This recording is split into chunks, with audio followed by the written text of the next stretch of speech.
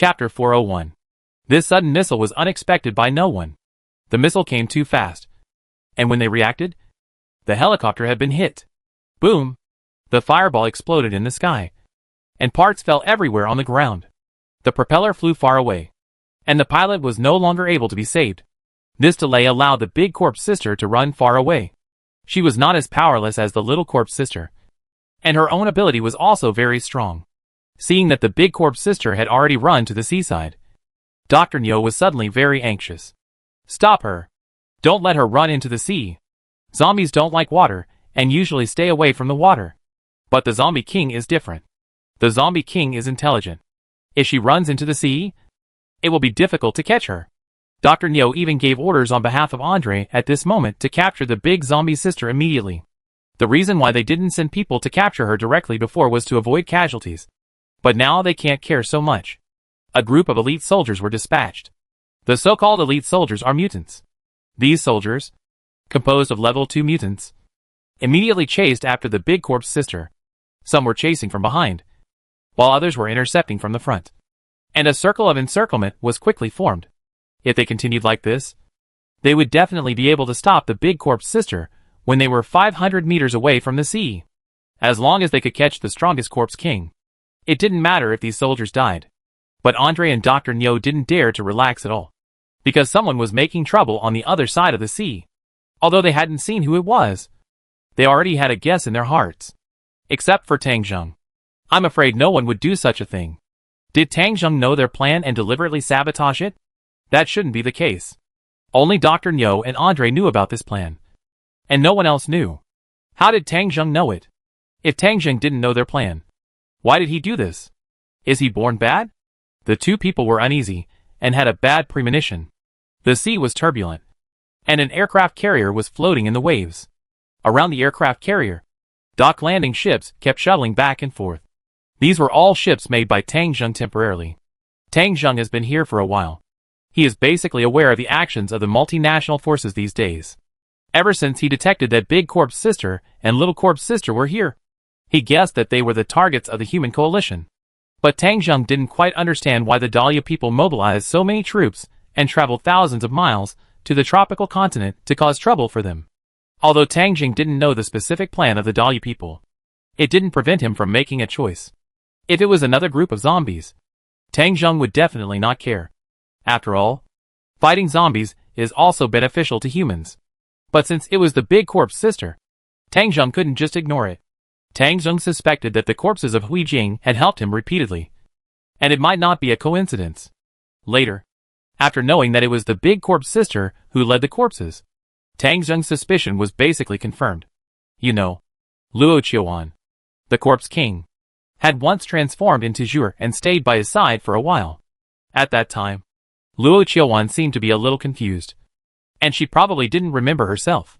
But after Luo Qiuan left, the subsequent actions of the corpse group could not be described as coincidence. She was helping him. Tang Zheng suspected that she had remembered something. In this case, he would take care of this matter to the end. But now he came to the tropical continent alone. And his army was far away. So he could not fight the human coalition.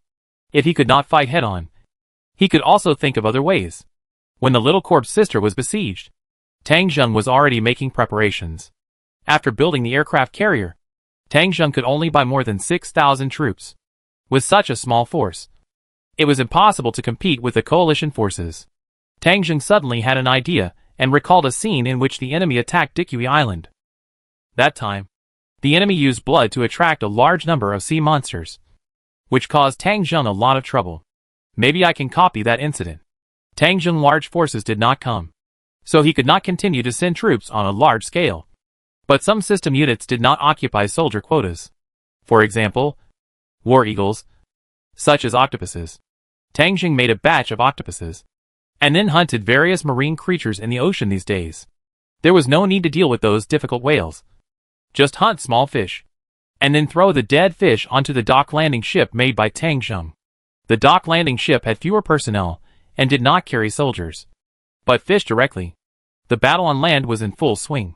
And Tang Zheng was also busy all the time. One dock landing ship after another appeared, and the cabins were full of fish.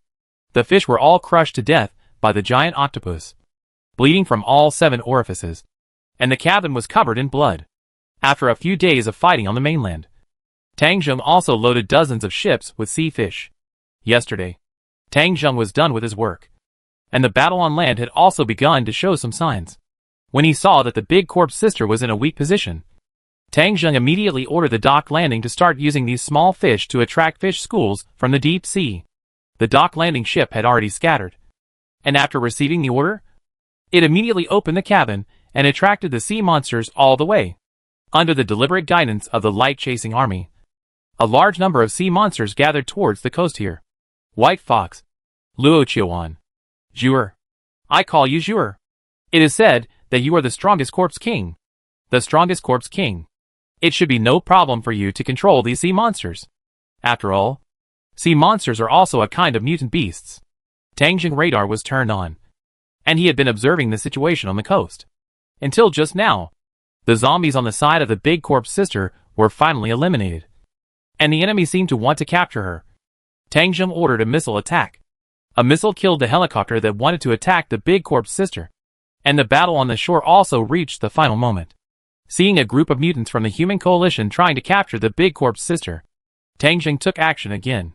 At this moment, he was still hundreds of kilometers away from the shore, and the enemy had not discovered him. At such a long distance, only missiles were useful. The missiles on the aircraft carrier were launched again, targeting the encirclement of the human coalition. Seeing missiles coming from the sky again, Andre and Dr. Neo were so angry that their noses were crooked. This time, they were sure that no one else could do this except Tang Zheng, because almost all other countries in the world participated in this battle. They couldn't use missiles to bombard their own people. Andre even cursed. Tang Zheng, bastard. Are you bored and have nothing to do? We are fighting zombies here, and you come to mess with us. What good will it do you? He had just finished cursing when the missiles fell. It didn't bomb the big zombie sister, but exploded around her. The air waves and shock waves brought by the missiles are extremely lethal to people. Even the second-level mutants have to lie down and hide to protect themselves as much as possible. After several missiles were fired in succession, the sky was filled with smoke and dust, and nothing could be seen. Those mutants got up and wanted to chase the big corpse sister again, but found that they could not find anyone.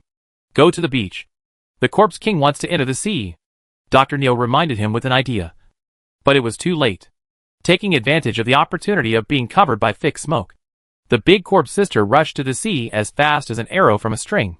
Before the encirclement closed again, she had already reached the beach and jumped. With a graceful dive into the water, she jumped dozens of meters away and plunged into the sea. Chase her. We can't let her escape no matter what. Fire into the sea and kill her. Kill her. Dr. Neo no longer dared to think about capturing the big corpse sister alive. Once this corpse king ran away, it would definitely be bad for them in the future. They couldn't organize millions of people to deal with her anytime and anywhere, and they would be in big trouble in the future. If they could kill big corpse sister now, it would be a helpless choice. The helicopter began to catch up with the sea surface and started to shoot fiercely in the direction where big corpse sister entered the water. The bullets shot towards the seabed with the waterline. In the high altitude, they could still catch the figure of big corpse sister, but big corpse sister moved very fast and was as slippery as a fish in the sea, so it was not easy for them to hit her. As big corpse sister's movements became faster and faster, her figure gradually disappeared in the sea and disappeared from people's sight. She entered the deep sea. The capture operation failed. Fuck.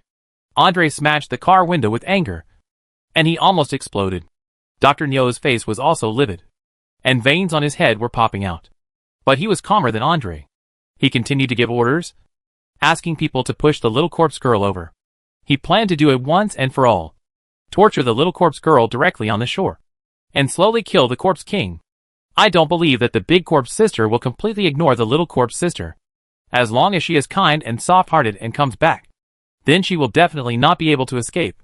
As for Tang Zheng, who was making trouble in the distance, Dr. Neo also ordered the fighter group to set off and look for Tang Zheng traces. He must not be allowed to continue making trouble. It would be best if Tang Zheng could be killed. But if he couldn't be killed, he had to be driven away. As Dr. Neo continued to issue orders, Andre gradually calmed down. They still have a chance. There must be a chance. Gulp. A string of bubbles came out of her mouth, and Sister Corpse looked up at the dark sky above the water. She had already felt the unusualness of this sea area. Ever since she was rescued by missiles, she had a strong premonition in her heart. Maybe Tang Zheng is here. Although she saw the bombing scene of Tang Zheng on TV. Being bombed does not mean death. Maybe Tang Zheng is not dead yet. Otherwise no one in the world would come to rescue her. While going into the water, she felt the strong smell of blood in the ocean. There seemed to be a large number of sea monsters in the sea water in front. She thought this might be the opportunity created by Tang Zheng for her. Whether it was or not, she could not miss this opportunity. With a thought, a summon of the Corpse King was sent out. The silent power of thought crossed the deep sea and spread to a distance of about 100 kilometers. In the deep sea, countless giant beasts that were eating suddenly opened their eyes. Chapter 402. This may be the first time that the giant beasts in the ocean have felt the call of the Corpse King since the end of the world. The huge sharks, whales, octopuses, and swordfish all stopped eating. They gave up the food in front of them, swung their huge tails, and began to fly quickly towards the Corpse King. From the sky, white lines on the sea surface moved quickly in the water. The backs of those big fish looked like small hills from a distance, and the density was very high. It must be said that Tang Zheng actions in the past few days have attracted too many sea monsters. In this sea area of about 100 kilometers alone, there are more than 100,000 sea monsters gathered. In the distant sea area, Tang Zheng aircraft carrier has already left. He knew that after he caused damage, Andre and his men would definitely come back to trouble him. At this moment, the troops were weak, so he decided not to fight the enemy head-on. Anyway, there were war eagles in the sky as his eyes, and he could observe the situation on the battlefield at any time through the war eagle's vision. After he left for a while, enemy fighters flew over, but Tang Zheng had already gone far away, and his warship entered the deep sea and entered a thunderstorm area. The coalition fighters flew a long circle, searching aimlessly for a while, and finally gave up the search. On the coast, the coalition troops were still aimless, and they didn't even know what to do at this moment. 3 million people came from afar, and everything went smoothly, but something went wrong in the last step, and many people were very frustrated. They were all very tired now. After 3 days of continuous fighting and annihilating 70 million zombies, everyone was exhausted. But they could not leave.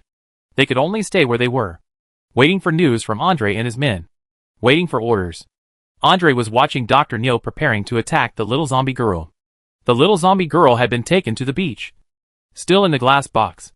Dr. Neo did not let her out, but put the glass box on the rock and asked people to add firewood underneath.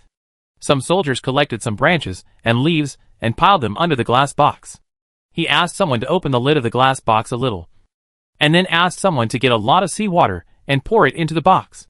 Although zombies don't like water, they can't drown, so the little zombie sister won't be drowned either.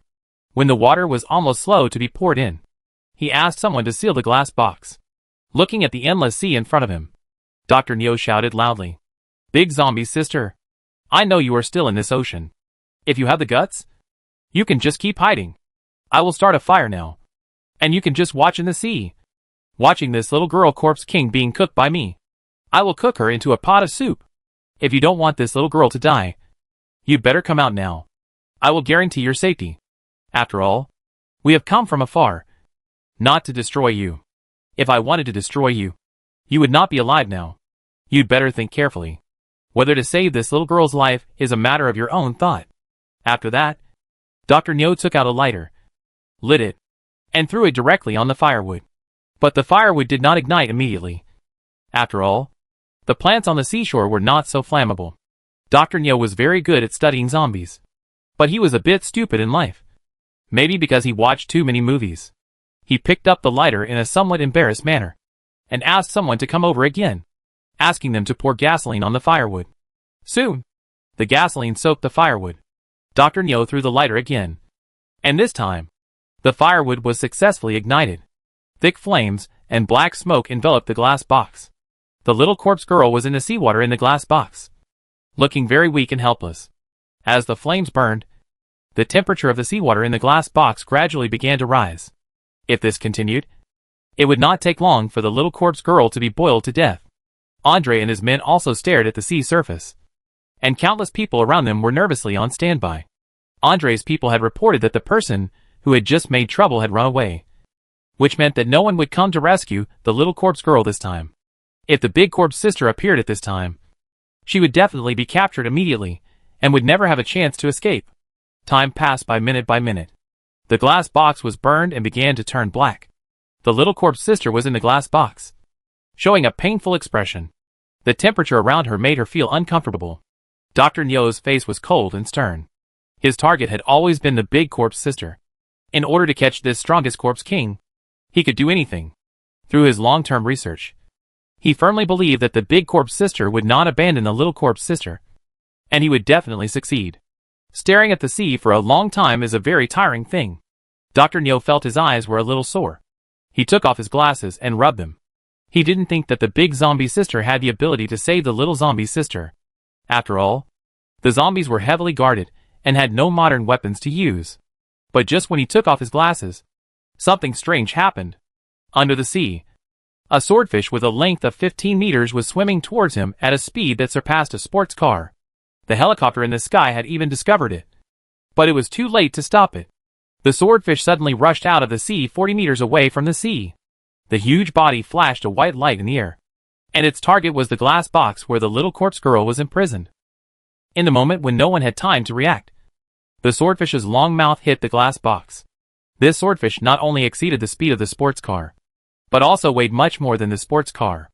With the inertia brought by the rapid attack, this attack was comparable to an armor-piercing bullet. Dr. Nyo's glass box was specially made, but it couldn't withstand the swordfish's attack. Crack! The glass box was shattered on the spot by the swordfish's impact. The splashing seawater stayed and extinguished the burning branches below. The little corpse girl fell into the glass box. Her skin was slightly red, but she had not received much damage. Quick! Catch the little corpse king! Dr. Nyo was shocked when he saw the accident. He put on his glasses and gave orders in a panic. Not only was his attention attracted by the sudden swordfish, but even the attention of the people around him fell on the little corpse girl, and they ignored the situation in the sea. A big octopus suddenly climbed onto the shore just as people were stunned. The octopus waved its long tentacles and immediately picked up the little corpse girl from the branch. The tentacle carried the little corpse girl backwards, and the defenders opened fire. The bullet almost rubbed the tentacles and flew past. The octopus was also very agile. As soon as its two tentacles fell, it immediately caught the little corpse girl with the second tentacle. At this moment, its first tentacle was almost broken, but the octopus still moved quickly, and several tentacles swung back and forth, instantly sending the little corpse girl to the eighth tentacle. The dense bullets continued to fly, and it seemed that the octopus was about to be killed. But the octopus's eighth tentacle was already in the seawater, and it loosened its tentacle and sent the little corpse girl directly into the sea. As soon as the little corpse girl fell into the water, another swordfish swam under her and rushed into the deep sea at an extremely fast speed. While people were stunned, the swordfish had already taken the little corpse girl away from the beach and disappeared from people's sight. This series of operations was like flowing water, leaving the people on the shore no time to react. They reacted, and the rescue of the sea monster was completed. After sacrificing a swordfish and an octopus, the little corpse sister was taken away. Their army of 1.8 million people was not able to intercept her. At this moment, Dr. Nyo realized how stupid he had done. He should not have put the little corpse sister on the shore. In order to attract the attention of the big corpse sister, he thought that the big corpse sister had no ability to rescue the little corpse sister alone. So he unscrupulously put the little corpse sister here. But he didn't expect that big corpse sister could actually control sea monsters. Speaking of this, it's not his fault. After all, there has been no case of Corpse King controlling sea monsters since the end of the world. He was also harmed by inertial thinking, and instinctively thought that Corpse King could only control zombies and mutant beasts. It was this logical error that caused their action to fail. Big Corpse Sister was not caught, and Little Corpse Sister also ran away. So what was the point of them mobilizing a large army, traveling thousands of miles, and even paying a third of the country's land area as a price to come here? Is it just to eliminate the 70 million zombies here? That is meaningless. There are countless zombies in this world. They even lost more than 1 million people for this. You have to know how important these 1 million people are to them. The population is already thin, and these soldiers of the right age are precious wealth. If I had known earlier, I would not have redeemed these 1 million people from the Zhuguang army. They even made Tang Zheng Xinguang Yuan the universal currency of the world, and even paid for several extremely important islands on the Great East Ocean. Even Dalio and Bai Yulan agreed that after using zombies to conquer Hanwei, they would divide Hanwei equally. But now everything is ruined. Dr. Neo roared at the sky in anger, and his unwilling expression was shocking. Uglier than zombies. Andre was even at a loss at this moment. He didn't dare to get angry next to Dr. Neo, because he was wearing a ring and instinctively didn't dare to disobey his mentor. It would be too uncomfortable not to get angry. Finally, he waited for Dr. Neo to finish roaring. And then he mustered up the courage to say, "Dr. Neo, why did we fail? What should we do?" Dr. Neo's face was ashen. "I was careless. I didn't expect that Big Corp's sister could actually control the sea monster and make full use of the characteristics of the sea monster to rescue Little Corp's sister. We are afraid that we can't catch her for the time being." Andre's face was gray, and he murmured, "It can actually control the sea monster. Is this Corpse King so powerful?" Dr. Neo nodded helplessly. He just nodded twice and suddenly realized something. Not good. Andre was startled by his surprise. "What's wrong?" "The sea monster can go ashore. Big Corp's sister may not give up. Let's go!" Before he finished speaking, the sea in front of him suddenly became turbulent, and the turbid waves were emptied. Under the sea, countless huge hills suddenly rose. Chapter 403. Dr. Neo woke up a little too late. The human coalition came from all over the world with a sense of superiority. Although there were tens of millions of zombies, they were very confident. Millions of modern troops were not afraid of any zombies at all. The zombie group controlled by the Big Corp's sister was the most difficult zombie group in the world, which brought them huge casualties. But in the end, the Big Corp's sister was still defeated. With the help of the despicable Tang Zheng, she finally escaped into the sea. At this time, Andre and Dr. Neo hadn't realized anything yet. The Big Corp's sister rescued the Little Corp's sister, and they only thought of regret and remorse for a while. But they didn't realize the danger. Andre and Dr. Neo's psychology also directly affected the psychological state of the entire army. The more than 1 million troops also realized that they had failed, and their psychology relaxed. The soldiers lay lazily on the beach, still complaining. They were very depressed.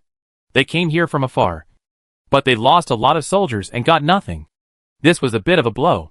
They were very, very tired, and just wanted to rest on this warm beach. All the zombies and mutants around were killed, and the zombie king ran away. The battle should be over. If Dr. Neo and Andre had realized the danger earlier and led the troops to retreat inland, there would be nothing wrong. But they didn't. This lax mentality from top to bottom led to the disaster. When Dr. Neo reacted, cold sweat broke out. "Let's go! Retreat quickly. The sea monsters can go ashore. It's not safe here." It was too late for him to shout. When he shouted, huge hills rose up on the sea. They were the backs of sea monsters. Crash!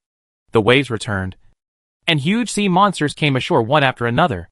This may be the second time that humans have faced sea monsters. The first time was when the Zhuguang army was on Dikui Island. But this time is very different from the time on Dikui Island, because this time, there is a Corpse King in command, with a rage of revenge. Big Corp's sister directly commanded the sea monsters to attack the human coalition on the shore. The first batch of attackers were flying fish. Flying fish are a kind of fish that can glide in the ocean. After the end of the world, this kind of fish has also mutated, and the mutation has become more swift and fierce. When it charges, it is comparable to a cannonball. Normally, these fish are nothing big.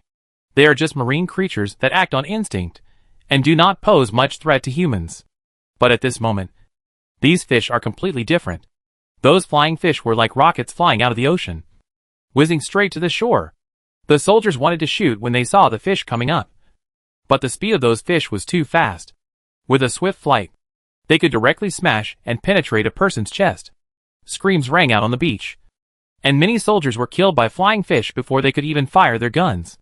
If the flying fish only had this impact, it wouldn't be too terrible. But now these marine creatures have mutated and can move on land for a short time. Their fins can crawl like feet, and their teeth have become like canine teeth. Fangs are exposed, and canine teeth are interlaced. Every fish has teeth like piranhas. After the flying fish lands, they immediately jump up and kill humans. Each flying fish is now more than 1 meter long, and when they stand up, They are almost as tall as humans. When these big fish use their tails to support their bodies and stand up, hold down humans with their fins, and bite them fiercely with their fangs, the scene is like hell. After just one encounter, the human coalition suffered heavy losses. Tens of thousands of people were killed in this first wave of attacks, and the flying fish began to expand the battlefield in all directions. For a while, the beach became their hunting ground. It was difficult to leave at this time, because the infantry on the beach had to be rescued. The coalition's armored vehicles and tanks began to appear. They rumbled into the field and began to shoot these flying fish that were eating people everywhere with machine guns. No matter how fierce the flying fish were, they could not tear the armored vehicles apart. Just as the situation was about to change, swordfish appeared in the ocean. Needless to say, the swordfish is very powerful. Its long mouth is the sharpest weapon. After a high-speed sprint, its impact can be described as terrifying. Dr. Nyo's special glass box is comparable to an armored vehicle, and it was shattered by a swordfish, which shows its power. It can shatter Dr. Nyo's glass box, and it can also penetrate armored vehicles and tanks. Moreover, the size of swordfish is particularly huge.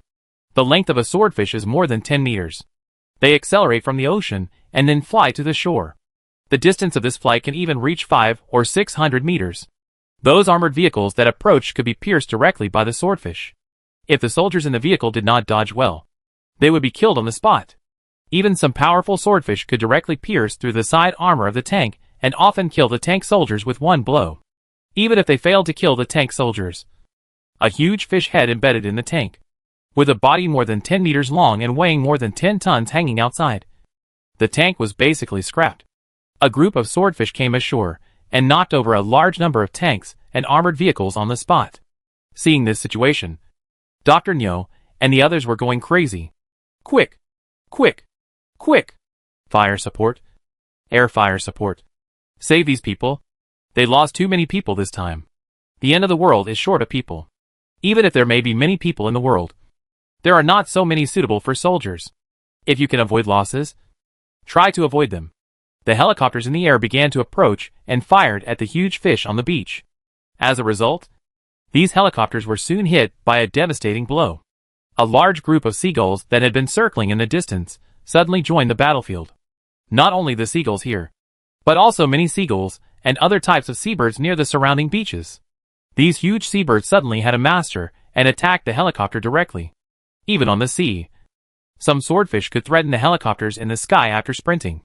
Several unlucky helicopters were shot down by swordfish like missiles, and they dared not stay at low altitude. They wanted to climb, and the seagulls rushed up. Although seagulls look pretty, they are extremely ferocious. Before the end of the world, they could even eat rabbits alive. The seagulls are now countless times more ferocious. They directly smashed the glass of the helicopter and swarmed into the cabin. With a few pecks from their huge beaks, they could peck out the pilot's brain. One plane after another landed in a spin, causing a huge explosion on the beach. The three creatures of flying fish, prisons, and seagulls brought huge casualties and troubles to the human army.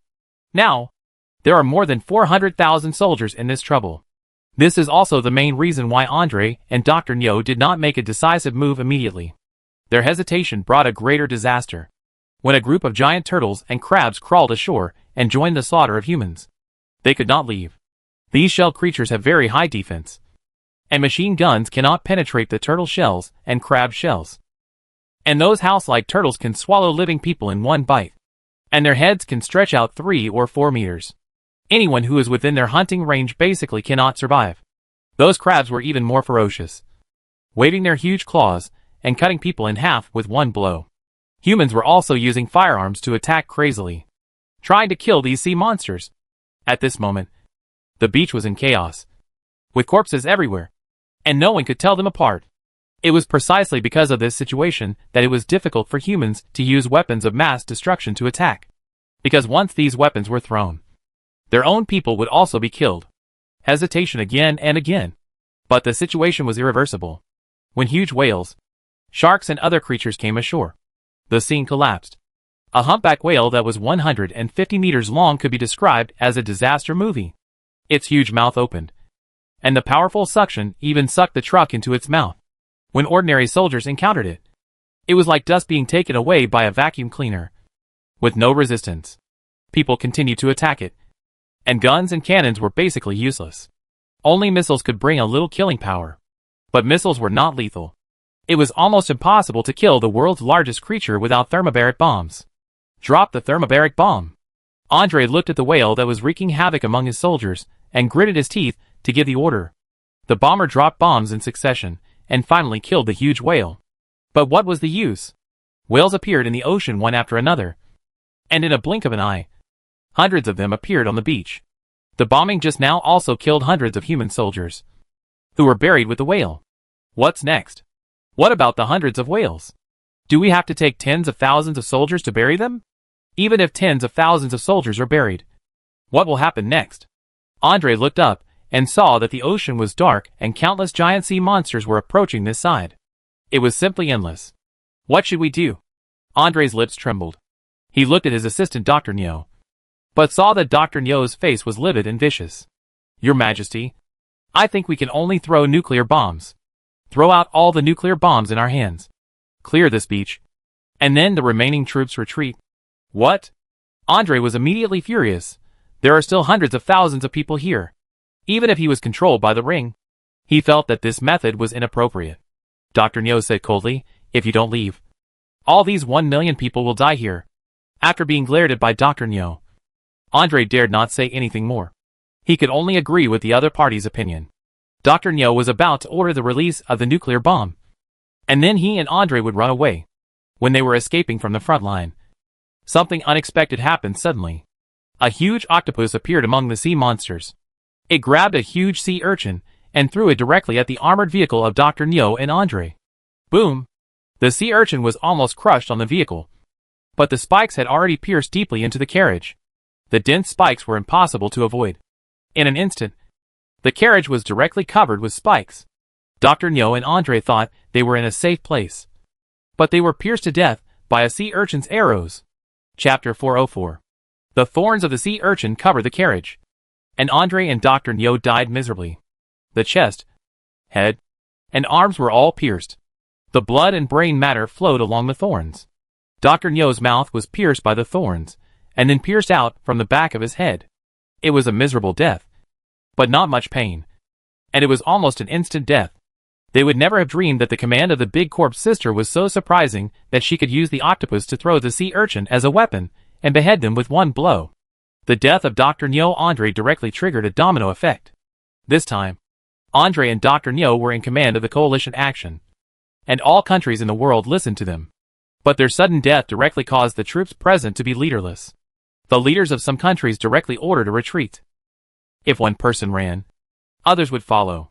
Soon, those human troops, who were not attacked by sea monsters in the distance, directly abandoned their companions and fled. Their running directly led to the collapse of the beach troops.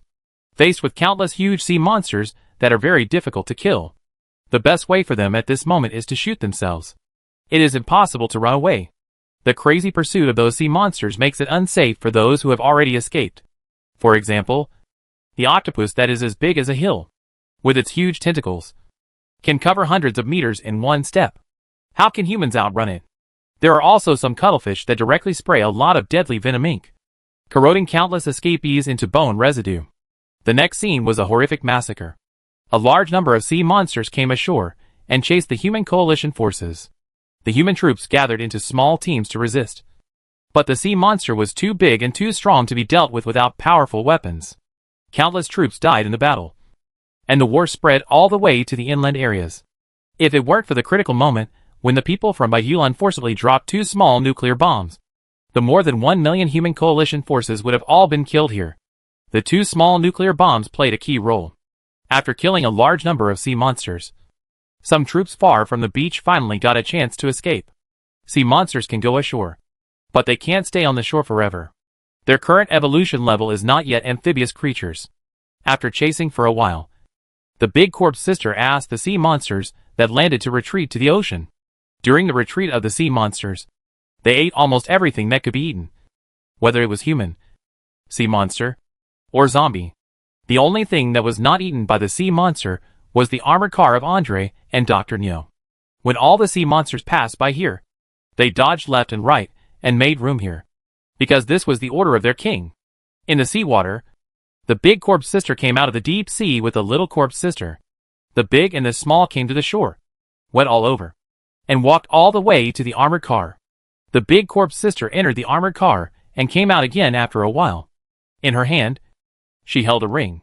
That was the ring that Dr. Neo gave to Andre, with a 3 on it. After getting the ring, big corpse sister turned around and took little corpse sister back to the ocean again. But this time, she did not sink into the water. A small hill appeared under her feet. It was a mutant dolphin. Standing on the back of the dolphin, the dolphin swam its tail and swam to the deep sea. The battle on the tropical continent was quite subversive of the world order. Countries around the world gathered 3 million elite forces, but they were defeated in the process of encircling and suppressing the Corpse King. This war was a great loss to the vitality of all countries in the world. Of the 3 million people, less than 500,000 survived, and the rest died in the war, leaving no corpses behind. Moreover, the Emperor of Daliao, Andre, also died in the tropical continent. After losing 1/3 of the land, the Emperor died in the war. This former superpower seemed to be declining, although people did not know why Andre traveled thousands of miles to deal with the Corpse King of the tropical continent. This war also made people fully realize the horror of the Corpse King. Being able to control zombies is already amazing enough, but Big Corpse Sister can actually control sea monsters, which is somewhat subversive. The land in the world only accounts for 30%, while the ocean accounts for 70%. How many sea monsters are there in the ocean? This number can no longer be counted. But one thing that can be confirmed is that there are definitely many more than humans. According to gossip, this war could have been won, but it was destroyed at the critical moment, causing Big Corpse Sister to escape into the deep sea, which was the main reason for the failure. Many people suspected that Tang Zheng had done it, but no one had any evidence. So after the battle, many countries criticized the saboteurs on TV news, but no one dared to directly say that the saboteurs were Tang Zheng. After all, the current Zhuguang army is no longer what it used to be, especially with the new Guang Yuan about to be issued. A lot of their country's wealth is now deposited in the World Currency Union. That is, in Dikui Island. It is not a wise choice to offend Tang Zheng at this time. If a country wants its currency to be strong, first of all, its gross national product must go up. The country's industry, agriculture, manufacturing, high technology, etc. must be sufficiently developed. Without sufficient materials as a foundation, the paper money issued is just waste paper. And now the most stable and developed country in the world. The first one must be Hanwei. Although Hanwei has not been able to completely eliminate zombies, their population is still the largest, and cities in various regions have been recovered. And the recovery is the best. Baiyulan is certainly not bad, but after the signing of a contract for universal currency, they can only be ranked second. Now the world circulation is gradually recovering. When the new Guang Yuan is officially issued, the world's economic lifeline will be in Tang Zheng hands. So many people speculated that Tang Zheng was responsible for the tropical continent incident, but no one dared to say it directly. Some countries even began to make friends with Han Yu in secret.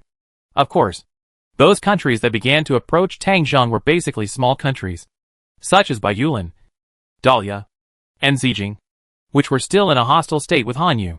Andre of Daliao died, and soon a new person came to power.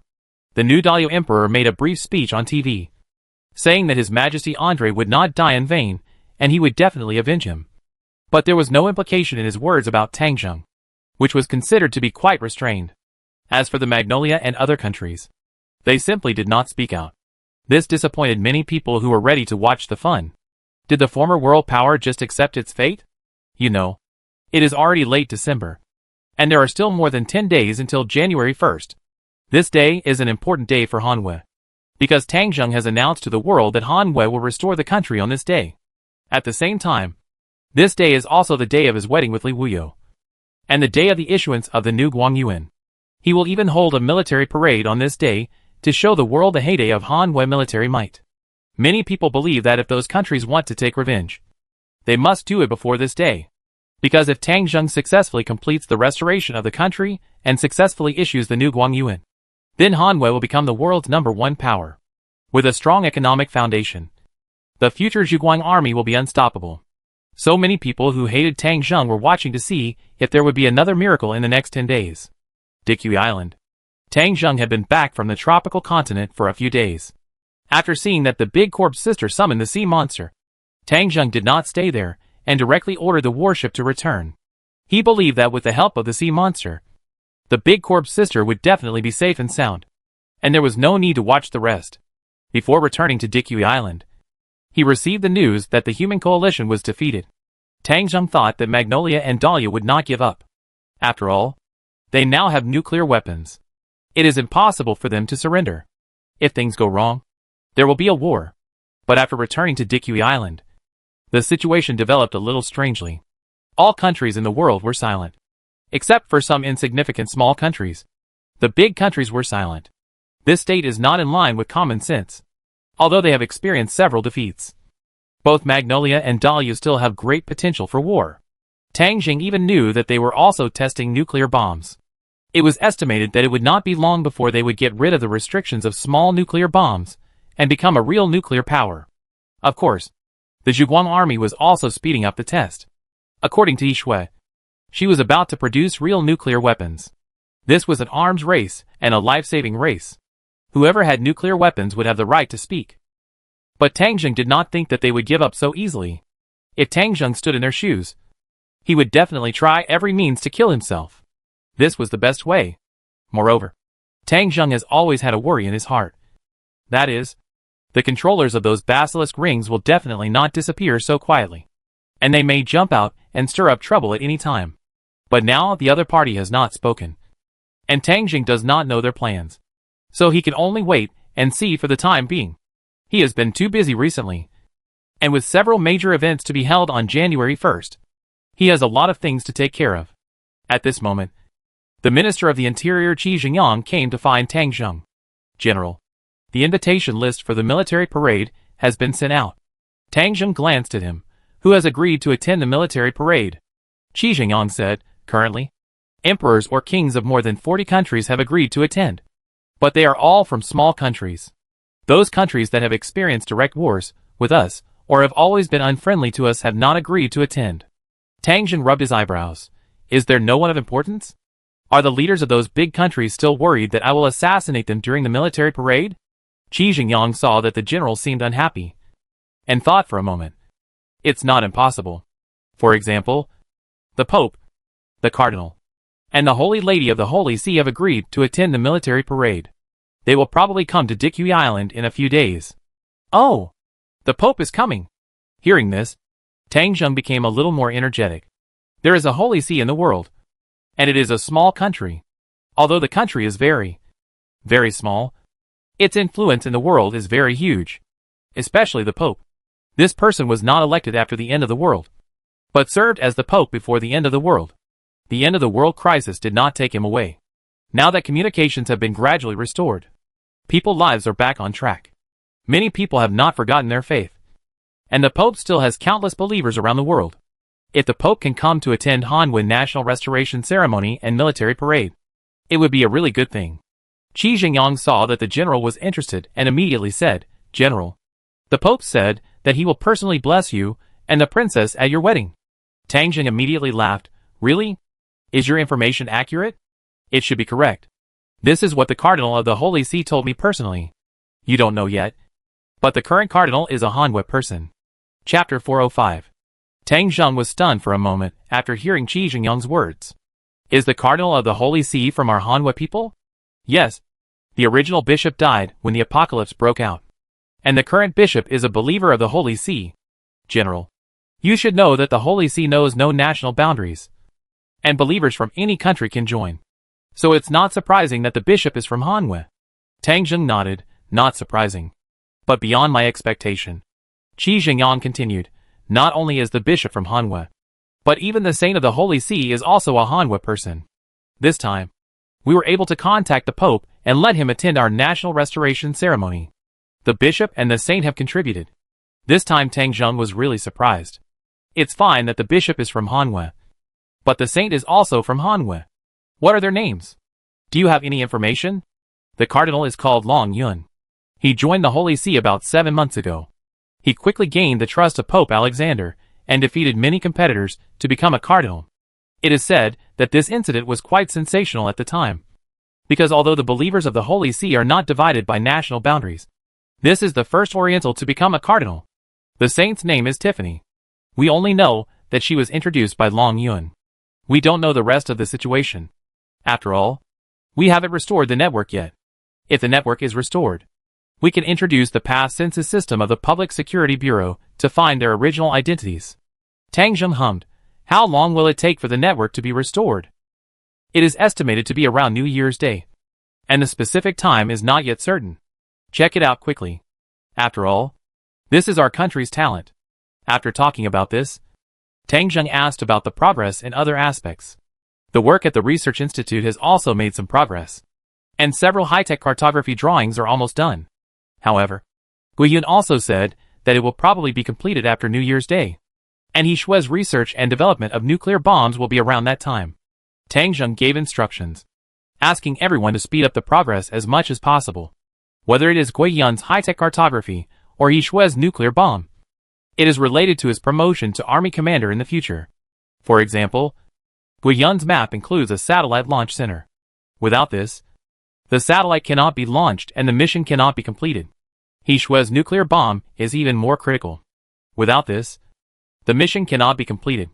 Now everyone is engaged in an arms race. Whoever can complete this will be able to take the lead. Tang Zheng checked his upgrade tasks again. Among the 10 tasks, the first one to eliminate zombies is a bit far behind. It requires 1 billion. And he has only completed more than 100 million. The second one is almost completed with a full division. Only a few thousand people are missing, and it can be completed at any time. The third upgrade has enough funds, and this task has been completed. The fourth task, Guixin, requires a population of 300 million. Tang Zheng already has 100 million. After the restoration of the country, he will also accept the population under Li Wuyo, and then it will exceed 200 million. And there will still be a gap of tens of millions. The fifth task, restoration of the country, will be completed soon. The sixth task, opening the frontier, requires the destruction of 10 countries. Tang Zheng has now completed 2/10, because he has destroyed the Tiger Empire and the Great Snake, and there are still 8 to go. However, there must be a superpower in this mission, which is somewhat difficult. The 7th Sea expansion was completed unknowingly. After occupying Guaman Island and the Transit Island, Tang Zheng already had a vast sea territory, and this mission was completed. The 8th launch is waiting for Guiyun's satellite launch center. The 9th nuclear piece is waiting for He Shui's nuclear bomb, and then attack some other countries. This mission can be completed together with the expansion of territory. The last one is to eliminate evil. Tang Zheng has currently completed 2/5 and obtained 2 rings. The owners of the other rings are unknown, so this is not easy to accomplish. Tang Zheng looked around carefully and found that it had not been long since the upgrade, and he had completed several tasks without knowing it. It seemed that the upgrade to Army Commander was not that far away. He explained everything that needed to be done during this period, especially the security issues on Dikui Island. Tang Zheng felt that the countries of the world would not just wait to die, and they would definitely take action. So this security issue was definitely the top priority. While Tang Zheng was assigning tasks, he was still thinking about how the world would deal with him. Just as he was thinking, Director Ji Yutian of the Military Intelligence Bureau handed Tang Zheng something. General, here is a video that our Military Intelligence Bureau just got at a great cost. I think it should be taken seriously. Tang Zheng was stunned for a moment, then signaled Ji Yutian to play the video. Soon, the video was played on the screen in the conference room. In the video, it looked like a small city, county level, like other cities after the apocalypse. It was desolate and dilapidated. Nothing special. If there was any difference, it felt like this video was not from China, but from a foreign city. There seemed to be a camera in a corner that captured this video. In the video, a team of adventurers was collecting supplies. Tang Zheng took a look and knew that this team of adventurers was definitely an elite team. There were a total of 10 people in the team, 8 of whom were level 1 mutants, and the other 2 leaders were probably level 2 mutants. Level 2 mutants are not as valuable as before. Tang Zheng still remembers that when he was in Zhiguang City, level 2 mutants were rare. However, more than a year after the end of the world, level 2 mutants have gradually increased. Many elite teams have equipment that can even kill level 2 zombies alone. To deal with level 2 zombies, everyone has gradually found many ways. Weapons and equipment are one aspect, And traps can also kill level 2 zombies if used well. So there are more level 2 mutants. But only relative to the past. And they have not yet been popularized to every adventurer team. This team has 2 level 2 mutants. And their strength is very strong. These 2 level 2 mutants can even deal with a level 2 zombie together. The team found an abandoned steel plant and was collecting supplies. It seemed that this place had just been reclaimed. And some zombies that had just been killed could be seen on the ground. Such places have the most abundant supplies. If nothing unexpected happens, this team will make a fortune. As expected, an accident happened. Their actions provoked someone. A foreign mutant appeared in the video. And the two sides soon fought. The foreign man wore a metal mask. And his face was completely invisible. His figure seemed ordinary. 1 against 10. The battle seemed very unfair. But as soon as the battle started, Tang Jung sat up straight. Because this foreign man killed a second-level mutant of the opponent in one move. The level 2 mutant was confident in his attack. And his movements were as fast as lightning. But as soon as the two of them came into contact, he was killed in one move. The speed was so fast that it had to be slowed down 32 times to see what was going on. After that, the remaining adventurers collectively shot at the foreign man. The dense gunfire lasted for about 10 seconds and then stopped. At the end of the video, there was the back of the foreign man leaving, and the scene of the 10 adventurers lying dead on the ground. After watching this video, Tang Jung narrowed his eyes slightly. The strength of this foreign man is about the same as his current strength. You know, Tang Jung is a peak level 2 double mutant. His strength and agility have reached the limit of a level 2 mutant. And his actual strength should be considered a level 3 mutant. And this man can actually compare with him. Which means that the other party is a level 3 mutant. There are already level 3 mutants in this world. Tang Jung immediately asked, "Who is this?" "General. This person's identity is uncertain. We call him Tianmian. He should be a speed-type level 3 mutant." Tang Jung nodded. "How much do you know about level 3 mutants?" Ji Yutian hesitated. "We have only heard part of the news. In addition to Tianmian, it is not certain who else has become a level 3 mutant. However, it is not easy to cultivate a level 3 mutant. According to the information we have received, there are no more than 7 level 3 mutants in the world." "No more than 7? At this time?" Guiyun suddenly said, "Yes, General. No more than 7. Level 3 mutants are difficult to cultivate. And crystals are hard to come by. Our research institute knows that many level 2 mutants have failed to upgrade to level 3. And even the result of failure is death. It is almost impossible for a single adventurer to become a level 3 mutant by his own strength. Our research institute has also done this project. The normal human body cannot withstand the power of a level 3 mutant. Excessive power will cause the body to collapse. If you want to succeed, it seems that you need something special to assist you in becoming a level 3 mutant. If it wasn't accidentally captured by a hidden camera, we wouldn't be sure of this." Tang Jung asked again, "No more than 7. How did you get this number? What kind of assistance is needed?" Guiyun continued, "We got this number by chance. Because we have been working on network recovery these days. And our high-tech computers have been running. We occasionally intercepted a message, which roughly said that there are only 7 places left. Without assistance, we cannot cultivate more level 3 mutants. We need to act cautiously and only allow success and not failure." Tang Jung was stunned when he heard this. Only 7 places? Are there any special requirements to become a level 3 mutant? Tang Jung thought about it and asked Ning Yue to play the video again. This time, Tang Jung watched the video carefully. "Stop." At the moment when this level 3 mutant made a move, Tang Jung asked Ning Yue to pause the video. "Zoom in. Focus on the hand of this iron face." The video screen began to be enlarged until the hand of the iron face was clearly presented in front of everyone. Others didn't quite understand what was going on. But Tang Jung noticed something different. Because Tianmian clearly had a ring on his hand. A basilisk ring. Tang Jung lowered his head and took out 2 rings from the system space. These were the 2 rings he had gotten before. One with the number 9 and the other with the number 10. The last system task to upgrade to the commander was called Evil Elimination, which required him to kill at least 5 people and get 5 of these rings. Looking at Tianmian's ring in the video, Tang Jung didn't think it was a coincidence. Are there only 7 level 3 mutants? There should be 8 more. Chapter 406. Under Tang Jung urging, Guiyun quickly sorted out some information about the 3rd level mutant. Based on the video, he determined the approximate physical data. Strength, speed, etc. of the third-level mutant. The final result was not optimistic.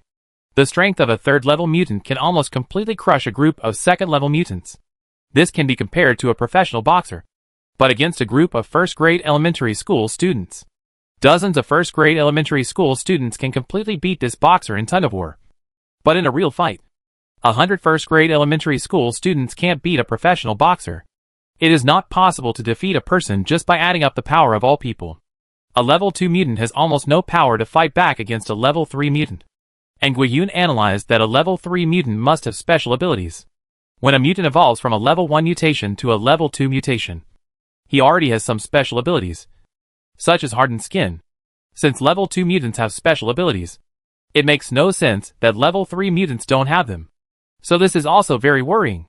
If a person has abilities that others don't know about, it will be difficult to guard against them at critical moments. After hearing what Guiyun said, Ning Yue, Tangjung Guard Battalion Commander, said, "General, this is too dangerous. You will be in public on New Year's Day.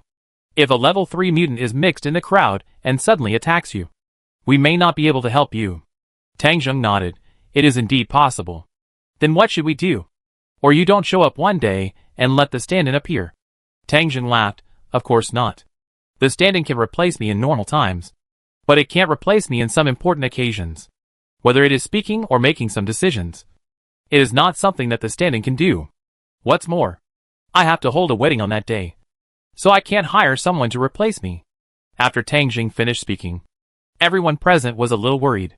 Of course, we can't find someone to replace him.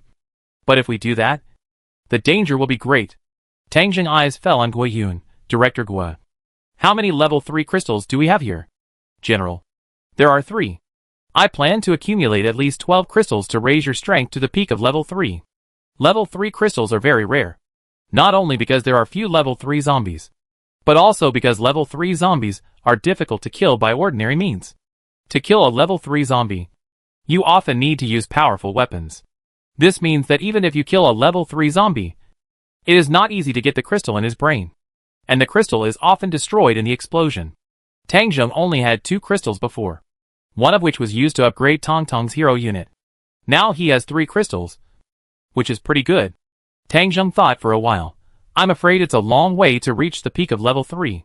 Don't keep these 3 crystals. Use them to upgrade hero units. Now the enemy has a 3rd level mutation. Tangjung must come up with a way to deal with it. The enemy 3rd level mutant cannot fight against Tangjung thousands of troops. So the best way to deal with such a master is to have a single soldier who can compete with the opponent. The only ones who can compete with the 3rd level mutation are the hero units of the Zhuguang army. Dikui Island is simply overcrowded during this period. As the day of Hanwei restoration approaches, more and more people come to Dikui Island. This is a region where many countries and ethnic groups gather. On weekdays, there are more foreigners than Hanwei people. Now Hanwei is going to restore the country. Tangjung is getting married, and the military parade is going to be held. People from many countries in the world are invited to come to watch the ceremony. Some people don't come, but people from most countries still want to come. With the new Guangyuan about to be issued, people also realize that the rise of Hanwei is unstoppable. Even those who had a bad relationship with the Zhuguang army will come to watch the ceremony this time.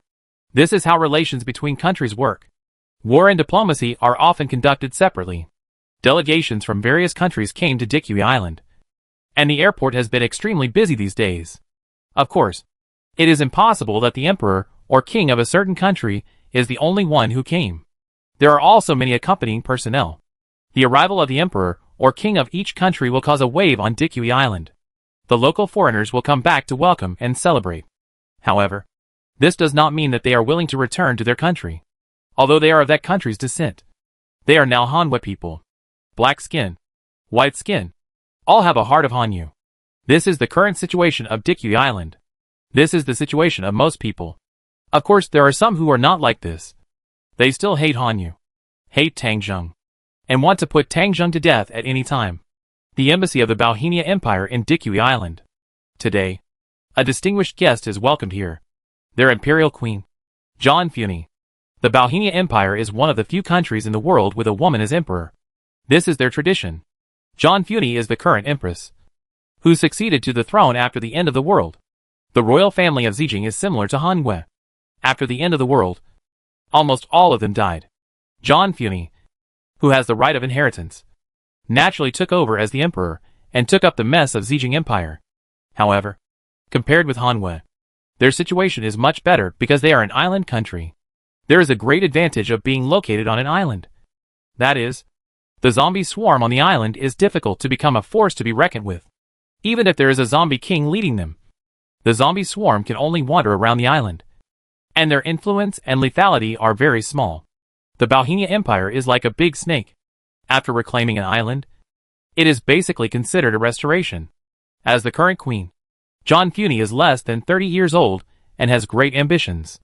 Some time ago, John Funi followed Andre from Daliu to the tropical continent and participated in the battle against the Big Corp's sister. In the end, someone intervened, and the human coalition was defeated.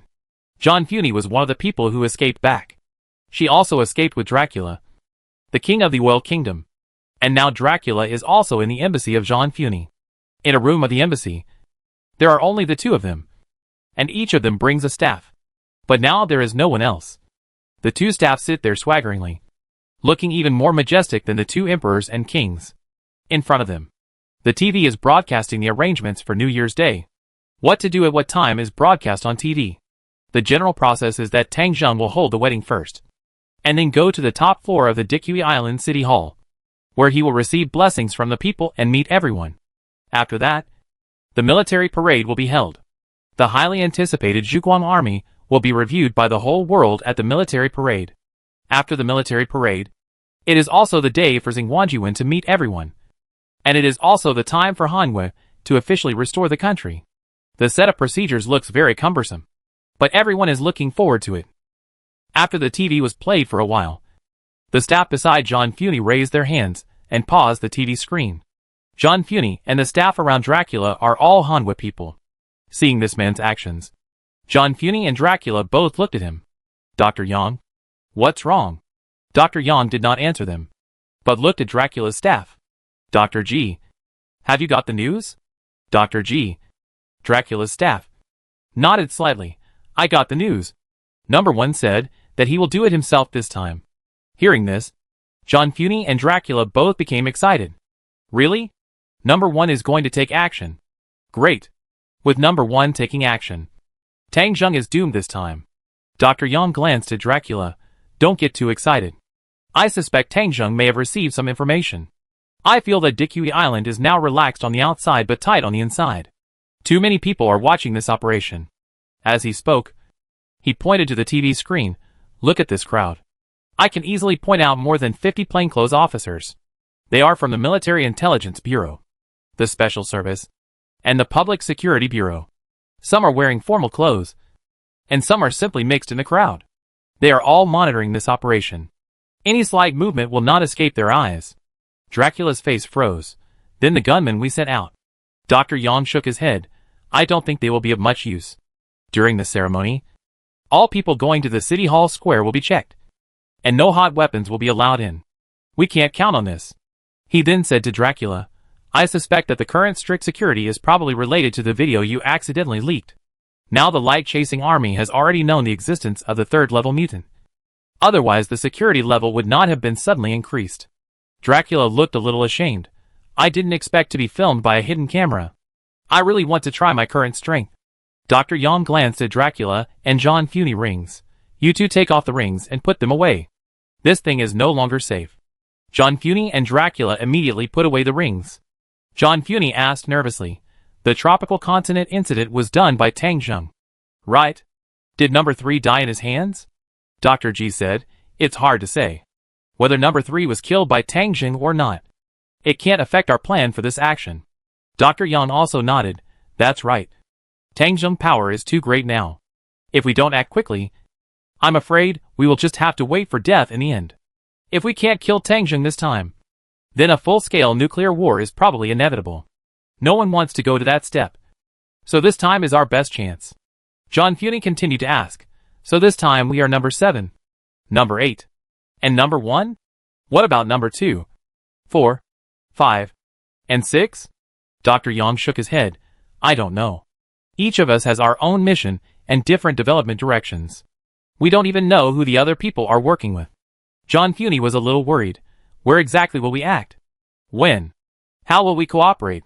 Did you not communicate about these? Dr. Yang and Dr. G shook their heads at the same time. Just when John Funey and Dracula were a little disappointed. Dr. G smiled and said, "You don't have to worry. Since number 1 has agreed to take action, it means that we are quite sure. Although we don't know who number 1 is. This person is very powerful. He will definitely give Tang Zheng a fatal blow from an angle that no one can imagine. It's not that we didn't communicate at all. Your 2 tasks are to wait for number 1 to take action, and then help him and try to kill Tang Zheng in one fell swoop. As long as Tang Zheng is taken down, the future nuclear war may be avoided." Chapter 407. December 30th. In the city hall of Dikui Island, Tang Zheng hosted a banquet for the distinguished guests. Here, no matter whether they were hostile to the Zhuguang army or not, they were all warmly received by Tang Zheng. At the main guest seat, Tang Zheng met Pope Alexander from the Western continent. Alexander was an old man in his 60s. And old people of this age were actually rare in the end times. Because when the end times broke out, those viruses were very unfriendly to the elderly and children. And these 2 groups were the most susceptible to infection. Alexander looked very kind. When he appeared in the banquet hall, many emperors and kings of many countries greeted him enthusiastically. And many even looked at him with admiration. After all, there are still many people who believe in religion. In their hearts, the Pope is the spokesperson of God walking on earth. With the Pope were Cardinal Long Yun and Saint Tiffany. Long Yun was a typical Hanwei person, with black hair and black eyes. In his 40s, Tiffany was a 16-year-old mixed-race girl with Hanwei blood, black eyes, long silver hair, very fair and delicate skin, with the characteristics of both Eastern and Western beauties. Especially beautiful. This is a girl who can compete with Luo Qiuwan and Li Wuyo in terms of beauty. When Tang Zheng saw the 3 people from the Holy See, he looked back and forth at them several times. He did not find any of the 3 people with the characteristics of mutants. And they all seemed to be ordinary people. Tang Zheng shook hands with the other party enthusiastically. And behind him, Ning Yue followed him closely, not leaving his side. The current guard battalion commander is already a hero unit. Ning Yue, who was originally a scout, has seen her combat effectiveness soar after becoming a hero unit. Even Tang Zheng cannot say that he can definitely beat her in terms of combat effectiveness. She has now become Tang Zheng's personal guard, protecting Tang Zheng almost 24 hours a day. The other 2 hero units are Yishui, a scientific research soldier, and Gui Yun. Tang Zheng made them 2 hero units in order to speed up the research and development process, get some high-tech things out as soon as possible, and strive to take the lead in the arms race. Although Tang Zheng has a system, he is facing the whole world, which is a few superpowers that are recovering rapidly. The other side also has a complete industrial system and military system. Many things are ready, and the recovery speed is quite fast. It is not easy for him to get ahead at this stage.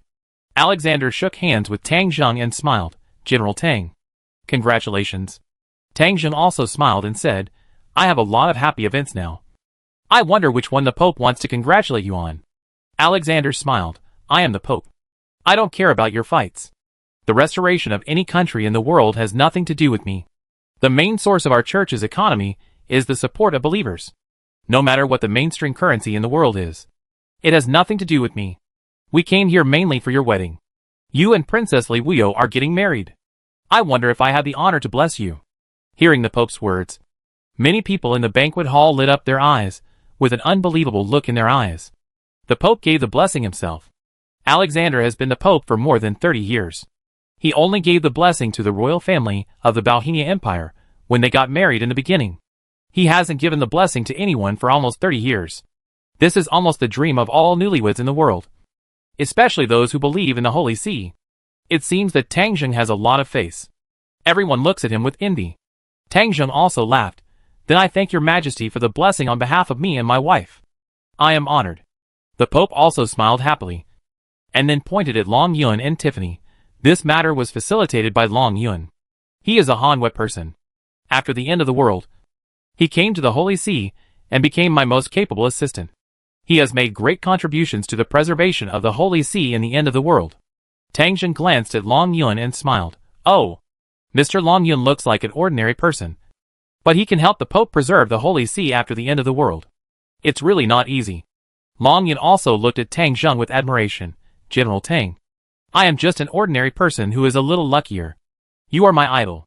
I really admire you for being able to restore and unify Hanwei. Alexander also said, yes. I know that Hanwei is going to restore the country, and you are going to get married. It was Long Yun who repeatedly asked me to come. So I made this trip to Hanwei. Tang Zheng nodded slightly and thanked Long Yun. Alexander said again, this is Tiffany. A girl with Hanwei blood. She has the cleanest and purest soul. She is the current saint of the church. If you don't mind, she can be the bridesmaid for Princess Li Wuyo this time.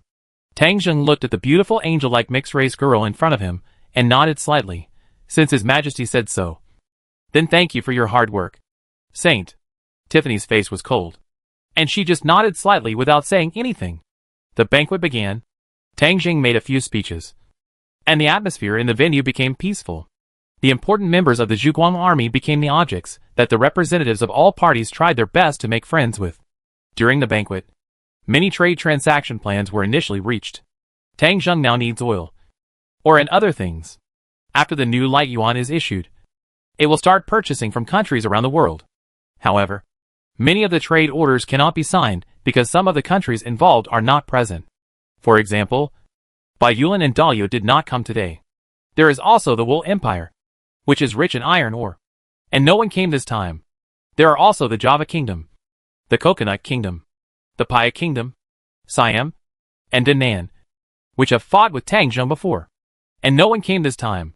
There is also a big country in the southern part of the East Continent, the Borneo Empire, which not only did not come, but also openly criticized many policies of the Zhuguang army on TV, and did not come this time. In addition, several powerful countries in the West Continent did not come, and the remaining countries were basically present. The arrival of the people from the Bauhinia Empire and the Oil Kingdom surprised Tang Zheng. After all, these two countries had followed Lu Qin to attack the light-chasing army, but were defeated by the Big Corp's sister. He didn't expect them to come too. Tang Zheng paid attention to the Queen of Bauhinia, John Funi, and the King of Oil, Dracula. He just had a few simple conversations with them, and after the basic etiquette was in place, he ignored them. King Dracula of the Oil Kingdom was still putting on airs, because their country was rich in oil, and it was no secret that the light-chasing army was short of oil. He thought Tang Zheng would take the initiative to ask him to buy it, but the other party did not. Okay. You don't beg me now, and you won't beg me in the future. Now the world's major oil-producing countries are us and Daliu. Daliu can't sell you oil, and we won't sell you either. Let's see what you can do. You really think you are invincible? It's unknown whether you can survive this time. When number one takes action, I will definitely not let you go. Dracula felt despised and became more and more annoyed with Tang Zheng. He is a level 3 mutant. Level 3 mutants can easily hide their strength without being discovered by anyone. Dracula is still very confident in his heart. Not only is he a level 3 mutant, but John Funi is also a level 3 mutant. When the two of them join forces, Dracula is confident that no one in the world can stop them alone. But he doesn't know the specific plan of number one yet.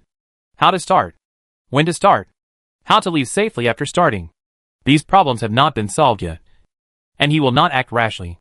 After 3 rounds of wine, the guests and hosts are happy, and the banquet is over. Saint Tiffany left Dikui Island and went to Yuanjing. Since she is Li Wuyo bridesmaid, she will go there in advance, and then when the wedding starts, she will follow Li Wuyo to Dikui Island. Alexander and others also left and went to the residence arranged by Tang Zheng. Tang Zheng came to the Research Institute on Dikui Island after the banquet, because today, the Research Institute finally completed a map. Satellite Launch Center. Tang Zheng entered the Research Institute, and Guiyun handed him the blueprint. General, I am lucky to have completed this before the National Restoration Ceremony. Tang Zheng took the blueprint and used it directly. Satellite Launch Center, including Base Control Center, Carrier Rocket Launch Platform, etc. Priced at 5 million gold. 5 million gold is not a small amount. Tang Zheng needs to know the purpose of this satellite. Guiyun, what is this satellite used for? General, this satellite can be used to illuminate the map, just like radar. But the coverage area is much larger than radar. The current coverage radius can reach 5,000 kilometers. The satellite has a base control center, The central computer can use satellite signals for reconnaissance and photography. Another function is to monitor signals. We can monitor and intercept telephone signals, computer messages, etc. through satellites.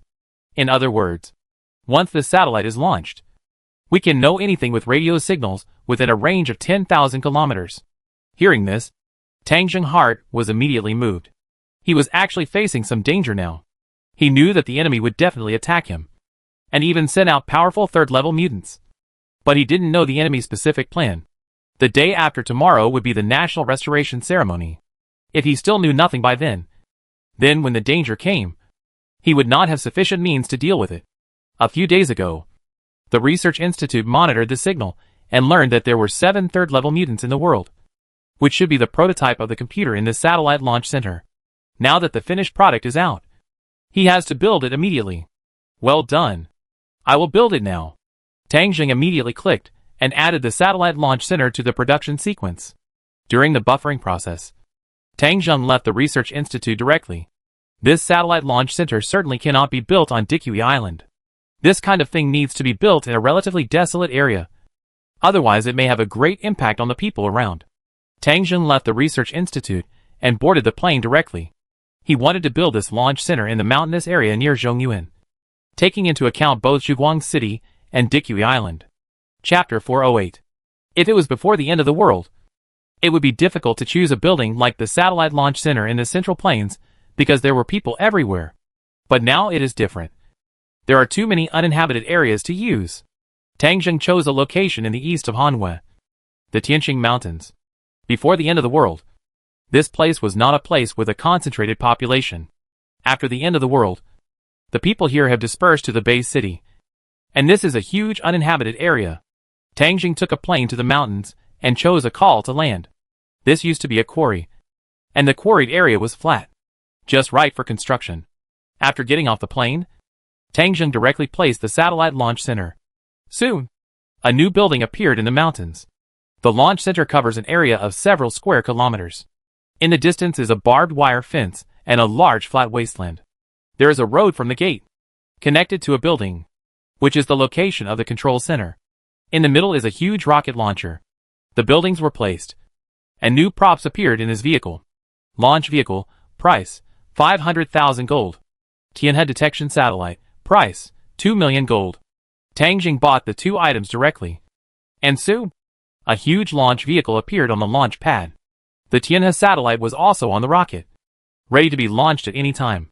Normally, launching a rocket satellite is a big event, worthy of being written about. But Tang Zheng was not in the mood at the moment. It was better to keep it secret at this time. The satellite launch center also has its own staff, and they all met Tang Zheng at this moment. Tang Zheng didn't waste any words, just said a few simple words, and directly ordered the launch to start. The rocket ignited over there, and soon, a large amount of flame sprayed out from the bottom of the rocket, pushing the rocket into the air. The technology from the system is very mature, and there is no possibility of failure. The rocket took off with the satellite. Tang Zheng waited in the control room of the launch center. In the evening, he had a box lunch here. At night, the satellite finally went into orbit. General, it's a success. As the staff of the launch center reported, Tang Zheng immediately turned on the system. Sure enough, the screen that had always covered a small radar area in the past has now lit up. What came into Tang Zheng's eyes was a huge circle. This circle almost covered half of Hanwei, and even included some foreign regions. Just like the mobile phone map before the end of the world, Tang Zheng can adjust to any area at any time. And this is much more powerful than the mobile phone area. It can detect things in reality in real time, and even a car can observe it. This is much better than ordinary radar. If I launch more satellites, sooner or later, I will be able to cover the whole world. The satellite launch center was established, and Tang Zheng's mission was immediately completed. Tang Zheng was also happy, but he did not relax. He immediately told Gui Yuan and others to focus on monitoring the situation on Dikui Island in the next few days. Since the enemy must take action, he did not believe that the enemy would not use telephones and computers at all. As long as they use it, they can be detected by the Tianhe satellite. At that time, all the enemy actions will be known, and there should be no danger. At present, Tang Zheng's only worry is that the National Restoration Ceremony will be the day after tomorrow. He only has a short day left. He doesn't know whether he can successfully detect the enemy clues within this day and make an accurate response. I hope everything goes well. This is what Tang Zheng didn't know. In the waters near Dikui Island, a large group of sea monsters are approaching the eastern waters of Dikui Island.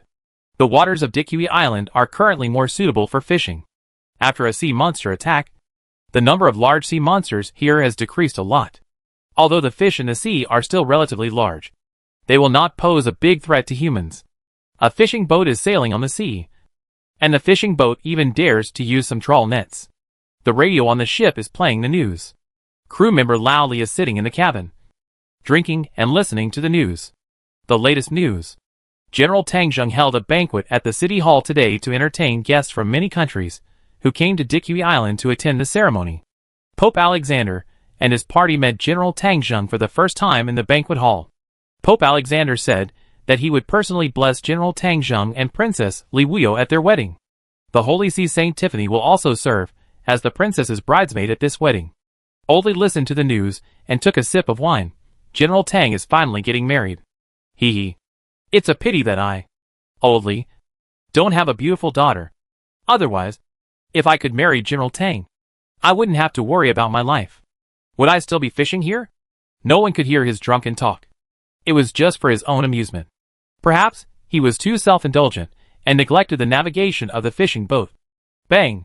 The boat shook violently, and Lao Li fell off the stool. Oh no! It hit something. Is it a reef? Lao Li's face turned pale. If it hit a reef, the fishing boat might sink. He hurriedly got up and looked out. Huh? What is this? The left side of the cabin was dark, and something completely blocked his sight. He felt that his boat seemed to be passing a towering hill. No, it's not a hill. There are no hills in the sea. Is it an island? Or, as the ship moved, the fear in his heart grew, until an extremely huge eye appeared beside the ship. His fear reached its peak. Sea monster? This should be a big fish. Just looking at the size of the eye, the length of this fish is at least over 100 meters. There were no fish this big before the end of the world.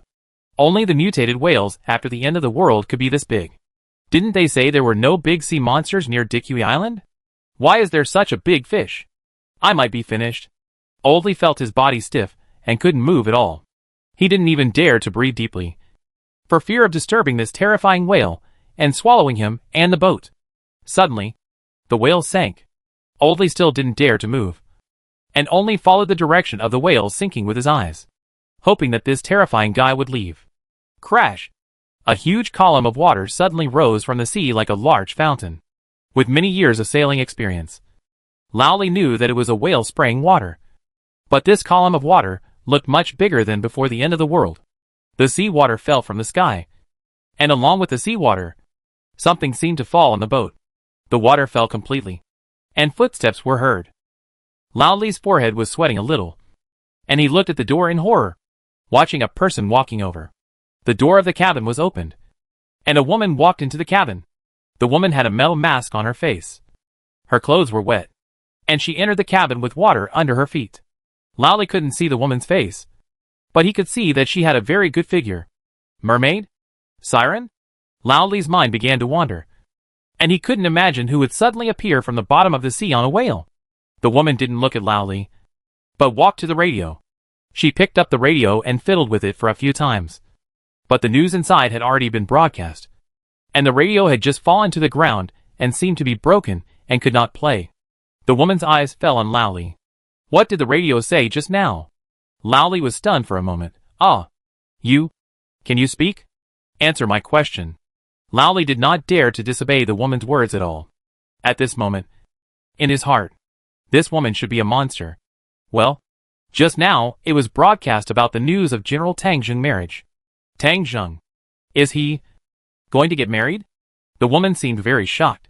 Lao Li nodded hurriedly. Yes. The whole world should know this news. After all, it has been announced for a long time. The woman stood there motionless for a long time, as if it was difficult to digest the news. Lao Li did not dare to move either, and just stood by. After more than 10 minutes, the woman's voice sounded again. Who is he marrying? When?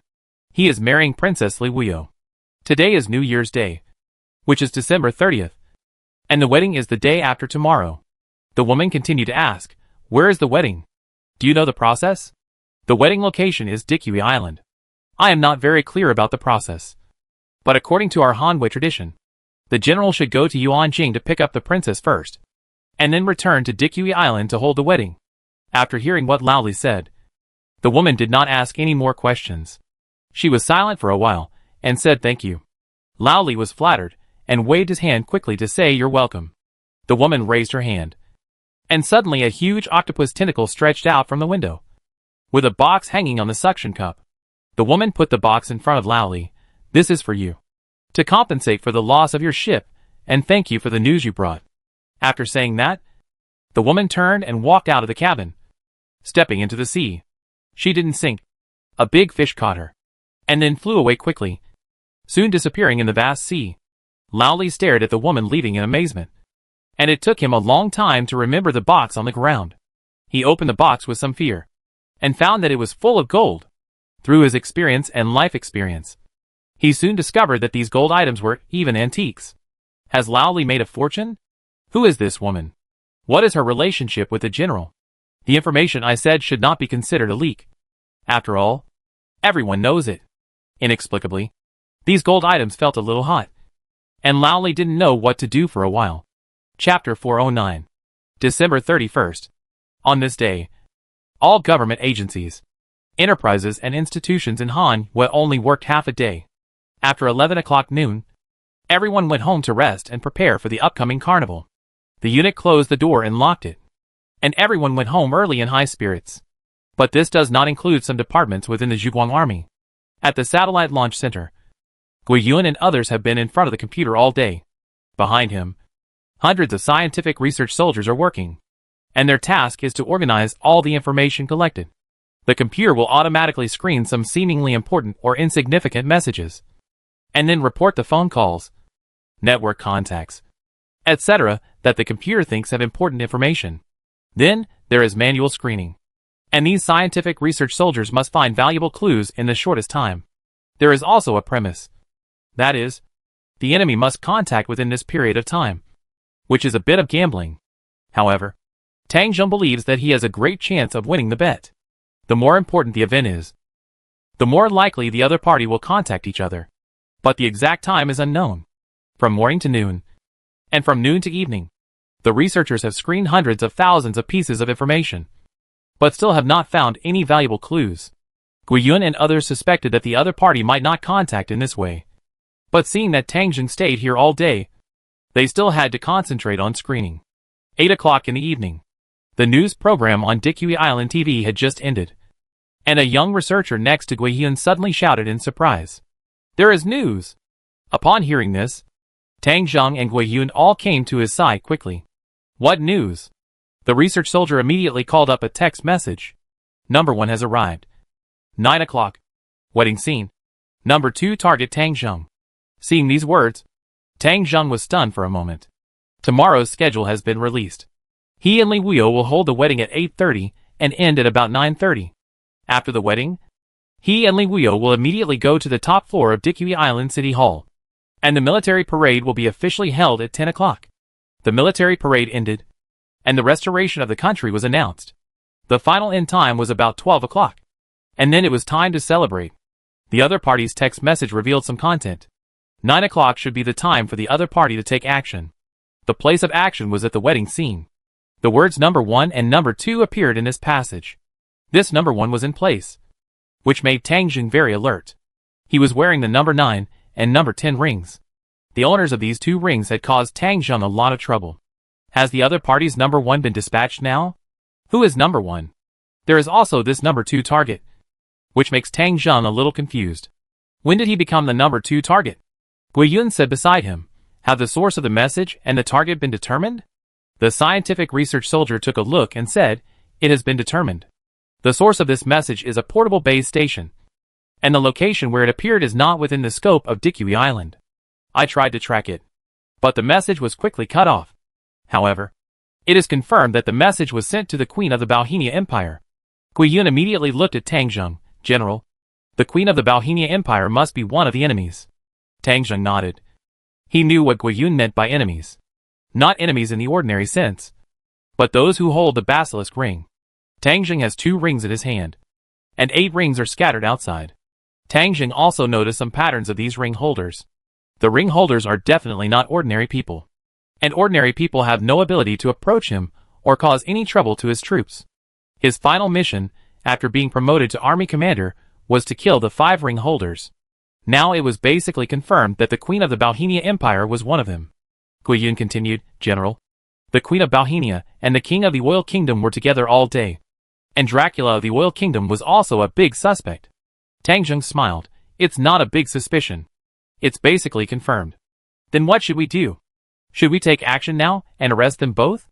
Tang Jing thought about it and agreed to the proposal, although it is not yet clear who the other party's number 1 is. Since 2 have been confirmed, we can't let them go. After all, the strength of the level 3 mutants is too strong. Keeping them will be a disaster. If we can get rid of one, we can get rid of it. According to the information we have so far, there are 3 people in this operation. They are Jean Funy and Dracula. And the remaining number 1 is only 1 person. So it will be easy to deal with. Let's take action. Do it tonight to avoid trouble tomorrow. Since we have to take action, we must not only get rid of Jean Funy and Dracula, but also the people around them. Tang Jing knew that those who wore the snake rings often had a dog-headed military advisor around them. He also investigated the people around Jean Funy and Dracula. There were indeed 2 such people. This time, they were dealt with together to eliminate the trouble forever. Tang Jing issued an order, and the Zhuang army immediately took action. It was night, without stars or moon. The embassy of the Balhenia Empire, the Dragon Scale Special Forces, was responsible for the attack mission this time. 5,000 Marines had surrounded this place. As the commander gave the order, the attack began. The sniper suddenly opened fire, killing the sentry of the embassy. And then the door-breaking team rushed up and quickly broke the door open. The sound of gunfire like popping beans began to ring. The Empress of the Balhenia Empire, Jean Funy, who was sleeping in a daze, sat up with a start. She didn't need to analyze it carefully to know that she might have been exposed. She didn't know how she was exposed, but it would be too stupid to pursue those things at this moment. She had to leave here as soon as possible. Putting on a bulletproof vest, she casually picked up a grenade launcher placed by the window. She didn't even contact her guards. As a level 3 mutant, the guard's strength was even worse than hers, and they were just a decoration for her. The gunshots outside had begun to intensify. Although the embassy had guards, they were obviously unable to resist the fierce attack of the light-chasing army. She didn't say hello to anyone, rushed out of the bedroom, and went straight to her study. Entering the room, she casually turned a vase, and the bookshelf against the wall opened left and right, revealing a secret door inside. Inside the secret door was a dark secret passage. This secret passage was the secret of the embassy, and no one knew about it except her and a few confidants. The end of the secret passage led to a dock on Dikui Island, where there was a merchant ship belonging to the Balhenia Empire. The ship was always on standby there, and as long as she got on the ship would leave the dock immediately. There was also a sea helicopter on the ship, so as long as she got on the helicopter, she could escape at any time. Although the apocalypse is very dangerous, it also has its advantages. She can hide anywhere, and almost no one can find her. As a level 3 mutant, she can easily survive in the apocalypse by fighting level 2 zombies alone. As long as she runs away, she can return to the Balhenia Empire soon. The Balhenia Empire also had nuclear weapons before the apocalypse. Although it has not been able to reproduce nuclear weapons now, it also has small nuclear bombs. She is not afraid of Tang Jing. Moving quickly along the secret passage, Jean Funy's speed is like a gust of wind. A distance of 100 meters takes only more than 2 seconds, comparable to a sports car.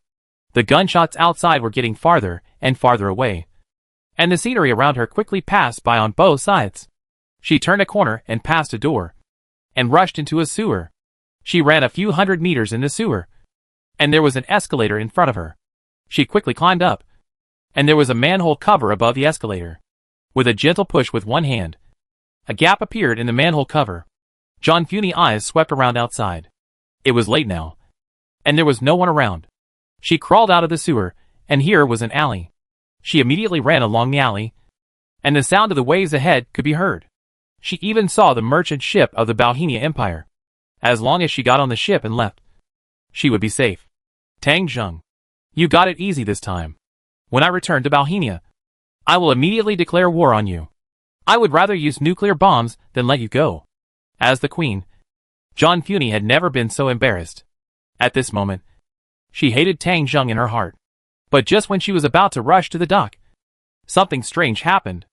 A group of people suddenly appeared at the edge of the dock and fired fiercely at her.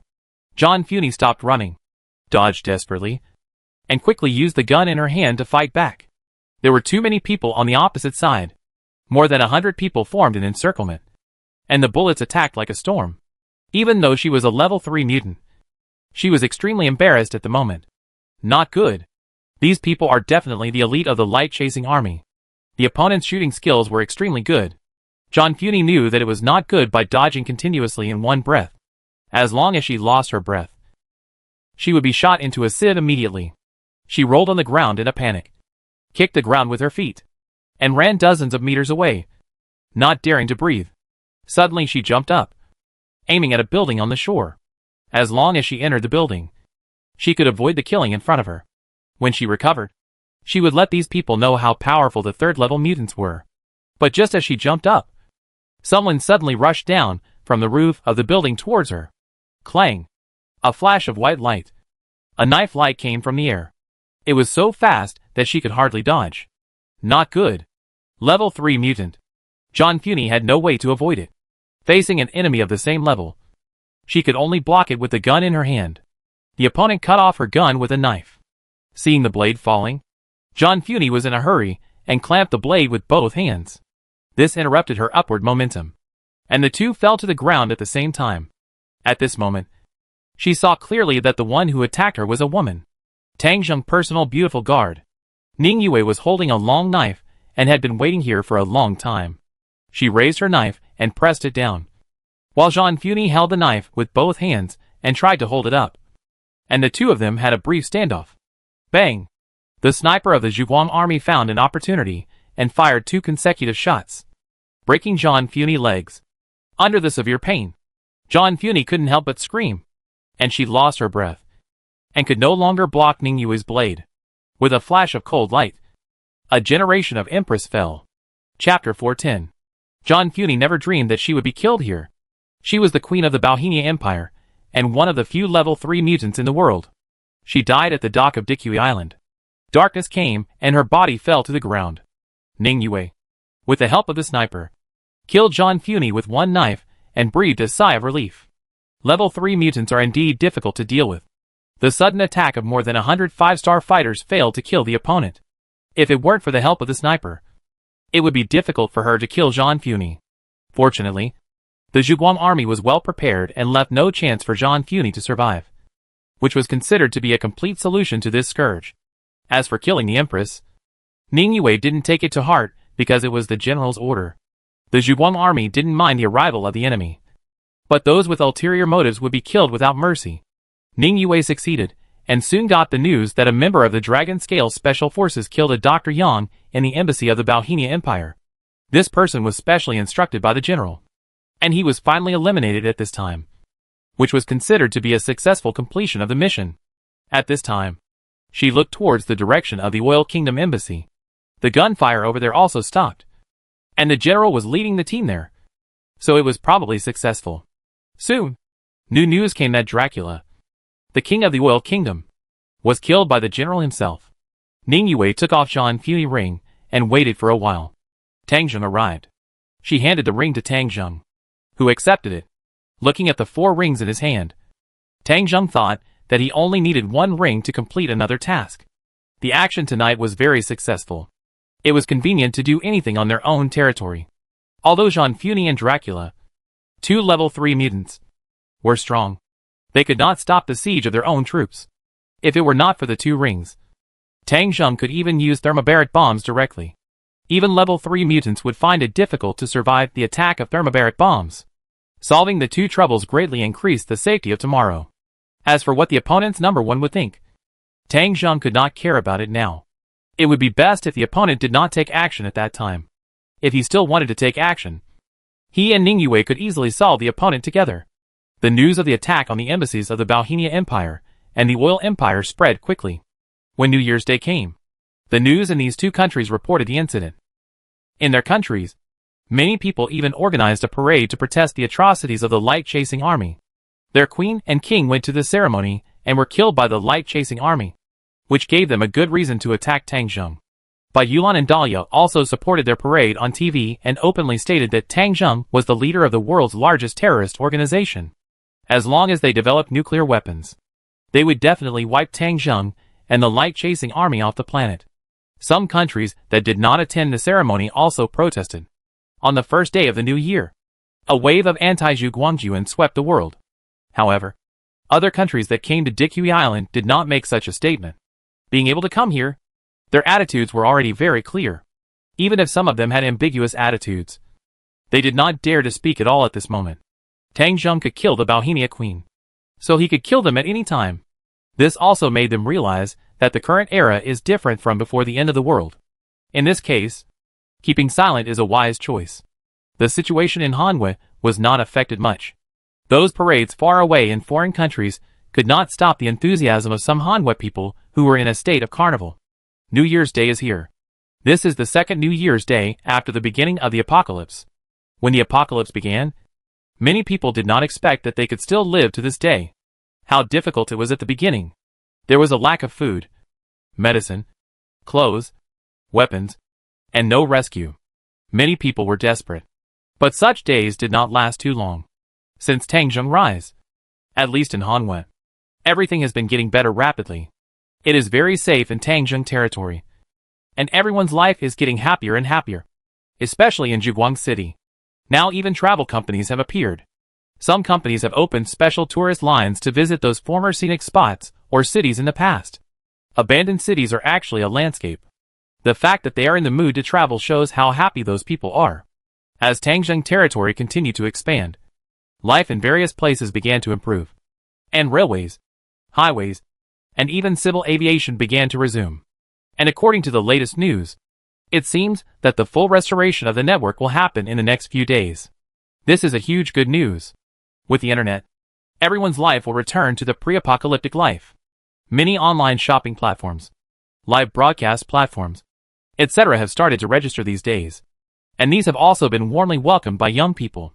In addition, the Ministry of the Interior of the Zhuguang Army has also launched a universal electronic card, and everyone has facial recognition. At that time, whether it is withdrawing money, shopping, seeing a doctor, taking a bus, etc., you can realize face recognition across the country. The most important thing is that the new Guangyuan has begun to be issued. Now all Hanwei people have changed their capital into new Guangyuan. The old new coins and Guangyuan have been recycled, and the new Guangyuan has become the universal currency of the world. In the future, when traveling around the world, there is no need to exchange currency everywhere. This is also good news that did not exist before the end of the world. An old man in Zhuguang City receives an average of 1,100 new Guangyuan every month, which is a huge number. One new Guangyuan now is equivalent to more than 10 Hanwei coins in the past. It can be said that under Tangzheng rule, as long as you are not lazy, you can basically achieve a well-off life. All this good news constantly hits the nerves of Hanyu people. The danger of the end of the world, the threat of zombies, and the hostility of other countries are no longer a big deal in the eyes of Hanyu people. Whether it is by Yulan, Dahlia, or any other country. Why are you so arrogant? If you have the ability, go and challenge General Tangzheng. If you can defeat the Zhuguang army, you are awesome. If you can't beat them, then just rest quietly. Now is not before the end of the world. It can be said that Hanwei's sense of national honor and cohesion have been unprecedentedly improved after the end of the world. Everyone is very excited, and they are holding back a lot of energy in their hearts, just waiting for an opportunity to vent. This time, General Tangzheng and Princess Li Wuyo Wedding will also hold a military parade, which is the best opportunity for everyone to vent. On New Year's Day, the whole country is on holiday. After everyone had breakfast at home in the morning, they excitedly took to the streets. Huge electronic screens were erected in all public places such as squares to broadcast the grand event of Dikui Island throughout the whole process, from the northernmost Blackwater province to the southernmost White Sand Islands. From the western Shazhou city to the transit island on the Great East Ocean. From the snow-capped mountains of the Plateau Empire to the banks of the Haojiang River. From Tangzheng hometown Qinzhou to Tangzheng Zhuguang City. Every place, people sing and dance. It is a sea of joy. Of course, the most popular place is Dikui Island. As the venue for this military parade, the streets of Dikui Island can no longer be described as lively. It should be noisy. The Hanwei people came out to celebrate. And the foreigners living on Dikui Island also came out to celebrate. Now the biggest wish of these foreigners is to officially become Hanwei people. Tangzheng is very strict with these foreigners, especially those who want to join Hanwei nationality, which is even more difficult. First of all foreigners must apply for a temporary residence permit. If you want to join Hanwei, first you must work in Hanwei for 3 years and have a complete tax payment certificate. And during this process, you cannot have any bad records. Otherwise you will be deported immediately. When the network is restored, we will have to investigate the identities of each person through the network to prevent people with ulterior motives from sneaking in. If these foreigners have criminal records in their own countries, or their identities are suspicious, you will not be able to get a Hanwei ID card and become a Hanwei citizen. There are many detailed requirements, which can be described as harsh. If you disagree, go back to your own country immediately. Hanwei is not a shelter. The protest parade is useless for Tangzheng. The massacre on Dikui Island completely cured the foreigners of this problem. These foreigners who wanted to join Hanwei were also participating in the carnival. Hanwei was originally a multi-ethnic country with a variety of celebrations. Now with the participation of people from all over the world, the entire Dikui Island is simply a world talent show.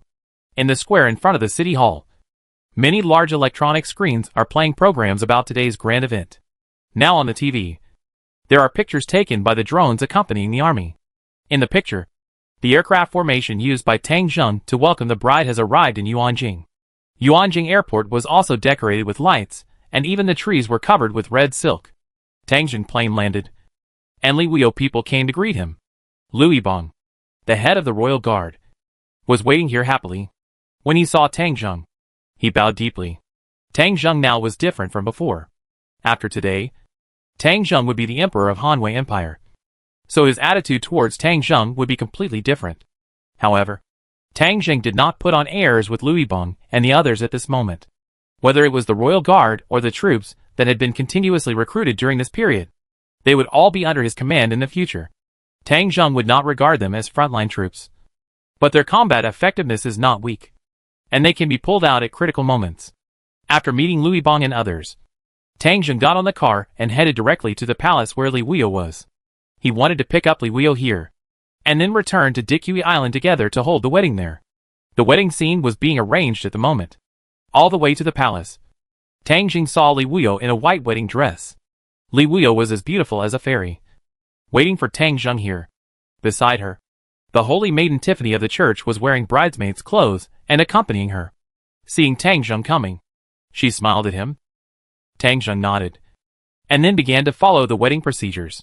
Beside Li Wuyo, her maid began to get busy. Tangzheng also knew this maid of Li Wuyo. She was a sensible girl. But today, for some reason, Tangzheng looked at this maid and felt that something was wrong. The maid's face remained the same, but next to the two beauties Li Wuyo and Tiffany, she was not outdone, which was strange. Chapter 411. Tangzheng glanced at the maid for a few times. Although he felt something was wrong, he didn't say much. After all, he was the groom and was very busy. After a set of procedures, Tangzheng picked up Li Wuyo and got into the car. After all, they had to return to Dikui Island as soon as possible and couldn't stay here for too long. The convoy returned to the airport and boarded Tangzheng exclusive plane. There was no security check or waiting. The plane took off immediately and headed straight for Dikui Island. At about 8 o'clock, the plane landed at Dikui Island Airport, and the group got in the car and headed straight for the city hall. The wedding was held in the back garden of the city hall, and the venue had been arranged long ago. The garden was very large, covering several thousand square meters. There was a wedding stage in the center, and many tables and chairs were placed on the lawn below, and the guests were already in place. Although the emperors and kings of two countries were killed yesterday, it did not affect the enthusiasm of the guests from other countries, and the emperors who participated in the ceremony still came. Not only them, but also many high-level officials of the Zhuguang army, some social celebrities of Dikui Island, or people who have contributed to the Zhuguang army and people who have made contributions to society, were invited to the wedding. When Tang Zheng and Li Wuyo appeared, everyone stood up and applauded to welcome the newlyweds. Walking along the red carpet, people around kept blowing fireworks tubes, and clusters of flowers fell from the top of their heads. There was a band playing along the way, and on the stage, Alexander, dressed in the Pope's costume, stood there with a smile. Li Wuyo held Tang Zheng's arm, and behind her, Tiffany and the maid held up her skirt and followed her forward. Behind Tang Zheng, Ning Yue still followed him. There was no best man on this stage, only bridesmaids. Amid the applause of the people, several people walked onto the stage and came to Alexander's side. The sound of the music stopped, and the Pope looked down at the stage with a smile, acting as a temporary host. I am honored to be here today to bless Mr. Tang Zheng and Miss Li Wuyo. As everyone knows, Mr. Tang Zheng is the most outstanding man in the world today. He led his Zhuguang army to create a safe country for the survivors of Hanwei, when the survivors of other countries could only live in a corner and struggle to survive. He had already recovered the huge country of Hanwei, and experienced the rebellion and chaos of warlords. I think the difficulty of this is second only to God creating the world. Everyone present smiled and expressed their appreciation. Alexander continued, and our beautiful bride, Princess Li Wuyo, is also the most outstanding woman. Not only does she have a God-given appearance, but she also supported the country when it was destroyed and all her family members left. It is hard for us to imagine that she was only 18 years old at that time. Today, we are here to witness the union of a perfect couple. This is the most anticipated and exciting wedding after the end of the world. There was applause at the scene. Alexander took the Pope's scepter with one hand and said to Tang Zheng kindly, "First, I would like to ask the handsome General Tang Zheng, are you willing to marry the beautiful girl next to you? No matter rich, poor, or sick, will you stay with her and accompany her for life?" Tang Zheng nodded. "I do." Alexander continued to Li Wuyo, "Then I would like to ask the beautiful princess, are you willing to marry the gentleman next to you? No matter rich, poor, or sick, will you be loyal to your marriage and love?" Li Wuyo nodded gently. "I do." "Very good. Then I am happy to announce that you are officially married. Please exchange rings now." Tang Zheng took out the ring, and Li Wuyo also took out the ring and put it on each other. These are all normal wedding procedures. Next, it is the special step of the wedding, the blessing of the Pope. Alexander held the scepter in one hand and the Bible in the other, muttering something. The blessing of the Pope has not appeared in the world for 30 years, regardless of whether the people present believe in religion or not. They all looked at the stage solemnly at this sacred and solemn process. The guests were watching the fun, while the people of Zhuguang army were a little nervous. Those who knew about yesterday's events also knew one thing. That is, the enemy number one was still there, and could attack Tang Zheng at any time. The identity of this number one was very mysterious. No one knew who he was, but there was a high probability that this person was at the scene, among these people. In fact, for all the activities today, the best time to assassinate is now. Once the wedding is completed, the defense measures on the rooftop of the city hall will be very strict, and it will be difficult to have a chance to attack Tang Zheng again. So if the enemy wants to take action, they may do it soon. In the crowd, many plainclothes soldiers of the light-chasing army are hiding inside. They monitor everyone's actions and are ready to deal with possible emergencies at any time. Beside Tang Zheng, Ning Yue's muscles are tense, and her whole body is in a state of being ready to move at any time. Her main attention is focused on Pope Alexander. In fact, they have speculated on many possible candidates for number one, among which the Pope is the most suspicious. All those who possess the basilisk ring are not ordinary people.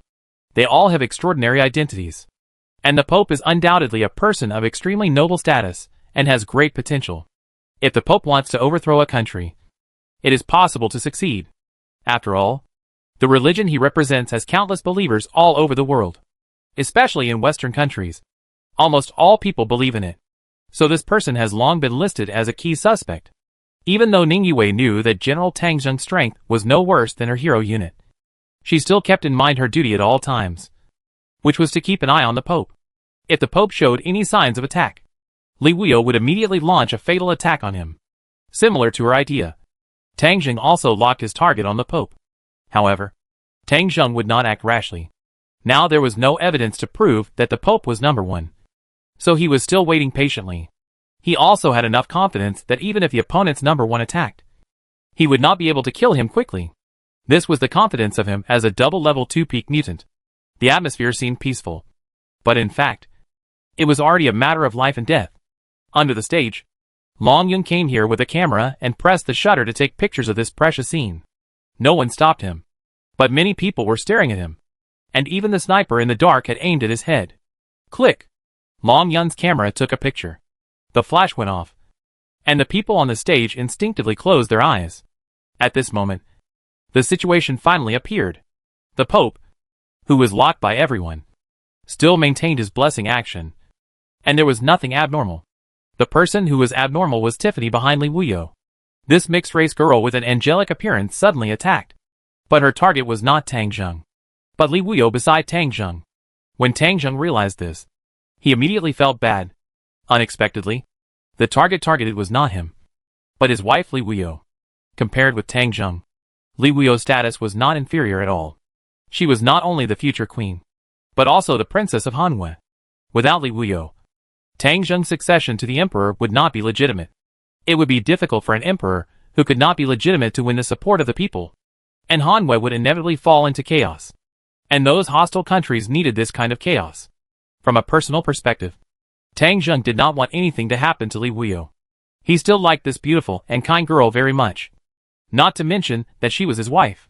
He also didn't expect that the person who attacked was not the Pope, but the saint. After Tiffany arrived here, she immediately went to Yuanjing. She avoided people's sight and pursuit. This matter had been planned for a long time. Killing Li Wuyo in public, or holding her hostage, would be extremely disadvantageous to Tang Jing. However, Tang Jing was not completely unprepared. Although he didn't expect the other party to attack Li Wuyo, Tang Jing also had a trump card. That was the Iron Curtain. Tang Jing built 2 Iron Curtains in total, which could completely protect people at critical moments. It's just that Tang Jing usually doesn't want to expose this kind of black technology to others. But now, he can't care too much. But just when Tang Jing was about to make a move, another person suddenly stopped Tiffany. That was the maid next to Li Wuyo. The maid's movements were as fast as lightning. When Tiffany made a move, she resolutely blocked it. Bang bang bang. In a series of quick exchanges, the maid and Tiffany's moves were completely unclear. In just 1 second, the two even fought hundreds of times. 2 pairs of snow-white hands clasped together. Neither of them could do anything to the other. But Li Wuyo took this opportunity to hide behind Tang Jing. Her face was a little pale. Obviously she didn't expect the attack to be directed at her. She also looked at the maid beside her in surprise. It was obvious that her original maid didn't have such a great ability. Who is she? Tang Jing wanted to order an attack on Tiffany, but the maid was entangled with her, so it was not convenient to attack at this time. Tiffany, who was standing opposite, had a cold expression on her face and also asked the question, "Who are you?" The maid's face changed, and a thin mask fell off, revealing a beautiful face. The bright red teardrop mole at the corner of her eyes told of her charm. When this face appeared, Tang Jing was stunned. Luo Qiuwan, Big Corp's sister. Big Corp's sister firmly controlled Tiffany and glanced back at Tang Jing. Tang Jing, if I say that I also want to stand on this stage and marry you, will you agree? Tang Jing opened his mouth. He definitely agreed. I just don't know if his wife agrees. But before he could say anything, Li Wuyo said directly, I agree on his behalf. Tang Jing's mouth twitched slightly. What a good wife. But this was obviously not the time to talk about these people. Tang Jing directly ordered, capture Tiffany and the guy taking pictures under the stage. Now he has figured out that Tiffany is number one. Long Yun is cooperating with Tiffany. If he hadn't used the flash, he and others would not have been disturbed. The Pope on the stage was obviously a little confused. He should not be a direct participant, or he was unaware of it. The other party was so real and fake. The Pope's conspicuous target was actually a cover. He was really scheming. Following Tang Jing's order, the plainclothes soldiers of the Zhuguang army under the stage immediately rushed up and took people. Chapter 412. When the light-chasing army attacked, Tang Jing did not move. He protected Li Wuyo and retreated. With the Iron Curtain in hand, Tang Jing was not worried that Li Wuyo would really be hurt. Ning Yue went straight to Tiffany, who was in a stalemate with the big corpse sister, while the like-chasing army soldiers in the audience went straight to Long Yun. It was very simple to deal with Long Yun. This man was just an ordinary person. A soldier went over and knocked him down with one kick. And then everyone rushed over and tied him up directly. But something went wrong in the process of dealing with Tiffany. Originally, Big Corp's sister and she were in a stalemate. And with Ning Yue as a hero unit, they should be able to take her down. But unexpectedly, Tiffany showed a weird smile to Tang Zheng. A layer of white mist appeared around her. And the white mist actually prevented Ning Yue from getting close.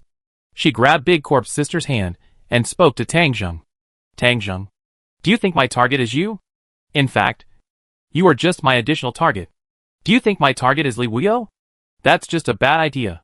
What I want most is this woman in front of me. And I take her away. If you're lucky enough, we meet again. But before that, you have to survive the attacks from all over the world. Ha ha ha. As he spoke, a white light flashed in front of him. And strong energy fluctuations began to appear around Tiffany and Big Corp's sister. It felt like these two people were about to disappear. Ning Yue wanted to stop it. But she couldn't. Big Corp's sister struggled hard at this time, and threw something directly to Tang Zheng. Tang Zheng, this is for you. After saying this, her body and Tiffany disappeared directly on the stage. Tang Zheng raised his hand, and caught the last thing Big Corp's sister gave him. A basilisk ring with a number 3 on it. He didn't have time to look carefully, and ran over in a hurry.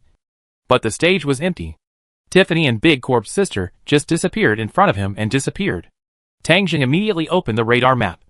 But he couldn't find anything. He turned around, and came to Long Yun under the stage. He grabbed Long Yun's clothes. Tell me, where did they go? If you don't tell me, I cut you into pieces. Long Yun also showed a proud look on his face. Ha ha ha. Success. I didn't expect that there would be a bright future. Although I couldn't kill you or catch Li Wuyo. It was a pleasant surprise to get the Big Corp's sister. The Big Corp's sister was originally our target. And number 1 had to take action. Tang Zheng raised his hand and tore off one of Long Yun's arms. Stop talking nonsense. Long Yun almost fainted from the pain. But he still sneered, you don't know. Level 3 mutants all have a special ability. Most people's special abilities are useless. But number 1 is different. She has the ability to teleport. You will never know where she is. Never. After saying that, Long Yun tilted his head. Black blood flowed from his mouth. And he died. Obviously. He came here to attack Tang Zheng, and was ready to die. Tang Zheng threw Long Yun's body aside, and looked at Alexander. Alexander's face was also painful. He said to Tang Zheng, I didn't know anything about these things. I didn't expect Long Yun and Tiffany to do such a thing. I'm sorry. Tang Zheng ignored him, and directly asked someone to take Alexander away. From now on, this religion will no longer have the soil to survive in Tang Zheng control area. This scene did not appear in the TV program, because this was not a live broadcast, but a live broadcast with a 1-minute delay. When something happened on the scene, an advertisement was inserted here. When the advertisement ended, the wedding also came to an end. People only saw the successful completion of the wedding. After the wedding, Tang Zheng and Li Wuyo took a car to the city hall. There was no danger here. But Tang Zheng was still unhappy. He didn't know why the other party wanted to capture the Big Corp's sister. But he absolutely couldn't sit idly by and watch the Big Corp's sister situation. Luo Qiuwan's life was too miserable. Tang Zheng must find her, and bring her to his side. Anyway, Li Wuyo agreed. So he had no worries. But where Luo Qiuwan was taken by number 1 was a problem. The other party's number 1 actually had the ability to teleport, which was a very scary thing. However, Tang Zheng estimated that the other party's teleportation was not used casually, and there were probably some restrictions. Otherwise, who could stop her from teleporting to any place? The people from the research institute were also there. After Gui Yun saw the other party's transmission, as a hero unit, he told Tang Zheng that he would be able to master this technology sooner or later, and hoped that Tang Zheng would give him some time. In addition, Gui Yun also told Tang Zheng a good news. That is, the network was finally restored. He would immediately start looking for some important information. It is estimated that after the restoration ceremony is over, he will be able to find some clues to help Tang Zheng. These two good news made Tang Zheng feel a little better. After all, he looked at the appearance of number 1, and it seemed that he did not want to kill Luo Qiuwan. This matter is not over yet. No matter what. Today is his wedding with Li Wuyo, and he still has to complete the process of this grand ceremony. As for the big corpse sister, as long as he finds clues, no matter where in the world, Tang Zheng will definitely rescue her. The motorcade arrived at the city hall, and Tang Zheng, Li Wuyo, and others climbed onto the observation deck. There were already crowds of people below. The mainland below the city hall was called Rainbow Avenue, which was the main road of this military parade. As Tang Zheng and Li Wuyo arrived, warm cheers rang out from below. Long live General Tang Zheng. It was unknown who first shouted this slogan, and the people in the square below followed suit. More than 5 million people had gathered in this square and its surroundings, and the cheers were like a tide, erupting from one point and then quickly spreading outward. Soon, the entire city hall was filled with such cheers, resounding through the sky. The camera was filming Tang Zheng's frontal image.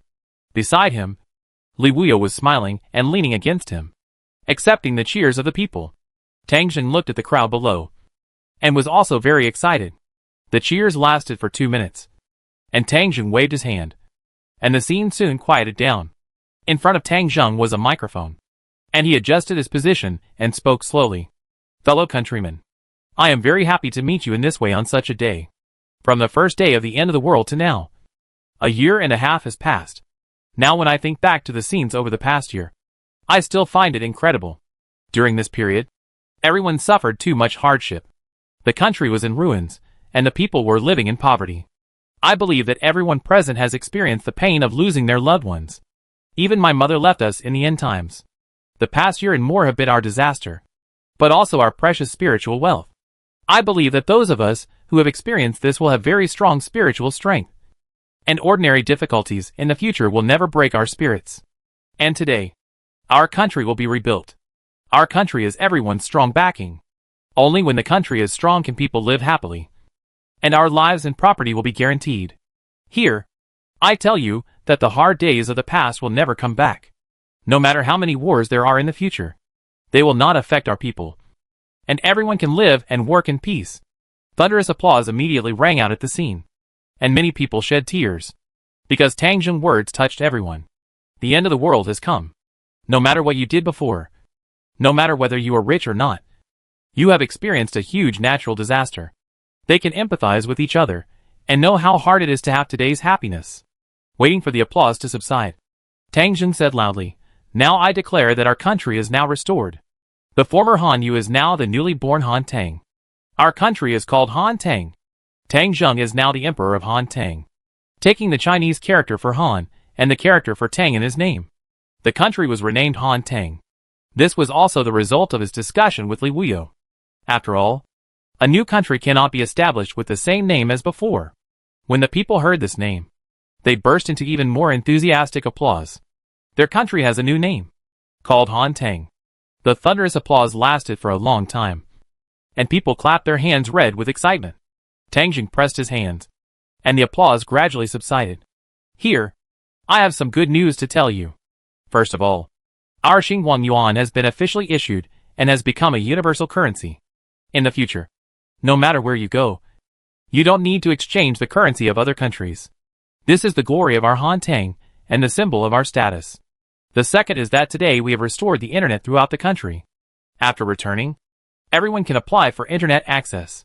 We will start from Dikui Island, Shuguang City, and other places as pilots. It is expected that the internet will be popularized throughout the country within a month. This is something that no country in the world has done so far. These two pieces of news made everyone excited. After all, this is something that really concerns people's livelihood. An emperor, a leader, must be able to solve the actual problems of the people in order to gain real support. Now the Zhuguang army is in power, and many key department heads are from the Zhuguang army. Such people will not have the slightest corruption, and the whole country is clean and honest. It can be said to be the best era. After another round of thunderous cheers, someone came to crown Tang Zheng and Li Wuyo. Tang Zheng did not make a complicated coronation ceremony, but just announced his succession to the people of the country through such a situation. He is the emperor of Han and Tang, and Li Wuyo is the empress of Han and Tang. After the coronation was completed, everyone on the scene shouted "Long live!" and touched their chests as a salute. bowing their heads to salute His Majesty the Emperor and His Majesty the Empress. At this point, Tang Zheng ascended the throne and became the first founding emperor of Han and Tang. After the salute, the sound of military music sounded. On Rainbow Avenue, a group of soldiers came. This is the Guard of Honor of the Zhuguang Army. All the members of the Guard of Honor are 1.85 meters tall, and they are all very handsome and tough guys. They hold steel guns, wear the uniforms of the Navy, Army and Air Force, hold the national flag of Han and Tang, that is, the flag of the Zhuguang Army, and march in neat steps. Click, click, click. Military boots stomped on the ground. When the troops passed in front of the city hall, the leader shouted, "Look to the right." All the soldiers turned their heads together. Their movements were uniform, and their steel guns were raised to their chests. Looking at the city hall, goose step. The stepping turned into a goose step, and the military parade began. Chapter 413. With the entrance of the honor guard, the military parade officially began. Tang Zheng stood on the rooftop, looking at the honor guard below. At this moment, he felt that his money was well spent. When he first bought the honor guard, he still felt that this type of soldier was not very useful. But now, he doesn't think so. At that time, he was still a little petty. Look at the people present. Their eyes are straight. This is the appearance of a country. There are many kinds of appearance. There is no specific requirement, but there is a purpose. That is, what others don't have. I have his appearance. Others have it. But mine is better, and for appearance. This three-service guard of honor looks really impressive. The three leaders in front hold sabers, swing their arms and march forward with one hand holding the saber. And their marching steps make a clacking sound. There are also flag bearers holding flags in the back, followed by the Navy, Army and Air Force. These people, whether from the front, side, or even diagonally, all walk like one person. Not to mention how handsome they are. Li Wuyo is beside Tang Zheng, watching intently. She used to be the princess of Hanyu, and she has seen too many grand scenes. But she had never seen such a majestic army. The regular army of Hanyu before could not compare with the current Zhuguang army. This army has strict military discipline, well-trained, strong style, and brave fighting. Now it can almost be said that it is invincible. This is her husband's army, and now it is also her army. At this moment, Li Wuyo's heart is only sweet.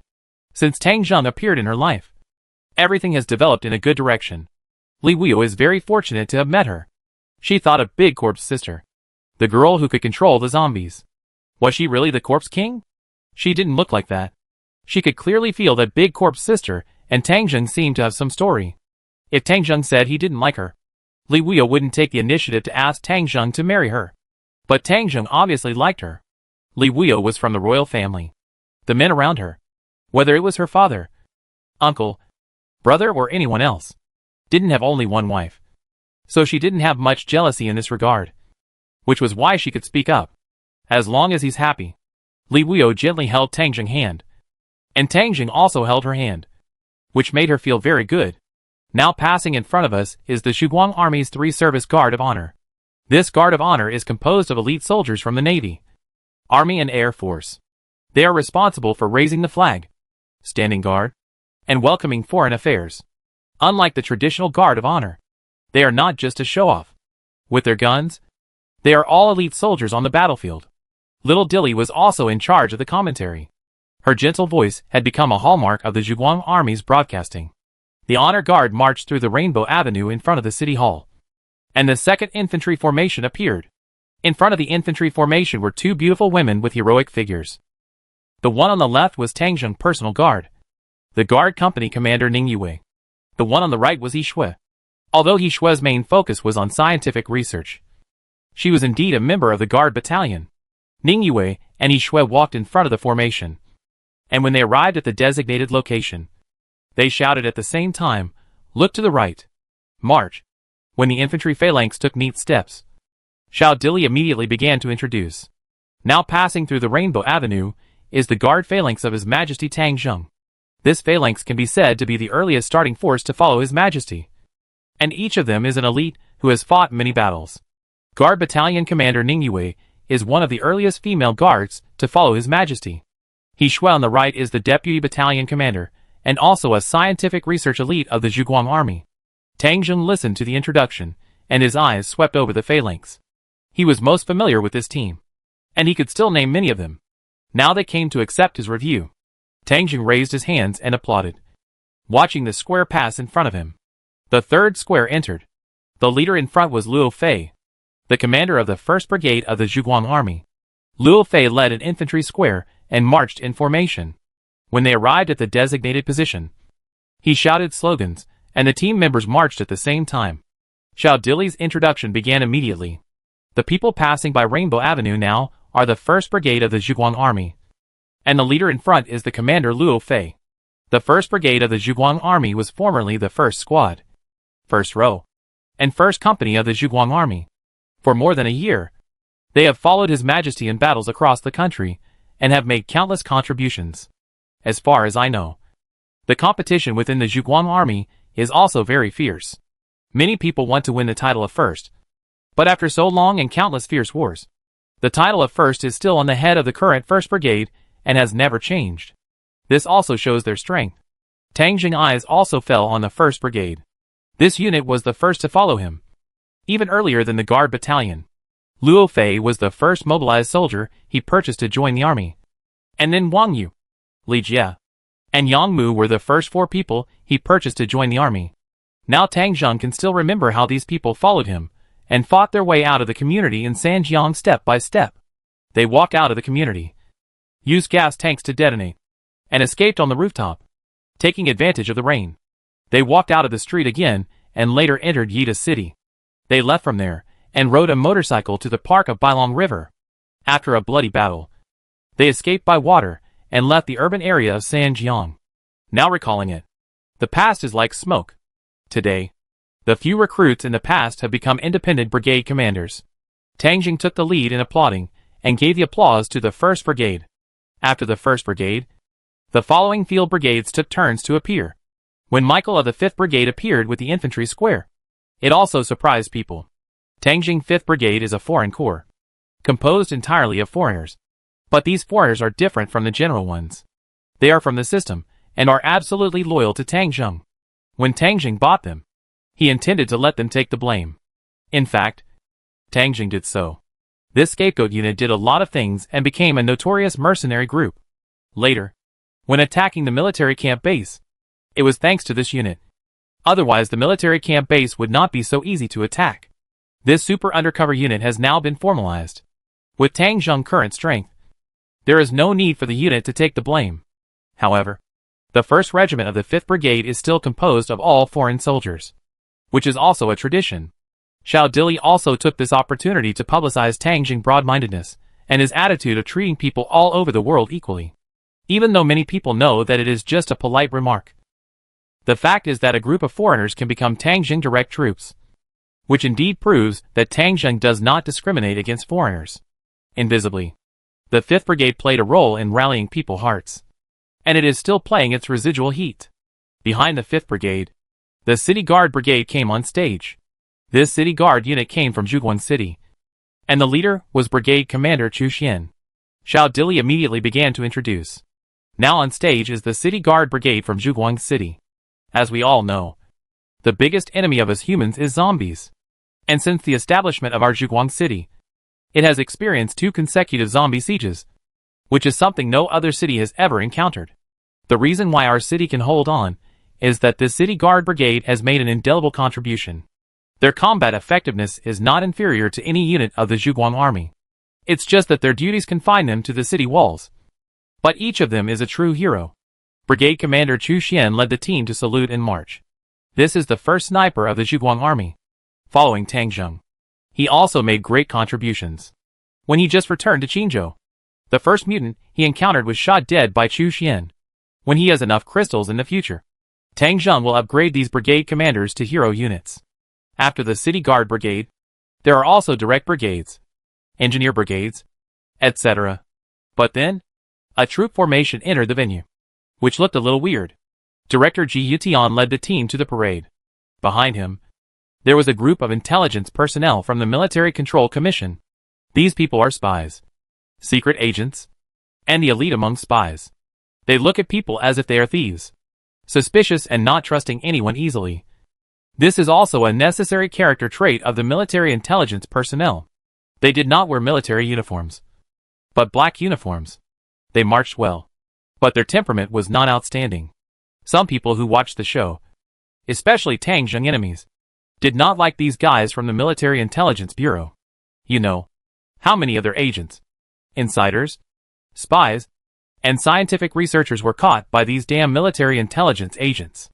The leader, Ji Yuntian, had long been a key figure in the light-chasing army, who was wanted by many countries for bounty. Unfortunately, this guy was very cunning and followed Tang Zheng, but most of the time with Tang Zheng Guard Battalion. It was too difficult to kill him, especially when the people in Dahlia saw Ji Yuntian. They would think of the pain of Volcano City.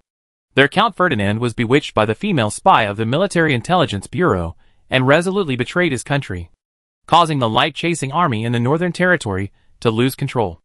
Otherwise, how could Tang Zheng be so rampant now? And according to their investigation, the idiot Ferdinand may have leaked their military secrets about the War Bear and the Radiation Chariot. It can be said that the decline of Dahlia in the later period, the killing of Andre, etc., are all directly related to the Military Intelligence Bureau of the Zhuguang Army. These damned military spies. You won't be rampant for long. This is what the people of Dahlia said. But unfortunately, they can only grumble behind their backs. Before the nuclear bomb comes out, they can only choose to endure. After the Military Intelligence Bureau, there are the Special Forces of the Zhuguang Army, the Public Security Bureau, and so on. As these male soldiers passed, there were 2 female soldiers. The Zhuguang Army had a tradition of purchasing female soldiers. Tang Zheng thought that the system might have misunderstood his meaning, but he never corrected it. The first female medical soldier, Sun Feifei, was now the director of Zondi Hospital, and she came out with a group of female medical soldiers. The female soldiers purchased by the system were all very beautiful, with long legs. When they came over, the youthful atmosphere was overwhelming. Looking at the waving white long legs, Tang Zheng couldn't help but applaud. Li Wuyo next to him glanced at Tang Zheng, and then whispered, "You should restrain yourself a little. With me and that beautiful corpse king, you can't have more." Chapter 414. As the female soldiers of the light-chasing army passed through the Rainbow Avenue, they began to enter the special forces. When a team of soldiers wearing thick armor, wearing biochemical masks, and holding electromagnetic guns appeared, the atmosphere on the scene reached its peak. What kind of soldiers are these? Why do they look like robots? Yes. Why do the guns have electric lights? They look really impressive, and feel like the soldiers in science fiction movies. Amid people's constant speculation, the magnetic storm infantry marched in step. Their footsteps were extremely powerful, and the metal boots were kicking in step, and the ground seemed to tremble. Now passing through the Rainbow Avenue is the magnetic storm infantry phalanx of the light-chasing army. This is a special branch of the light-chasing army, using electromagnetic ray guns to fight, and is a unique branch of our country. Regarding this branch of the army, Xiao Dili did not give too much introduction, but the shock has been deeply rooted in people's hearts. The only things that can really shock people and make people awe are things that others don't have, or high-tech things. After the electromagnetic infantry passed, there were special troops, rocket-flying soldiers. This is a special force of the Zhuguang Army, but it has not been used in the war. Many people were dumbfounded when they saw a group of soldiers flying in the air with rocket thrusters on their backs. The technological level of this Zhuguang Army is far ahead of other countries. When the Han and Tang people present saw this scene, they began to cheer continuously. The stronger the country, the stronger the army, the safer and happier the people live. The electromagnetic infantry and rocket-flying soldiers shocked people, and the Iron Lion behind them was even more shocking. During this process, the Zhuguang Army showed their modern tank troops, from Hummer jeeps to Boxer armored personnel carriers, from Type 15 light tanks to Type 99A main battle tanks, from 155mm caliber howitzers to self-propelled artillery, from radar jammers to Polaris all-terrain vehicles, from short-range air defense missiles to medium-range ballistic missiles. There were even radiation tanks flashing blue light, which brought people a brand new visual experience and spiritual shock. After the tank troops, there were the Air Force troops, the helicopter troops of the Army Aviation Corps, with various types of helicopters flying over the avenue. Looked more advanced than before the end of the world. Then, There were fighter planes. Teams of fighter planes flew in formation, dragging colorful smoke. From the third-generation aircraft at the beginning to the fifth-generation fighter planes at the end. They flew past in rows. And the huge roar hit the heart directly. Especially those giant transport planes. And advanced bombers. Such as the B-2 bomber. Which were not available in Hanweb before the end of the world. Moreover, the Zhuguang Army not only displayed quality, but also quantity. There was an Air Force airport on Dikui Island. And many warships were parked nearby. And the carrier-based aircraft of the warships also joined the parade. This time, there were more than 1,000 planes passing through Rainbow Avenue. Among them, there were hundreds of bombers alone. The scene of fighter planes flying all over the sky is more shocking than a simple formation. There is even a kind of aircraft flashing white light. And no one knows what it is used for.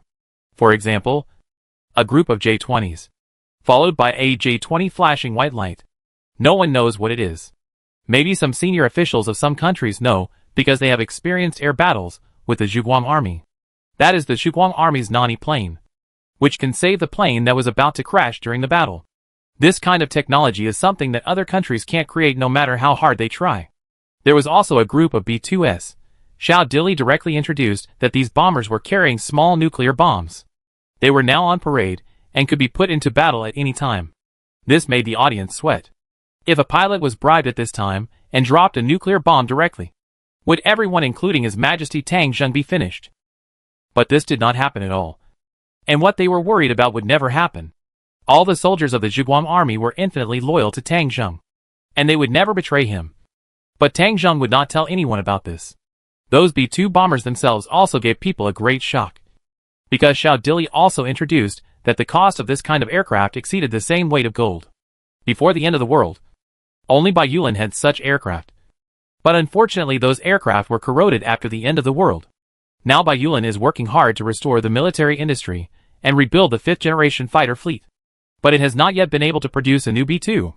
But the Zhuguang Army here is a move of 10 crosses, which makes people tremble with fear. It turns out that without knowing it, their Han and Tang have become so powerful.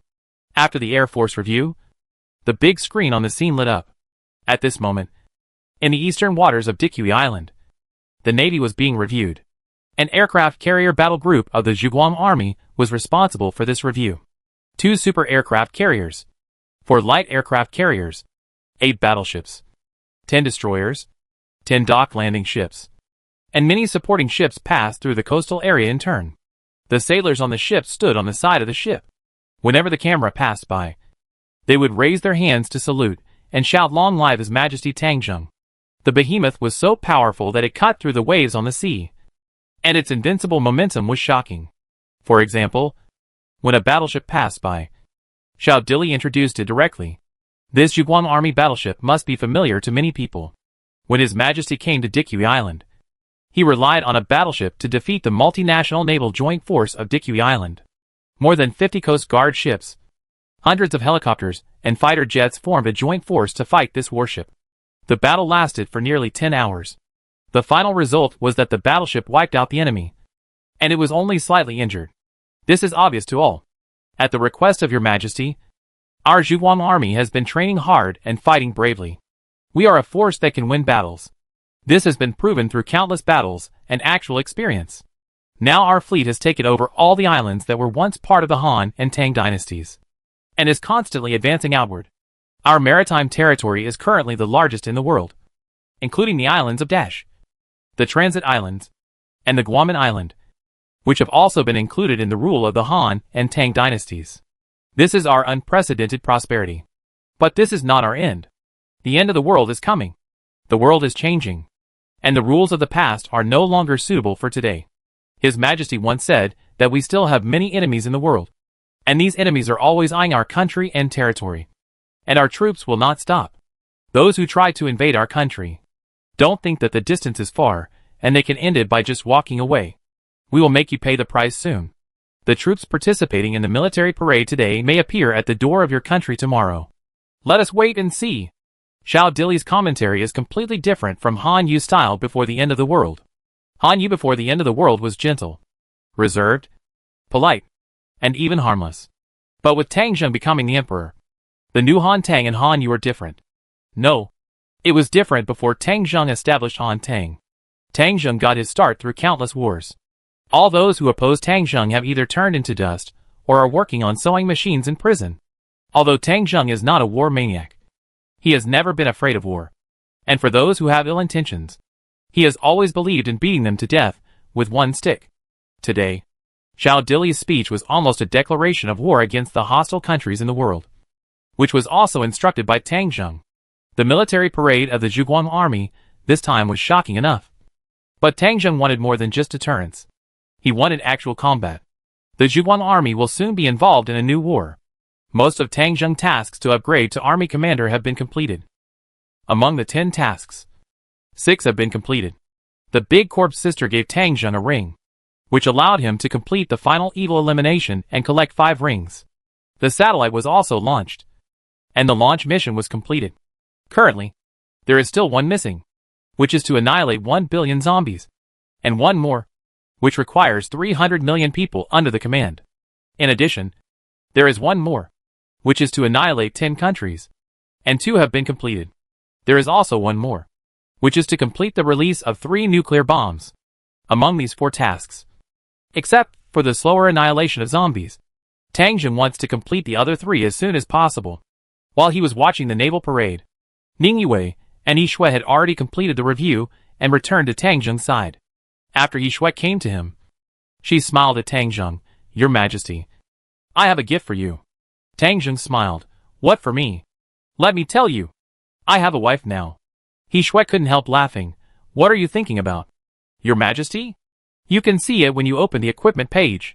Hearing this, Tang Zheng was immediately delighted and hurriedly opened the equipment page in the system. There was a new piece of equipment in it. Atomic bomb, price 10 million gold. Tang Zheng couldn't help laughing, and happily whispered to Yi Shui's little head, "Very good. You have made a great contribution this time. I will reward you well." Yi Shui also smiled. As a member of the Zhuguang army, being able to share the worries of His Majesty was her happiest thing. The main arms race in the world now is between several countries: Han Tang, Bai Yulan, Dahlia, and Zijing. Among them, Zijing is a little worse. Bai Yulan and Dahlia are Tang Zheng's real enemies, especially Dahlia. Although its strength is weaker than Bai Yulan, it is too close to Han Tang, and they are also seizing every opportunity to develop nuclear bombs. Tang Zheng knows something based on the reports from the Military Intelligence Bureau during this period. The nuclear bombs of Bai Yulan and Dahlia are expected to succeed. So Tang Zheng is ready to act. Before they succeed, Tang Zheng must complete the task of opening up the territory, annihilate 8 countries, and annihilate a superpower. After the military parade, take action immediately. Chapter 415. The military parade of Han and Tang ended successfully. After watching a visual feast, the people of Han and Tang were all satisfied. There were too many things to be happy about today. This was their carnival day. But for Tang Zheng enemies, seeing the various new weapons and arms of the Zhuguang army was not a wonderful feeling. Especially Tang Zheng's words at the military parade let them know that the Zhuguang army would not stop fighting, which also made them very worried. What they thought in their hearts was that after returning home, they must purchase weapons as soon as possible to have the power to protect themselves. It would be best if they could purchase nuclear weapons. Otherwise they would be insecure. But no one expected that the Zhuguang army would act so quickly. As soon as the military parade ended, the Zhuguang army began a new round of conquests. The first to act were the Zhuguang army in the peninsula area. The 100,000 Zhuguang army guarding the mining area here launched a conquest against the countries surrounding the triangle base without any warning. Pai, Siam, and Danan. These 3 countries became the targets of the Zhuguang army's attack.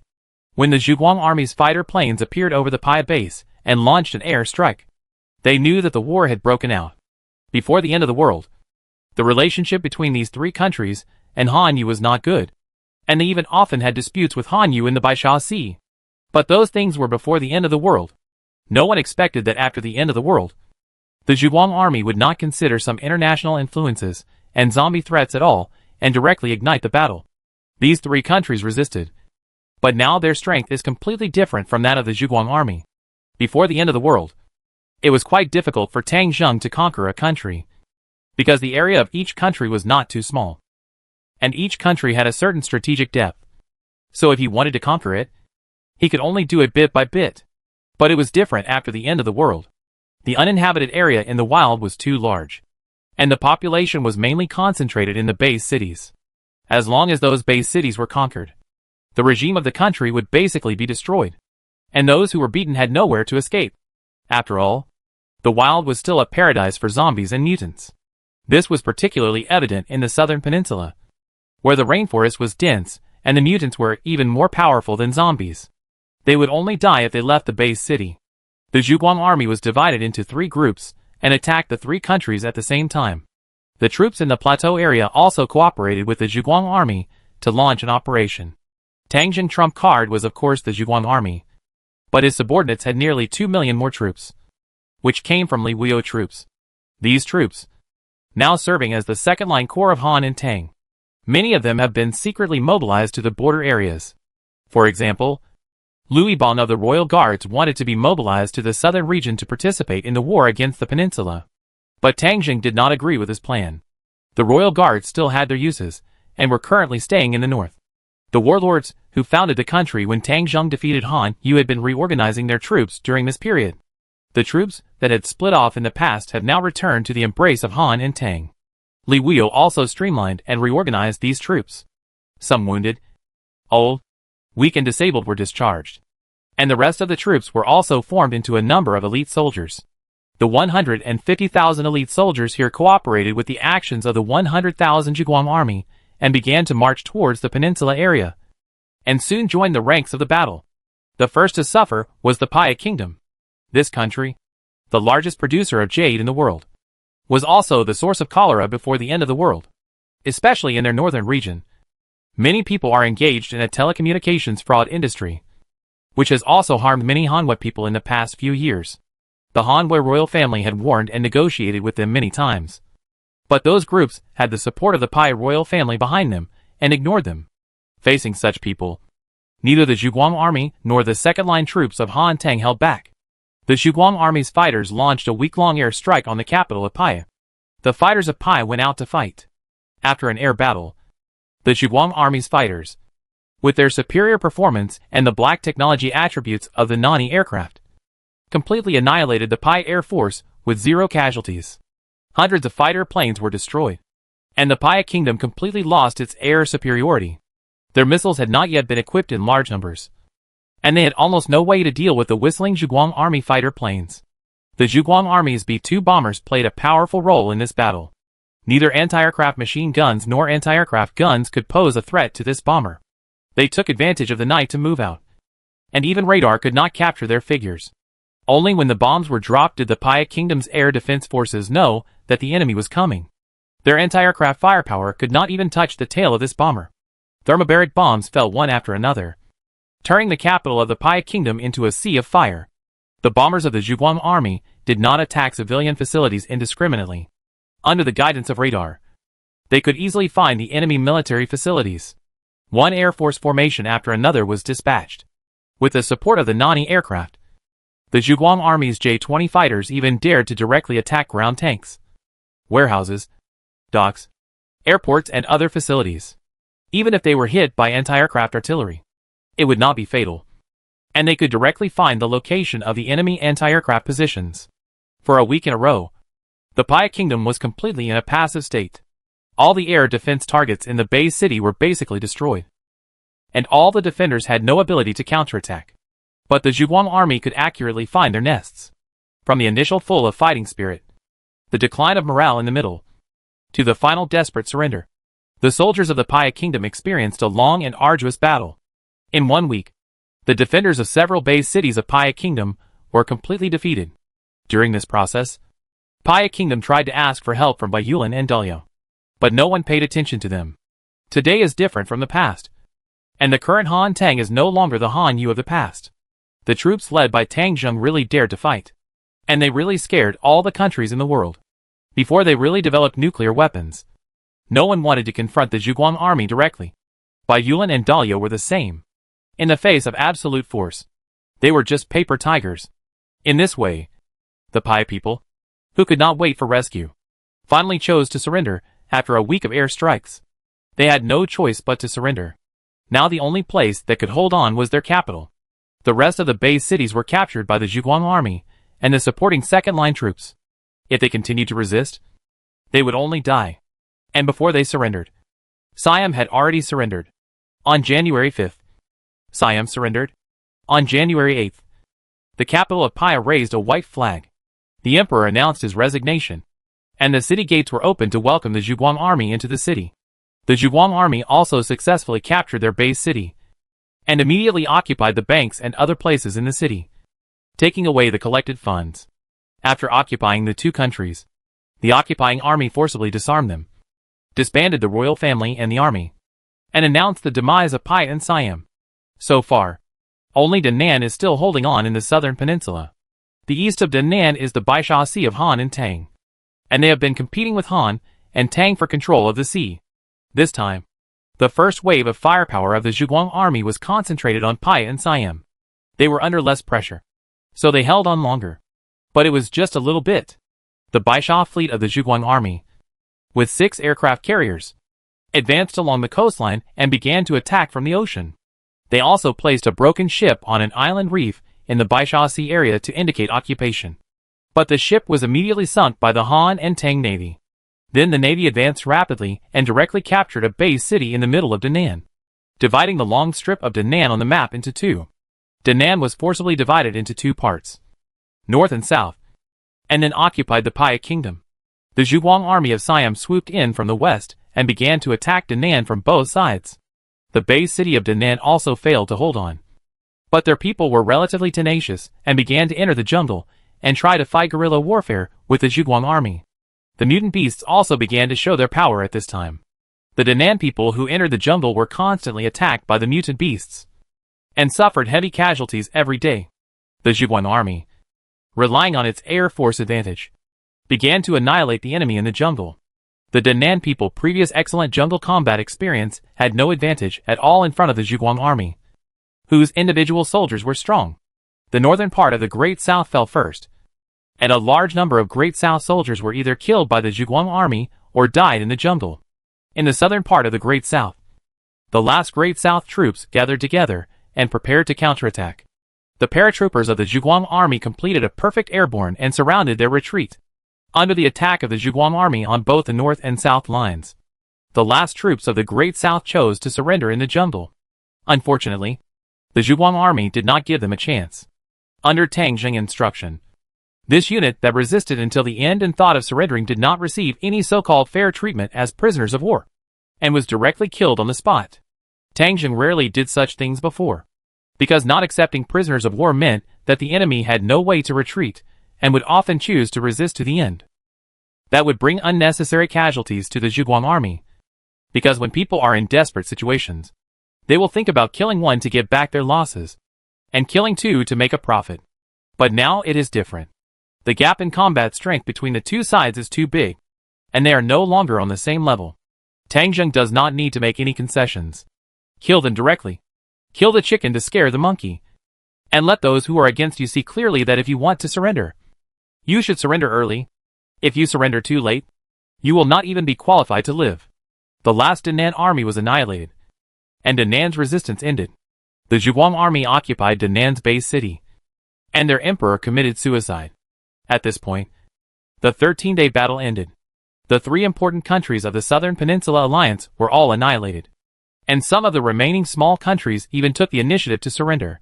Tang Jing originally thought that this time he could almost complete the task of opening up the border, but he found that those small countries that surrendered voluntarily did not increase the number of countries destroyed. After annihilating 3 countries, he has now completed 5 countries, including the Tiger Empire and the Snake Empire. Those who surrendered voluntarily later are not counted as the countries he destroyed. Seeing this, Tang Jing decisively ordered the navy to go out. The 2 fleets set out together. Tang Jing target this time is the Wool Empire, the Java Empire, the Coconut Empire, and the Strait Empire. These countries used to be the lackeys of Baiyulan and had attacked the Pearl Islands of Hanyu. Now it's time to settle accounts with them. Tang Jing demanded that these 4 countries must be completely annihilated within a month. Resistors? Nuclear pacification. Chapter 416. The Zhuguang army went out to fight, and the eyes of the world were focused on the Great East Ocean. If we compare the military strength, The four countries including the Yamao Empire are definitely not the opponents of the Han and Tang dynasties. But this battle is not so easy. Those countries are far away from each other across the ocean. And this battle cannot be finished in 1 or 2 days. If Bai Yulan or Dahlia join the battle during this process, the outcome of the war is still unknown. But no one expected that when the world's eyes were focused on the southeast region, the Zhuguang army actually launched a second battle at the same time. Go north and attack Dahlia. Your Majesty, according to reliable information, Dahlia has conducted a nuclear test and succeeded. Inside the palace of Yuanjing, Tang Zheng received a report from the Military Intelligence Bureau. After receiving the news, Tang Zheng responded immediately. He originally wanted to deal with the southeast region first, but now it seems too late. Dahlia has completed a nuclear test, so their nuclear bombs should be able to be mass-produced soon. The time left for me is estimated to be no more than half a month. Compared with Bai Yulan, Dahlia poses a greater threat to Han Tang. After all, the distance is too close. Once the opponent's ballistic missiles carry nuclear warheads, they can threaten any place of Han Tang at any time. Tang Zheng cannot give the enemy any time. The war must start immediately. This time, 2 aircraft carrier formations and field brigades are going to the southeast. Tang Zheng still has sufficient troops. The internal defense of Han Tang is handed over to the Second Line Corps. He can mobilize 3 field brigades and direct brigades to participate in the war at any time. However, Tang Zheng did not immediately dispatch a large force. Too much noise would surely be discovered by the enemy. Now no one would think that he would suddenly start a war, which was an advantage. Tang Zheng directly issued an order. Airstrike. 3 bomber formations, escorted by fighter jets, launched air strikes on 3 targets in Dahlia. One is the Kip Bay city where the Dahlia nuclear test site is located. One is the largest Saint Fort base city in Dahlia. And the other is the Red City base city, the capital of Dahlia. If the Kip base city among these 3 base cities is bombed, the opponent's nuclear test will have to be interrupted. Once the Holy Castle and the Red City are bombed, it will cause a huge response throughout the world, because throughout history, these 2 cities have never been conquered by the enemy, and they occupy a great position in the hearts of the people of Dahlia. Once these 2 cities are blown up, I am afraid that those people will have a deep hatred for Han and Tang. And once such an action is taken, it means that the Zhuguang army has started to forcibly conquer the world by any means. I am afraid that other countries will be stimulated and may unite and fight to the death with the Zhuguang army, especially Bai Yulan. She will never sit still and wait for death. They and Dahlia are now like a pair of brothers in distress. Before the end of the world, these 2 countries were mortal enemies and had been competing for the position of world hegemony. But after the end of the world, it is different. Now Han and Tang are the world hegemons. The countries that were hostile to each other for 100 years have shown signs of joining forces to fight against Han and Tang. When the time comes, Bai Yulan will definitely fight to the death. At that time, it is estimated that other countries in the world that feel threatened will also stand with Bai Yulan. And that will be the real trouble for Han and Tang. So when Tang Zheng issued the order to launch a nuclear attack, everyone, including Li Wuyo, was very worried. But no one's worries changed Tang Zheng's mind. Because only by defeating Dahlia could he be promoted to army commander. If he continued to fight, he was afraid that the enemy nuclear bomb would greet him later. Tang Zheng needed strength. Now he was no longer afraid of the enemy conventional forces. Whether it was airplanes, cannons, tanks, warships, or any other types of troops, the Zhuguang army now had the upper hand. But nuclear bombs are not allowed. Such inhumane weapons must not explode on the land of Han and Tang. So Tang Zheng can only strike first. Moreover, he saw it more clearly than anyone else. No matter whether he dropped the nuclear bomb first or not. Since the new light yuan became the world's universal currency, it was only a matter of time before the countries in the world joined forces to fight against him. So the first move will be strong, and the last move will suffer. Tang Zheng thought it through very clearly. Fortunately, he acted quickly. The Zhuguang army had already completed large orders with the countries in the western continent and purchased a large amount of oil, steel and other materials using the new light yuan. Although the number is not large for a country, as long as he is promoted to the commander of the army, everything will no longer be a problem. The officers of the Zhuguang army faithfully carried out Tang Zheng's orders. February 2nd, the day when the Han and Tang dragons raised their heads. A shocking news shocked the world. The 3 flying squadrons of the Zhuguang army entered the territory of Dalian in the dark. Among them, 3 B-2 stealth bombers of the Zhuguang army carried out bombing missions almost at the same time. With the superior performance and stealth capabilities of the stealth fighters, Dalia's imperfect air defense system did not detect them at all and immediately suffered a devastating blow. 3 huge nuclear bombs were dropped on the 3 base cities of Kip, St. Castle, and Red City. The 3 base cities bloomed in the center at almost the same time. A huge mushroom cloud bloomed in the northern wilderness, and the shockwaves spread over hundreds of square kilometers. These 3 cities are the 3 most important base cities in Dalia, with a total population of more than 20 million. You know, the population of Dalia has never been large. The population was reduced by more than 90% in the end of the world, and now the population of the entire country does not exceed 50 million. The Zhuguang army dropped 3 nuclear bombs, destroying the 3 most densely populated base cities, and directly killed half of the population of Dalia. This blow was fatal to Dalia. Whether it was their royal family, various domestic bureaucratic institutions, garrisons, etc., they all disappeared under this blow. Their nuclear test sites, data, technicians, etc. were also destroyed. They didn't even have a TV station to speak at the first time. If it weren't for a video shot by a team of adventurers in the wild, many people would still be kept in the dark. When this news came out, it swept the world almost instantly. Everyone was shocked. What is Tang Zheng going to do? Is he going to start a world war? No, it doesn't look like that.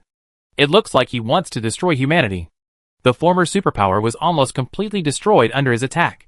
Now there are only about 20 million people left in the whole Dalia, and they are scattered all over the northern wilderness. Their national essence, their industrial civilization, are almost all concentrated in those 3 bases. And now they are completely gone. And the most fatal thing is the population. The birth rate of Dalia has been declining continuously. If it is hit like this again, the nation is almost finished. It is conceivable that without a few hundred years, this country and nation will never return to their peak state. It depends on whether Tang Zheng will continue to kill. Many people are worried and afraid, and they hope that Tang Zheng can give an explanation.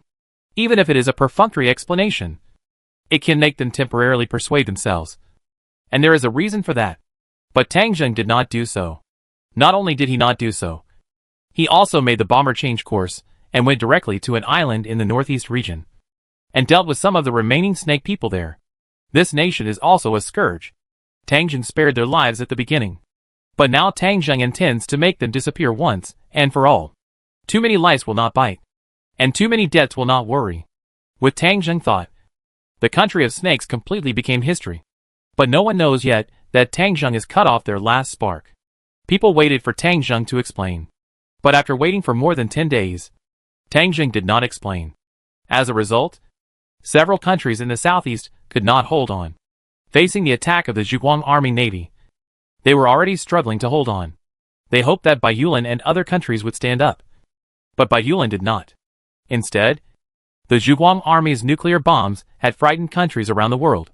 In this situation, they no longer dared to continue to hold on, fearing that the Zhuguang Army would sweep them into the garbage dump of history once a nuclear bomb came down. Therefore, the 4 countries in the southeastern sea area surrendered one after another within these 10 days. As soon as they surrendered, the Zhuguang Army landed immediately. And the first thing they did was to sweep away all the wealth of these countries, and transport it directly back to Yuanjing to hand it over to His Majesty the Emperor.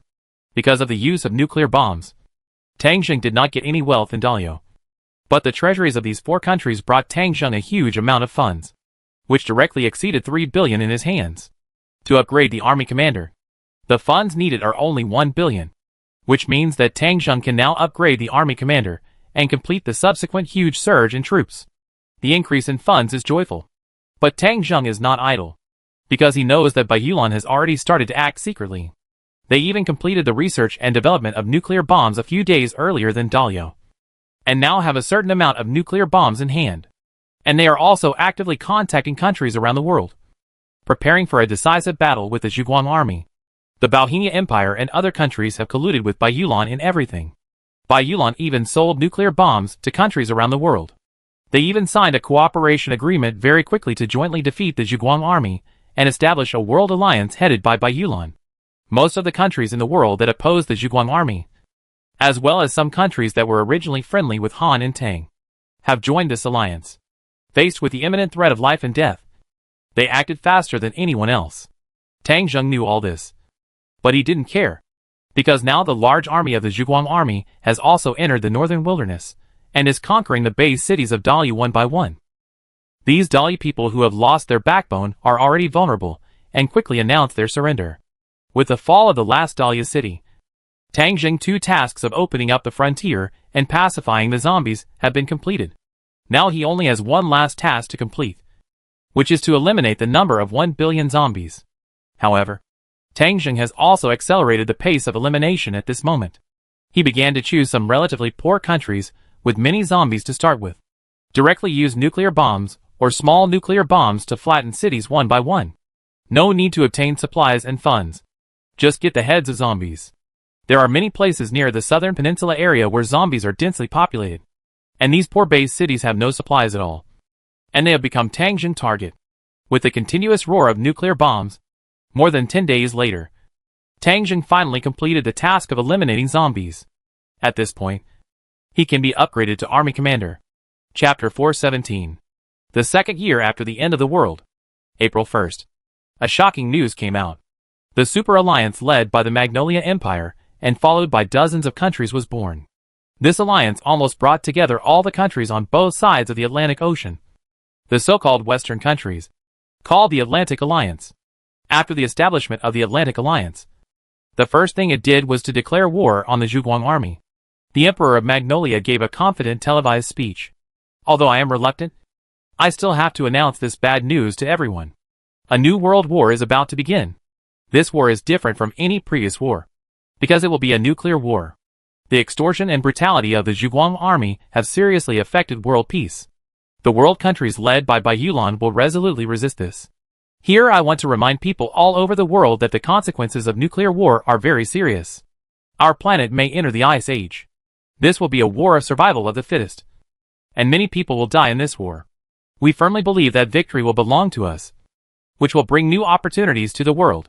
From now on, all countries in the Atlantic Alliance will immediately enter a state of war with the light-chasing army.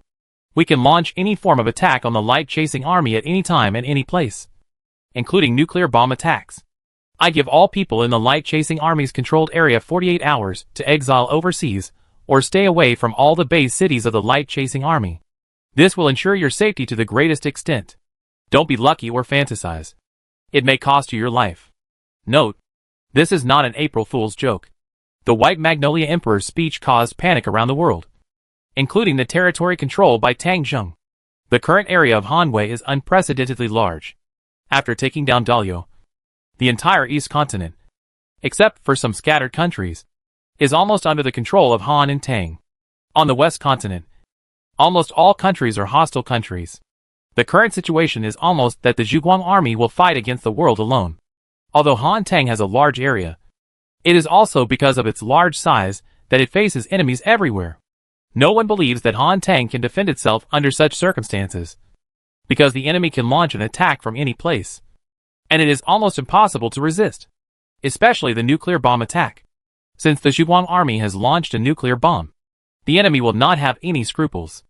A nuclear bomb can destroy a base city. Many people are desperate. Although they believe that Han Tang will not be defeated immediately, they seem to be destined to become victims of the war. Faced with the widespread panic in the country, Tang Zheng did not respond. He started his own upgrade in the base of Yuanjing. Everything will have to wait until after the upgrade. Opening the system page, Tang Zheng chose to upgrade. Confirm the upgrade. All tasks have been completed. Upgrading. Upgrade completed. Congratulations, General. Upgrade to Army Commander. Please ask the General to set the number of troops for the whole army. With the prompt of successful upgrade, Tang Zheng immediately set the number of troops for the army. The whole army has 10 million troops. Tang Zheng had considered this quota carefully. In the past, he usually used the 5-digit system to add auxiliary arms and finally determine the approximate number. But this time, he directly doubled the number of troops under his command tenfold. Because this time he was facing the whole world. The total number of enemies added up to more than 20 million. So he couldn't stick to the rules and simply doubled it tenfold to cope with the increasingly severe situation. The quota was successful, and the upper limit of the total army strength was determined to be 10 million. Upgrade Commander Mission unlocked. Upgrade Mission 1. Destroy 10 billion zombies. Upgrade Mission 2. Upgrade funds 10 billion. Upgrade Mission 3. Unify all countries in the world. Upgrade Mission 4. Kill all ring holders and controllers. Seeing these 4, Tang Zheng was stunned. He originally thought that the task of upgrading the commander would be very cumbersome. But he didn't expect that there were only 4. But although there are only 4, the difficulty is not ordinary. 10 billion zombies may not be difficult. And 10 billion upgrade funds may also be completed. But the third one, unifying the world, is a very, very difficult task in itself. And the last one is to kill all the ring holders, including number 1 that he has seen. Thinking of number 1's ability to teleport, Tang Zheng is a little troubled. How can he kill him? But there is no need to think about it for now. Tang Zheng first looks at his equipment and weapons. There is nothing newly unlocked in the equipment. Tang Zheng already has all the conventional equipment. There is no unlocked weapons either. He also has conventional airplanes, cannons, warships, etc. And they are all world-class. The personnel were not unlocked either. The only unlocked items were the vehicles, which had intercontinental ballistic missiles and long-range air defense missiles. Among them, intercontinental ballistic missiles can basically cover the entire world, and can carry multiple nuclear warheads for long-range strikes, which are strategic deterrent weapons. And long-range air defense missiles can cover a radius of 3,000 kilometers, which are top-level air defense interception weapons. Although these 2 weapons are good, they are far from what Tang Zheng expected. Is this all you can unlock when you upgrade to Army Commander? There seems to be no change compared to Division Commander. Just when Tang Zheng was puzzled, the system that had not spoken for a long time suddenly gave a prompt. Congratulations, General. You have unlocked new technology. Unlock Technology 1, Photon Fission Technology. Photon Fission Technology, using laser as a weapon to attack. It can be used for guns and cannons. Fission technology can make the laser split after hitting the target, and can be used to attack multiple battlefield targets. Unlock Technology 2, Quick Freezing Technology. Cryofreeze Technology, used for firearms. Firing cryofreeze rays, which can freeze any enemy target. The stronger the enemy target is, the more cryofreeze firearms are needed to attack. Unlock Technology 3, Trans-Time and Space Technology. Trans-Time and Space Technology is used for teleportation, which can allow soldiers or tanks to teleport over time and space, with no limit on the distance of transmission. Unlock Technology 4, Super Iron Curtain Technology. An upgraded version of the Small Iron Curtain, which can make the Iron Curtain cover a larger area and last longer. Unlock Technology 5, Energy Block Technology. Energy Block Technology. All kinetic energy comes from energy. Energy blocks will play a huge role in future wars. Develop energy technology as soon as possible. Unlock Technology 6, Weather Control Technology. Weather Control Technology is a super weapon no less powerful than nuclear bombs, which can control weather and geological disasters. Unlock Technology 7, Black Hole Bomb Technology. Black Hole Bomb Technology. Black holes can swallow everything, including light. Similarly, it can also swallow nuclear bombs and explosions, so that nuclear bombs can no longer threaten you. All technologies require funds to unlock. Unlocking a technology requires 100 million yuan of funds and 10 days of buffer time. Looking at the unlocked new technologies, Tang Zheng's eyes were a little straight. These technologies are already black technologies. Any technology you pick out is a cross-era product, something that transcends modern civilization. Photon fission and quick freezing made Tang Zheng ecstatic. Quick freezing is said to be able to freeze any enemy target. So can it freeze even missiles in flight or zombie kings? And the super time and space technology. Once this technology is mastered, can it be used to deal with number 1? Once the super iron curtain is developed, can it make a certain armored unit or fleet invincible? The weather control technology made Tang Zheng think of the scene when he used the tsunami to completely destroy the big snake. Can he still think of things like creating volcanic eruptions or tsunamis? Although Tang Zheng didn't understand the energy block technology very well, he knew that this was a future trend and must be very important. And the final black hole technology. This is simply too amazing. A nuclear bomb that can swallow explosions. With this technology, then enemies all over the world are still a problem. Without the threat of nuclear bombs, Tang Zheng light-chasing army is not afraid of anyone. However, these technologies need to be unlocked, and each technology takes 10 days. Tang Zheng thought about it, and chose the black hole technology first. In any case, this technology needs to be mastered immediately. After deducting 100 million yuan in funds, the black hole technology began to buffer. The buffering process takes 10 days, and this technology cannot be used within 10 days. This means that if the enemy launches a nuclear attack within 10 days, Tang Zheng will have no way to resist. The time is a bit long. We must find a way to delay it. At this time, Tang Zheng can't use any peace talks or delaying tactics, which will only make the enemy more rampant and arrogant. Tang Zheng took a look and selected his intercontinental ballistic missile. With this kind of thing that can cover the world, it should be able to make the enemy restrain first.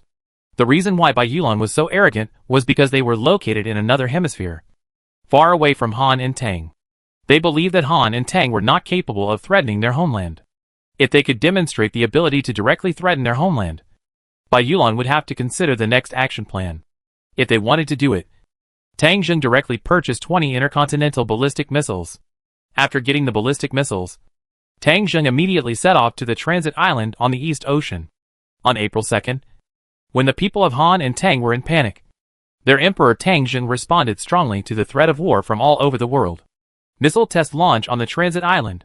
4 missiles were fired in succession, hitting an uninhabited area in Baiyulan in the east, and an abandoned city in the Balhenia Empire in the west. The southern tip of the Nanzhou continent was hit in the south, and the vicinity of the Tianbing Ocean was hit in the north. They were all intercontinental missiles carrying nuclear warheads. Faced with the global strike capability of the Zhuguang army, the world was quiet for a while. Chapter 418. After the launch of 4 intercontinental ballistic missiles, the world alliance's advance slowed down.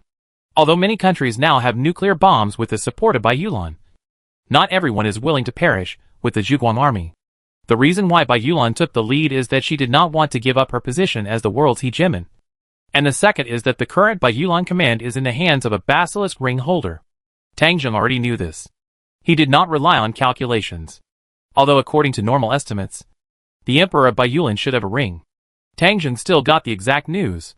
On the second day after the launch of the intercontinental ballistic missile, another good news came. The public security and population management system of the former Hanwei Empire has been restored. During this period, the main city recovered by the Zhuguang army was the former Yuanjing city. Yuanjing is the capital of Hanwei and the political center of Hanwei. In the past, many power departments were set up here, including the General Security Bureau. This city covers an extremely large area, with a scale of nearly 700,000 square kilometers, and a total population of more than 400 million. In order to recover this population, Tang Zheng immediately expanded 300,000 new soldiers after he was promoted to army commander. These new soldiers supplemented 2 field divisions, 1 artillery division, 2 aviation brigades, and direct divisions. The army of nearly 400,000 began to recover Yuanjing. Under the focused attack, they took the lead in taking down the General Security Bureau located in the urban area of Yuanjing. Countless troops guarded here to resist the attacks of zombies from all directions. Gui Yun led a large group of scientific research soldiers to start generating electricity, connecting to the internet, and restoring the census system of the Public Security Bureau. After 3 days of intense work and fighting, they finally restored the system of the Public Security Bureau. After all the files were transferred, Gui Yun and others retreated, leaving the large troops to continue the battle to recapture Yuanjing, and they withdrew to the palace base. Here, Gui Yun led people to start data comparison. The target of data comparison is the military behind the basilisk ring holders. That is, the doctors. Because these people are Hanwei people, they must be in the census system. After many comparisons, Gui Yun confirmed the identities of these doctors and reported to Tang Zheng. General, there is an important report. Tang Zheng saw Gui Yun running breathlessly in the Yuanjing palace and hurriedly asked him to sit down. Gui Yun took a breath with excitement on his face. General, I have confirmed the identities of the basilisk ring holders, the total number, and their whereabouts are basically determined. Oh, this is too important. Tell me quickly, Gui Yun said. According to our data comparison, we found that these doctors are actually members of a scientific expedition team. They were originally a team. Before the end of the world, they went to Antarctica together for scientific research. Go to Antarctica for scientific research? Tang Zheng was stunned for a moment. He really didn't expect this. Yes, they are going to Antarctica. There are 10 people in their team. 9 men and 1 woman. Tang Zheng thought for a while. Could that woman be the Holy Maiden of the Church? General Huiyan. She is indeed the Holy Maiden of the Church. But she was not before the end of the world. She was just the student of the captain of this team, and followed him to Antarctica for scientific research. As for Dr. Ma, Dr. Niu and others, they are all ordinary members of the team. Tang Zheng asked, so, every member of the scientific expedition team is the mastermind behind the holder of the basilisk ring? It seems so at the moment. We have not only confirmed their identities, but also tracked their information. These people returned from Antarctica a week before the apocalypse and immediately dispersed. Some of them returned to Hanwei, while others went to various parts of the world. According to the flight information, Saint Tiffany went to the Holy See. She was not a saint when she went there, but after the apocalypse, she became a saint by some unknown means. And she is now number 1. What about the rest? Tang Zheng asked again. The rest are everywhere. The general has killed 5 ring holders and their masterminds. There are still 5 people wandering outside. Excluding Tiffany, there are still 4 people. According to the flight information, these 4 people are all abroad. 1 in Magnolia, 1 in Han's Empire, 1 in Peacock Empire, and 1 in Rainforest Empire. After listening to this, Tang Zheng calculated that Magnolia is the largest skeleton in the North Continent. Han's Empire is the old overlord of the West Continent. Rainforest Empire is the largest country in the South Continent. And Peacock Empire is the most populous country in the world. Before the end of the world, the population of this country has exceeded Hanwei and became the world's most populous country. The 4 countries are the main leaders of the World Alliance's attack on Hanwei. In this way, Tang Zheng can deduce that the current number 2 ring, as well as the number 4, number 5, and number 6 rings, are in the hands of the commanders of these 4 countries. The number 3 ring, 70, 80 or 90 rings are all in Tang Zheng's hands. The holder of the number 1 ring, Tiffany, has disappeared and is nowhere to be found. After listening to Gui Yun's report, Tang Zheng nodded. This is a good thing to do. In this way, we can determine who our enemy is. No wonder these countries would rather risk perishing with us and lead the whole world to fight to the death. It turns out that the actual control of their countries has fallen into the hands of the holder of the basilisk ring. We were originally developing black hole technology, but I have always been worried that after the black hole bomb is developed, it is still uncertain which area should be focused on. Now it is almost certain. Tang Zheng looked at the world map. The enemies attacking Han and Tang are coming from all directions. Although Bai Yulan said that nuclear bombs have been deployed all over the world, Tang Zheng felt that it was impossible, because the holders of the basilisk ring will only trust their own people, because only they will want to die with Tang Zheng as if they have lost their minds. Other countries do not have such courage, because they are still normal people, and they still want to live. Therefore, Tang Zheng can basically conclude that the countries that currently have nuclear bombs should be Bai Yulan, the Rainforest Empire, the Han's Empire, and the Peacock Empire. Now these 4 countries are also marching towards Han and Tang from 4 directions. Among them, Bai Yulan led the coalition forces of some countries in the northern continent and came along the northern hemisphere, the northern side of the Great East Ocean. Their fleet advanced along the coast. And as for the army, they crossed the Bering Strait from their northern region and prepared to enter the northeastern region of Dalian and land from there. This enemy force is the most powerful. And the Rainforest Empire led some countries in the southern continent and came from the southern part of the Great East Ocean. They had no suitable land route to take, so they could only cross the Great East Ocean. The scale of this fleet was extremely huge, and the number of transport ships alone exceeded 3,000. Almost all of them were used to attack. The Han's Empire of the western continent came from the northwest of Han and Tang. This force was mainly composed of the army and air force, with a total of about 4 million troops, which also concentrated almost all the forces that the western continent countries could mobilize. Another route was the Maurya Empire, which bypassed the large plateau in the southwest of Han and Tang and planned to launch an attack from the Pai Kingdom. This route also gathered the forces of some small countries, with an army of more than 5 million. It's just that their technology is relatively poor, but with nuclear weapons to make up for it, it's nothing. After Tang Zheng launched the intercontinental missile, many small countries wanted to back off and did not want to fight to the death with Han Tang. However, under the strong demands and constraints of Baiyulan and other countries, they had to bite the bullet and go into battle. But they had already begun to disperse their forces. After staying for a few days, they discussed a countermeasure. Except for the 4 leading countries, the forces of the remaining countries began to disperse. Although the forces were not concentrated enough, there were also advantages. They believed that in this way, Tang Zheng would not be able to determine which troops were carrying nuclear weapons, because the enemy came from all directions. Tang Zheng could not resist every rout with all his strength, so he could only focus on interception. What they were betting on was that Tang Zheng did not know which rout of troops carried nuclear weapons. Once Tang Zheng made the wrong choice, they would deal a fatal blow to Han and Tang.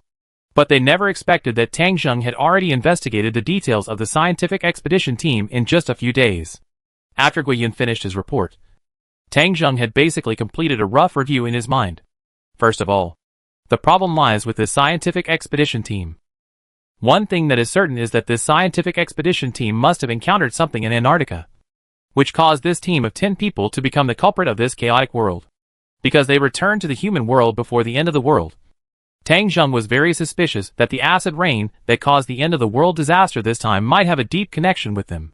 At the very least, they knew that the end of the world was coming and made preparations in advance. According to this logic, the situation is getting serious. This apocalyptic disaster that almost destroyed human civilization was not a natural disaster, but a man-made disaster.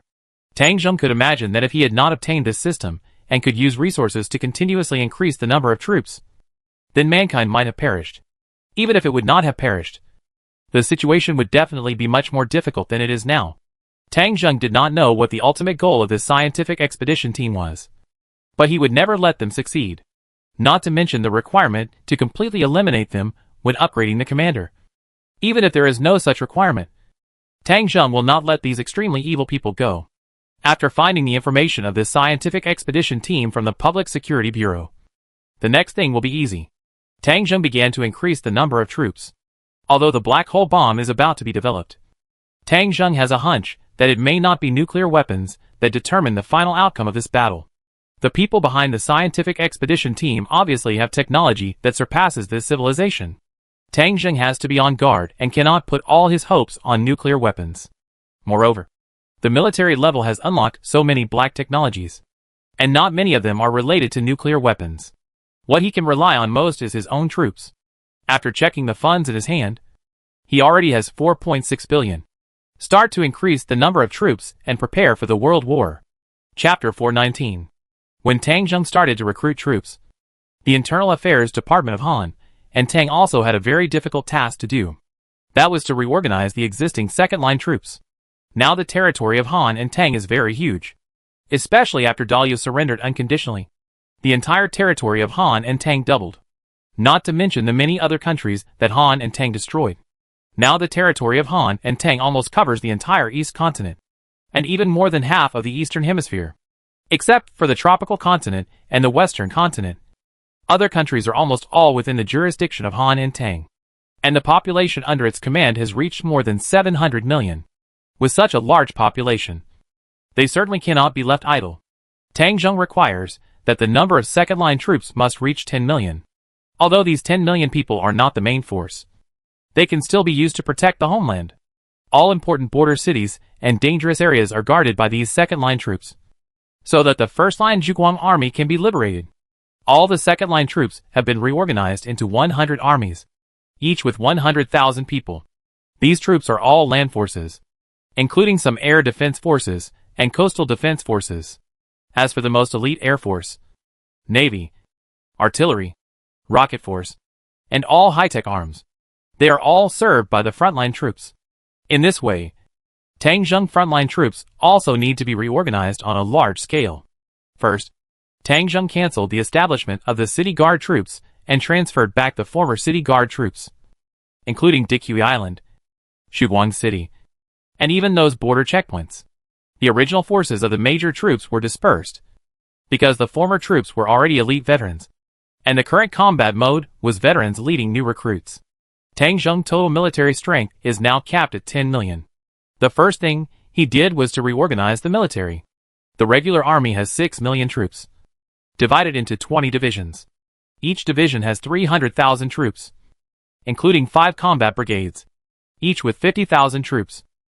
Almost all brigades are mechanized infantry brigades, and the entire army is equipped with armored transport vehicles and military trucks to ensure maximum mobility. Even each division is equipped with an army aviation unit, and a large number of helicopters and paratroopers are directly equipped at the brigade level. The other 50,000 people are the artillery, armored forces, missile forces, special forces, etc. equipped for the division-level troops. The regular navy has a total of 3 million people. Tang Jing has formed 4 fleets, divided into the 4 sea fleets of the east, west, south and north. Each of the 4 fleets has 10 super aircraft carriers, 10 light aircraft carriers, 20 destroyers, and 20 battleships. In addition, there are a large number of dock landing ships, anti-submarine ships, and air cushion landing craft. The total strength of each fleet is 700,000. In addition to the basic combat personnel of these ships, there are also a large number of Marines and elite mobilized soldiers who have joined the Navy sequence. The 4 fleets have 2.8 million people, and another 200,000 people are engaged in other naval work, such as coastal defense forces, communication forces, and command centers. The total number of Air Force forces is 500,000. This includes 100 flying squadrons, each with a total of 100 fighters, bombers and non-planes. These 100 flying squadrons alone have 10,000 fighter planes, and their strength is unparalleled. In addition, there are a large number of transport aircraft units, with the number of transport aircraft alone reaching 3,000, which can transport a large number of troops at any time. Countless airports and radar stations are now blooming everywhere under Tang Jing continuous construction. A large number of barracks are spread across the territory for the next large-scale mass recruitment. There are still a final quota of 500,000 people, including a regiment of guards, some other arms, such as radar soldiers, and newly built train armored troops. 200 armored trains can quickly reach various battlefields through the railway line, and rely on their daily refreshed missiles to give the enemy a fatal blow at any time. In other border cities, many air defense forces were stationed to deal with possible air strikes from the enemy at any time. Excluding these forces, there were still about 300,000 quotas. But Tang Jing did not move. He was waiting for more black technologies to be unlocked, and then used to produce advanced arms. In the past few days, Tang Jing flew all over the country every day, and when he arrived at a place, he immediately went down to place buildings. Among them, the radar station was a very important part, because of the system map. Every time Tang Jing placed a radar station, he could light up a large area on the map. During this process, the satellites in the sky provided great support. Now the coverage area of each of his radar stations can reach a diameter of 2,000 kilometers. As more and more radar stations are placed, the blind spots on his map are getting smaller and smaller. It can be said that after his radars are placed, Tang Jing can grasp the situation in the entire East continent at any time.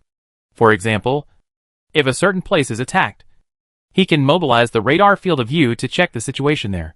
Not only can he monitor the enemy movements, but he can also detect in advance if a group of zombies begin to gather in a certain place in the territory. Because these radar stations are monitored 24 hours a day, any movement within the radar range can be observed. 1 or 2 radars will not show much power when the radar covers the entire map. This doomsday will soon end, and zombies will no longer pose any major threats. For example, if a zombie king appears in a city, once the movement of the zombie group is obvious, the radar map will show a gathering of red dots, and then it will be discovered and reported by the person who detects it. Tang Jing would send fighter jets and suddenly drop nuclear bombs to completely annihilate the budding zombie group. So when technology develops to a certain level, zombies are really not a big threat. Tang Jing continued to place radar stations and barracks, and began to increase his troops here. Nearly 5 billion in funds is extremely huge. As Tang Jing began to increase his troops, all his barracks began to send out troops continuously. On the mountains, in the forests, in the desert, on the plains, and even in the ocean, especially in the enemy main attack directions that Tang Jing had planned. It was the focus of the sudden surge of troops. A large number of soldiers continued to appear in the barracks, and after they appeared, veterans immediately led them to start annihilating zombies nearby. The main task of the recruits was to upgrade their stars. Tang Zheng required everyone to upgrade to at least 3 stars in a short period of time. The combat effectiveness of a 3-star soldier was at least equal to that of 5 or 6 recruits. This gap was very huge. Whether it was physical fitness or the amount of ammunition, there was a clear gap. Now, if all the other armies in the world were assembled, their number would not exceed 20 million. As long as the overall quality of the soldiers of the light-chasing army was improved, 10 million would be enough to deal with them. The funds were spent like water. Warships, fighter planes, tanks, etc. began to appear one after another, and immediately put into intensive training, with huge financial support. The light-chasing army was like a machine running at full power, and began to produce and develop crazily. 3 consecutive days passed. In these 3 days, under the mediation of Baiyulan and other international organizations, countries around the world have put aside their fears and started a new round of military advances. Among them, the Peacock Empire, located at the southern end of the East continent, has sent troops to the border area of the plateau province of Han and Tang. This Peacock Empire has always been very dissatisfied with Han and Tang. Almost all of their technological levels are behind Han and Tang. But what they are most enthusiastic about is to compare with Han and Tang. Even the population of the 2 countries is compared. Hanwei pays attention to the quality of the population. But they think the more people, the better. They also think that having more people than Hanwei is an important sign that their comprehensive national strength surpasses Hanwei. It is the end of the world now, and countless people have died in the Peacock Empire. But there are still many people left, and they are very lucky that they did not breed a corpse king at the end of the world. This makes the people of the Peacock Empire very proud. Before the end of the world, their total population was a little more than Hanwei, and it exceeded 10 billion. After the end of the world, Hanwei had about 400 million people left, while they still had more than 600 million. Now they have established a firm foothold and organized an army of more than 6 million. Especially after the restoration of nuclear weapons, many people in the Maurya Empire began to clamor that they must defeat the former Hanwei and the current Han and Tang. Now this country has reached the border of Han and Tang first. Their 6 million troops, divided into 2 routes, east and west, headed straight for Chuncheong City in Plateau Province. They want to open a breakthrough from here and attack Han and Tang directly. The emperor of the Maurya Empire is named Catcher. This Catcher is ambitious and is now the 6th ring holder of the Basilisk Ring. Beside him, there is a doctor named Yang, who gave him the ring. Catcher knew that there was a powerful force behind Dr. Yang, and he was already floating at this moment. When the troops entered 300 kilometers away from the Han and Tang border, Demo stopped. Dr. Yang, how do you think this battle should be fought? Dr. Yang is a middle-aged man, and he gave Catcher direct advice at this moment. Although Han and Tang are my hometown now, their vision is too narrow, especially Tang Zheng, who is determined to be the enemy of the people behind me. He must be eliminated. For our future great cause, we should not have any soft-heartedness at this moment. Since we have to fight, we must hurt Han and Tang. I suggest that in the first wave of attacks, we use nuclear weapons to raze Chuncheong to the ground. Kakier's eyes sparkled. Chuncheong has millions of people. Ha ha. So what? These people died for the great cause. Their death was valuable. Only in this way can the determination of the Han and Tang people to resist to the end be completely eliminated. Catcher laughed at this. Well said. I will listen to you this time. First use nuclear weapons to flatten Chuncheong. Then directly cross here and go straight into the heart of Han and Tang. The first shot of this world war will be fired by the Great Peacock Empire. Chapter 420. Tang Zheng already knew when the Peacock Empire's troops advanced to the border of Plateau Province. It's not that Tang Zheng didn't want to kill these people directly with nuclear bombs, but the terrain of Plateau Province was not so suitable. Chuncheong Bay City was built in the valley, and there were vast plateaus and mountains everywhere around it, which would greatly weaken the power of nuclear bombs. Only Chuncheong Bay City was suitable for nuclear bombs.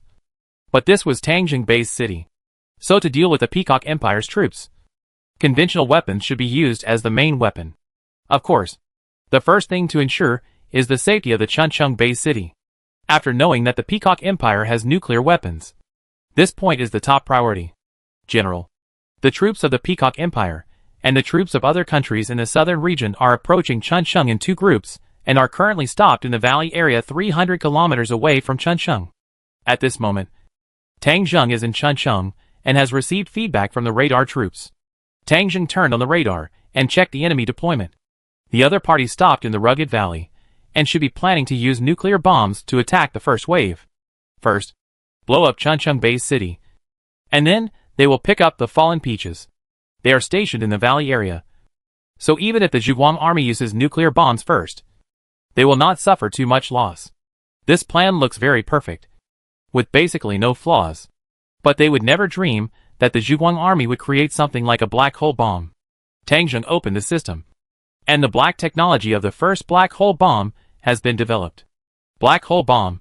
Black holes can swallow everything, including light. It can also swallow nuclear bombs and explosions. Black hole bombs are deployed synchronously at radar stations. When a nuclear bomb appears in the radar area, it can quickly lock the landing point of the nuclear bomb and arrive at a speed of 100 times the speed of sound. Detonate the nuclear bomb in advance and swallow it. Price, 10 million gold. After reading this introduction, Tang Zheng felt confident enough. The past few days of procrastination were not in vain. At the critical moment when the enemy arrived, he finally developed the black hole bomb. He did not immediately click on the black hole bomb manufacturing, but raced against time to unlock the next black technology. His second technology unlocked the technology of the Super Iron Curtain. This war should not end immediately. The enemy came from 4 directions, and nuclear bombs could not solve all the troubles. Tang Zheng had not used the other black technologies, so he did not know their specific power and effects. But he had used the Iron Curtain. Those invulnerable soldiers left a deep impression on Tang Zheng. But the Iron Curtain in the past covered too little, and he needed an Iron Curtain with greater power and a larger range. This Super Iron Curtain came just in time, and he unlocked it immediately. 100 million yuan was spent, and the countdown to unlocking began. I hope this thing can catch up with the next one. This technology is enough to determine the outcome of a war. After selecting the Super Iron Curtain, Tang Zheng began to make black hole bombs. He first spent 100 million yuan to deploy 10 black hole bombs in Chuncheong Bay City. Although it is unknown how many nuclear bombs the Peacock Empire has, 10 black hole bombs should be enough. After all, no one can keep throwing them when nuclear bombs are ineffective. After arranging the black hole bombs, Tang Zheng began to give orders for the Air Force to enter combat readiness. Now Tang Zheng has completed the rapid deployment of troops. At present, the Zhuguang army has a total of 500,000 Air Force troops. There are a total of 100 Air Force squadrons and 10,000 fighter planes. Among them, 30 Air Force squadrons and 3,000 fighter planes are deployed in Plateau Province. Because this is a plateau mountainous area, the advancement and deployment of the army are limited, and the Air Force is the most used branch of the army. After receiving Tang Zheng order, 20 Air Force squadrons have prepared for the first wave of attacks. The soldiers at the airports around Chuncheong and the other base cities are ready to go. However, Tang Zheng did not take the initiative. He was waiting for the moment when the enemy would take action first. Because only when the enemy takes the initiative can he accurately find the enemy nuclear missile launch site and destroy it in one fell swoop. The march of the Peacock Empire is not only watched by Tang Zheng, but also by the whole world. The troops of Baiyulan, the coalition forces of the Western continent, and the coalition forces of the Southern continent are all looking forward to the victory of the Peacock Empire. The current Peacock Empire is like a touchstone to test Tang Zheng and the strength of the light-chasing army. If the Peacock Empire can easily achieve victory, then they will pounce on the current Han and Tang Empire like a hungry wolf pack. If Tang Zheng can't even resist the Peacock Empire, the consequences will be very serious. Those countries that were later merged into Han and Tang, except for some leaders controlled by Tang Zheng, the rest of the people will probably no longer stand with Han and Tang, and the situation may collapse immediately. Han and Tang have both lost, and those controlled by Tang Zheng may not be able to control the situation. Catcher also knows this. He is very excited. Among all the basilisk ring holders, half of them have been killed by Tang Zheng. But he is fundamentally different from those people, because he has nuclear weapons. Night falls. The breeze blows across the plateau and the valley, and the flags of the Peacock Empire flutter. Catcher is in his combat command room. His heart is surging.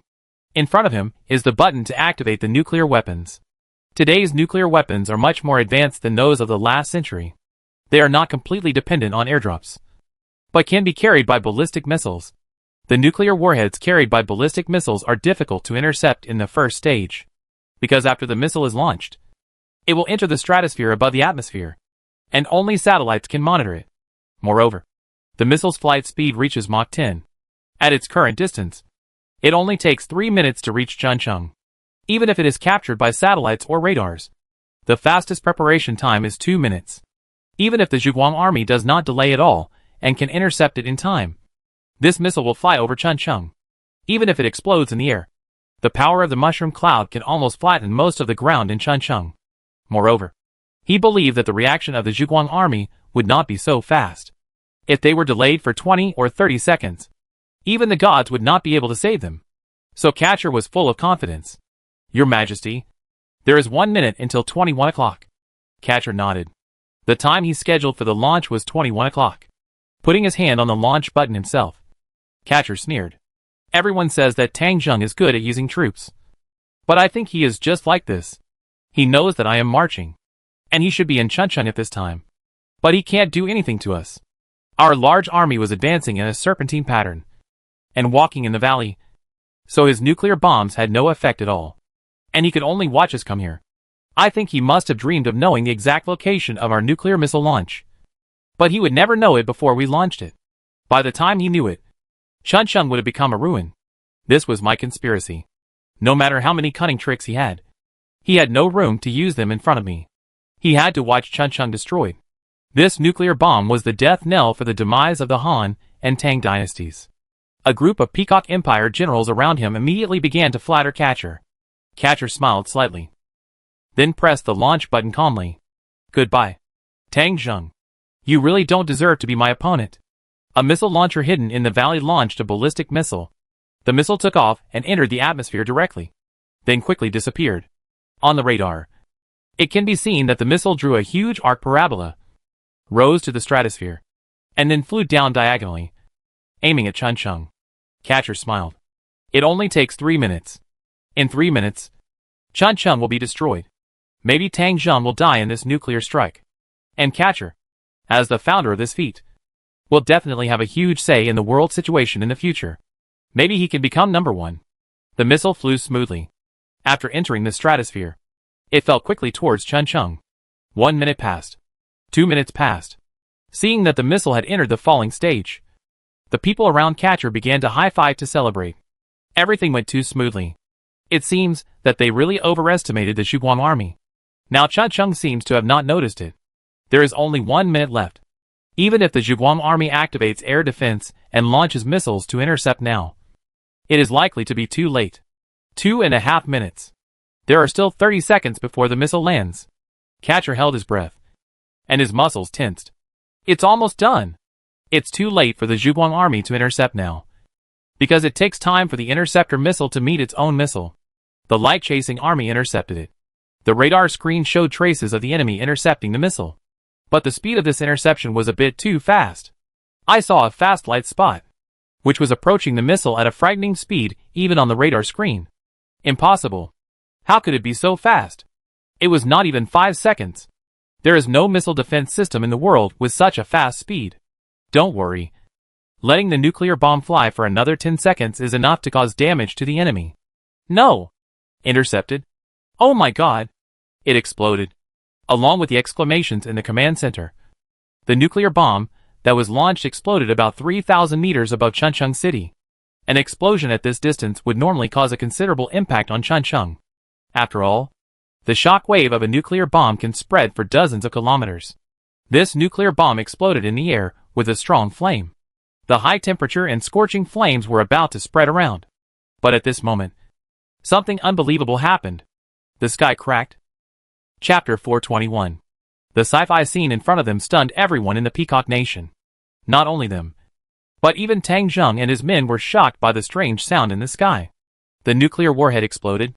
A huge mushroom cloud had begun to bloom in the sky. But everything changed after the cracks appeared in the sky. To be precise, a black spot appeared in the sky. And then the black spot quickly grew like a whirlpool, forming a bottomless black hole. The sky seemed to collapse. The surrounding space was twisting, and everything was sucked into this vortex. The wind in the air stopped and disappeared. The clouds in the sky disappeared and were swallowed up.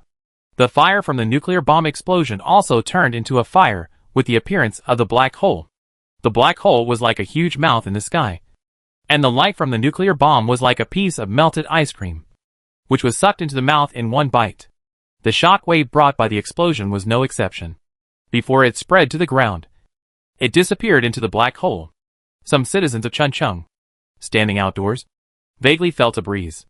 Perhaps the explosion was a little close to the ground, and the shockwave still caused a little breeze. But that was all. After swallowing the exploding nuclear bomb, the black hole closed. All the light disappeared. Another gust of wind blew over, and the sky was filled with atmosphere again. Perhaps the air here is still a little thin, but it will soon be filled with new atmosphere, and this black hole will seem to have never appeared. After watching the whole thing, Tang Jing took a deep breath. What a powerful black technology. At this moment, he had a new understanding of his system. If all these technologies were developed, how powerful would his light-chasing army be? He was still just a military commander. If he was promoted to commander, what kind of world would it be? Perhaps the era of space travel would begin from now on. At this moment, Tang Jing's heart had begun to spread to the universe. What is beyond the distant Milky Way? What is beyond the sight? The universe is so big. I want to go out for a walk. As for the enemy in front of him, although he can still cause some trouble for himself now, Tang Jing knows that he will win, as long as the enemy cannot defeat him in a short time. Then as time goes by, they will no longer have any advantages. Compared with Tang Jing's calmness, Catcher was dumbfounded. In the entire combat command center, everyone opened their mouths wide and stared at everything on the screen in amazement, like a stupid statue. After a long time, Catcher's face turned red. Blood rushed to his head, and he roared angrily. Who can tell me what happened? Why? Why was our nuclear bomb swallowed by the black hole that suddenly appeared? Is this a coincidence? No one could answer Catcher's question, but everyone knew in their hearts that there could be no such coincidence. The only answer that could explain it should be that the Zhuguang army mastered an unknown technology and resolved their own nuclear bomb offensive. But no one can say such words, or they simply don't dare to believe it. Because on this planet, nuclear bombs are a symbol of invincibility. With this thing, a country can be invincible. This country may lose the war and suffer losses, but as long as there are nuclear bombs, it will never perish. Because we have the means to perish together with you. So you have to restrain yourself when bullying me. If you really push me to the limit, I can drag you to destruction together. This is a delicate balance. Nuclear bombs are both the source of disaster and the source of stability. No one thought that this balance would be broken today. If the Zhuguang army can break the nuclear bomb offensive, it means that no one in any country will have the power to make the Zhuguang army afraid. The Zhuguang army is a tiger, and the stick that can beat the tiger is now broken. The tiger is out of the cage, and the unarmed people have the power to resist? There was only Catcher's roar in the command center, and no one dared to speak out to persuade him at this moment. Catcher obviously didn't care about other people's consolation now. After he shouted, he was in a frenzy and pressed other launch buttons desperately. Die. Die. Die. All of you die. He pressed the other 4 launch buttons in succession. This time, the Peacock Empire received a total of 5 nuclear bombs from Baiyulan. In Baiyulan Gu, it was good enough to use 2 of the 5 nuclear bombs, because once the nuclear bombs were thrown, it was very likely to fundamentally destroy the enemy confidence and fighting will. As long as Chuncheon is destroyed, the next city of the Zhuguang army will most likely not resist. Giving 5 nuclear bombs is just to be prepared. But now, Catcher, whose emotions are on the verge of collapse, can't care so much. He has only one idea now. That is to raise Chuncheon in front of him to the ground. I throw a nuclear bomb, and a black hole appears on your side. I will throw 4 directly. Let's see what you can do. This is a desperate act. It can be predicted that if these 4 nuclear bombs still fail to succeed, the morale of the Peacock Empire will suffer a major blow. 4 missiles with nuclear warheads were launched and flew straight to Chuncheon. On the radar screen, everyone stared intently. The people of the Peacock Empire didn't even care about offending the Emperor's majesty at this moment. They all crowded around Catcher and watched intently. Tang Jing also saw the 4 missiles launched. But at this moment, he had no worries. This should be all the trump cards of the Peacock Empire. But he has deployed 10 black hole bombs here. which is enough to deal with this wave of attacks. Soon, for black hole bombs flew out at a very high speed. 10 seconds later, the two sides met again in the sky above Chuncheon. Just like what happened before, for black holes appeared one after another. The 4 missiles carrying nuclear warheads just exploded, as if they had encountered their natural enemy, and were immediately swallowed up by the suddenly appearing black holes, the flames and shock waves of the explosion, and even the fragments of the missiles, were all gone, as if they had never existed in this world, and disappeared without a trace. What they left for Chuncheon was still a breeze. Seeing this scene, everyone understood. It was Tang Zheng. Their emperor and his Zhuguang army successfully resolved the enemy nuclear attack. Good. The whole city, and even all the Han and Tang people who were paying attention to the scene, cheered from the bottom of their hearts at this moment. This cheer was from the heart, and any words of joy were not enough to describe their mood at the moment. The enemy had a nuclear bomb, and this matter was like a sword of punishment hanging over the heads of the Han and Tang people. Today, Han and Tang are very powerful, and can even be said to be unprecedentedly powerful, especially after the new Guangyuan became the world's universal currency. Everyone can foresee that Han and Tang will definitely become the world's hegemon in the future. But the enemy will not give up. Those warmongers will definitely stop the rise of Han and Tang. And the biggest threat they use to stop it is nuclear weapons. People are also worried that once a nuclear war breaks out, not only will the people suffer disasters, but even the planet will probably be riddled with holes. Mountains collapsed. Cities were razed to the ground. Glaciers at bases melted. And the global climate warmed. Volcanoes erupted. Tsunamis occurred. And the sky was covered by smoke and dust. The world entered the Ice Age. And humanity was destroyed. It must be said that if things continued to develop, this kind of thing was very likely to happen. But they had no ability to stop it. Only worry and fear. And today, everything Tang Zheng did gave everyone a reassurance. The kind of thing they were worried about would never happen again, because the Zhuguang army had cracked the enemy nuclear bomb attack. This news quickly spread throughout the Han and Tang dynasties, the East continent, and the whole world. People began to cheer in front of the TV, in front of the square screen, in the bar, and in the car. Drinkers toasted to celebrate. Dancers twisted wildly. And people, whether they knew each other or not, hugged each other at this moment. They had enough reasons to cheer, because they had a strong country and a strong light-chasing army. The war will definitely end.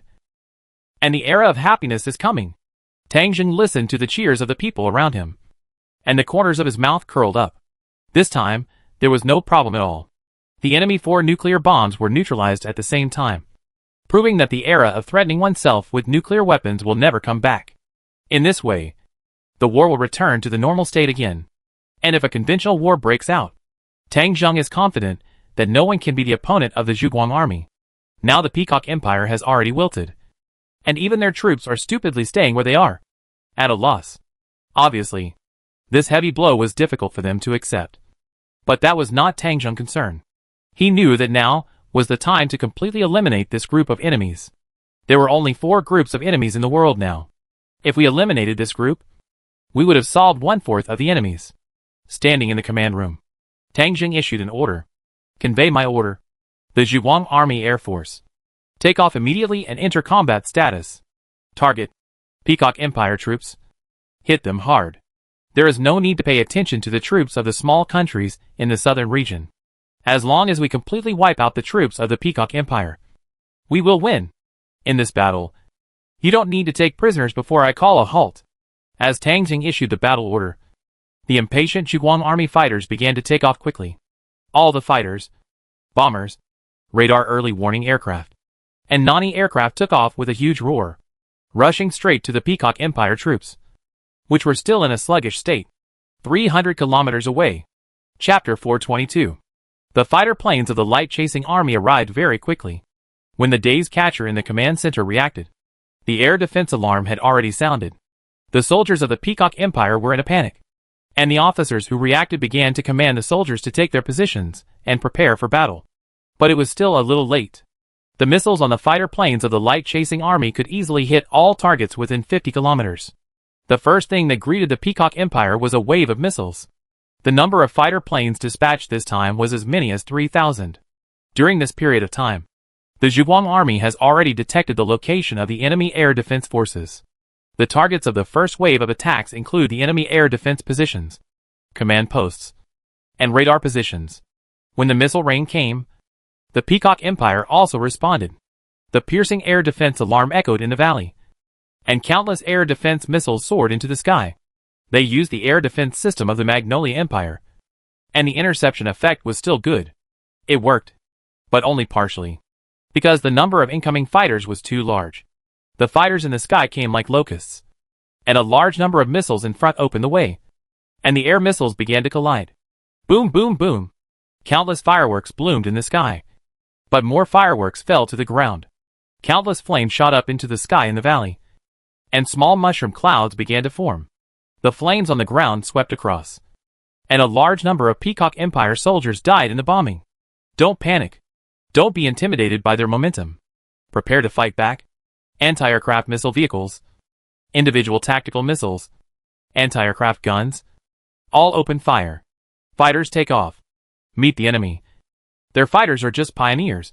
Don't let the bombers get close to our positions. There will be no big problem.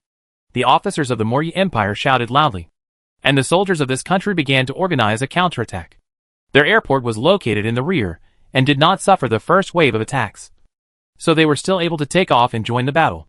This time, the Morya Empire almost went out in full force, and there were as many as 2,000 fighter planes. A large number of fighter planes flew from the rear and joined the front battlefield. Their mission was simple: to fight against the air force of the Zhuang army and prevent the enemy bombers from coming to the sky above the position. The bombing capability of the Zhuang army is no longer a secret, especially those B-2 stealth bombers, which can be said to be the world's leading level. But the Peacock Empire's millions of troops here cannot be dealt with by a few B-2s. The most important thing to pay attention to is those ordinary bombers. As long as these big killers are not really over our heads, this battle will not be a big problem. After all, these are millions of troops, not millions of pigs. Even if there are millions of pigs, it is unlikely to be eliminated in a short time. The fighter planes of both sides soon met in the air. The Peacock Empire has always been competing with Han Tang. They think that their strength has surpassed the former Hanyu. Although Hanyu has now become Han Tang under the leadership of Tang Zheng, its strength should not increase too much. Tang Zheng won many battles in the past because of his leading technology. Now it is different. Everyone's weapons and equipment have been upgraded and should be on the same level. In this narrow and interlaced valley area, the power of nuclear bombs has been greatly weakened. If it is a conventional war, they really want to fight with Han and Tang. Pilot Jimmy is an ace pilot of the Peacock Empire Air Force. The fighter he is flying is a Tornado fighter, which is a 5th-generation fighter from the Western continent. This time, the Peacock Empire participated in the siege of Han and Tang, and many countries in the world gave them military aid, so that they could fight against the light-chasing army. Jimmy was a pilot before the end of the world, and now he is a pilot. But he is the captain of the flight squadron. His driving and combat abilities are firmly in the top 3 among the Peacock Empire's Air Force. This time, he led 10 comrades to form a flight squadron, responsible for flank attacks and interceptions. Jimmy had made a lot of preparations for today. He wanted to get off to a good start and shoot down a Han Tang fighter first. He knew that ace pilots were usually at the front of the team. To be on the safe side, he waited for the first batch of Han Tang fighters to fly over before he moved out from the flank, preparing to shoot down an ordinary fighter first. In air combat, the area is very large, and it is rare for a large number of fighters to gather in one airspace to fight. So in this case, it is not difficult to lock a fighter alone. Soon, Jimmy found his opponent, a J-20 fighter. This plane was flying at the middle edge of the Han and Tang Air Force, and it was obviously driven by an ordinary pilot. The performance difference between the two fighters was not big, and Jimmy was confident that he could easily kill this fighter. But Jimmy did not take it lightly. He called for support and asked 2 comrades, who were following him 10 kilometers away, to follow him, just in case. The radar signals in the air were constantly interfered. Everyone had interference and anti-interference systems, and countless radio waves intertwined, causing the radar systems of almost every fighter to malfunction. So at this time, the pilot's experience and vision became the main factors in the battle. The opponent's J-20 found Jimmy. This plane was also brave enough, flying directly over, and not far from it. There was another J-20 following. Sure enough, the opponent has 2 fighters. But we have 3. 3 against 2. And I am an ace pilot. This battle is sure to win. If the operation is done properly, I can even fight 2 against 1. Jimmy confidently went up and accelerated the plane. Whoosh! At the end of the field of vision, the enemy J-20 launched the missile first. When the 2 missiles arrived with their tails, Jimmy released the heat-seeking bomb. The heat-seeking bomb was quite effective and successfully detonated the enemy missile. Number 3. Number 5. Launch. Jimmy immediately gave orders to his companions, asking them to launch missiles first, while he crossed paths with the enemy fighter at a distance of 1 kilometer. For missiles were launched from the fighter planes behind him, locking onto the enemy J-20. Jimmy knew that if he could launch heat-seeking missiles, then the J-20 would also be no problem, and these 4 missiles might not be successful. Sure enough, as the missiles were launched, the J-20 on the opposite side also launched heat-seeking missiles, causing his missiles to miss. Although these missiles did not hit, Jimmy was satisfied because he wanted this time difference. The fighter planes that had already crossed each other suddenly turned over under his operation, just like a flight show, and suddenly arrived behind the J-20. Whoosh! Pressing the launch button, the missile suddenly locked onto the J-20 and fired. This is Jimmy's unique skill. With this trick, he defeated many enemies, and this time would be no exception. But the next moment, something shocking happened. The J-20 on the opposite side also made a kite flip and came face to face with him. Another batch of heat-seeking missiles were fired, intercepting and detonating Jimmy's missiles, and the opponent also counterattacked. A missile suddenly appeared from the explosion, catching Jimmy off guard. By the time he reacted, the missile was already in front of him. It's over. Number 3. Number 5. Keep attacking. Revenge for me. Jimmy pressed the button directly, and the seat ejected. Boom! His fighter was hit by a missile. The wing was damaged, and it fell in a spiral. At the critical moment, Jimmy ejected successfully, detached from the fighter, and opened the parachute in the air. Watching his fighter being destroyed, Jimmy was extremely shocked. Damn it. This kind of operation can only be done by ace pilots. Is my luck so bad that I chose the opponent's ace in my first fight with Han Tang? Jimmy was very unwilling, but it was useless to say anything at this moment. He could only hope that his comrades could avenge him.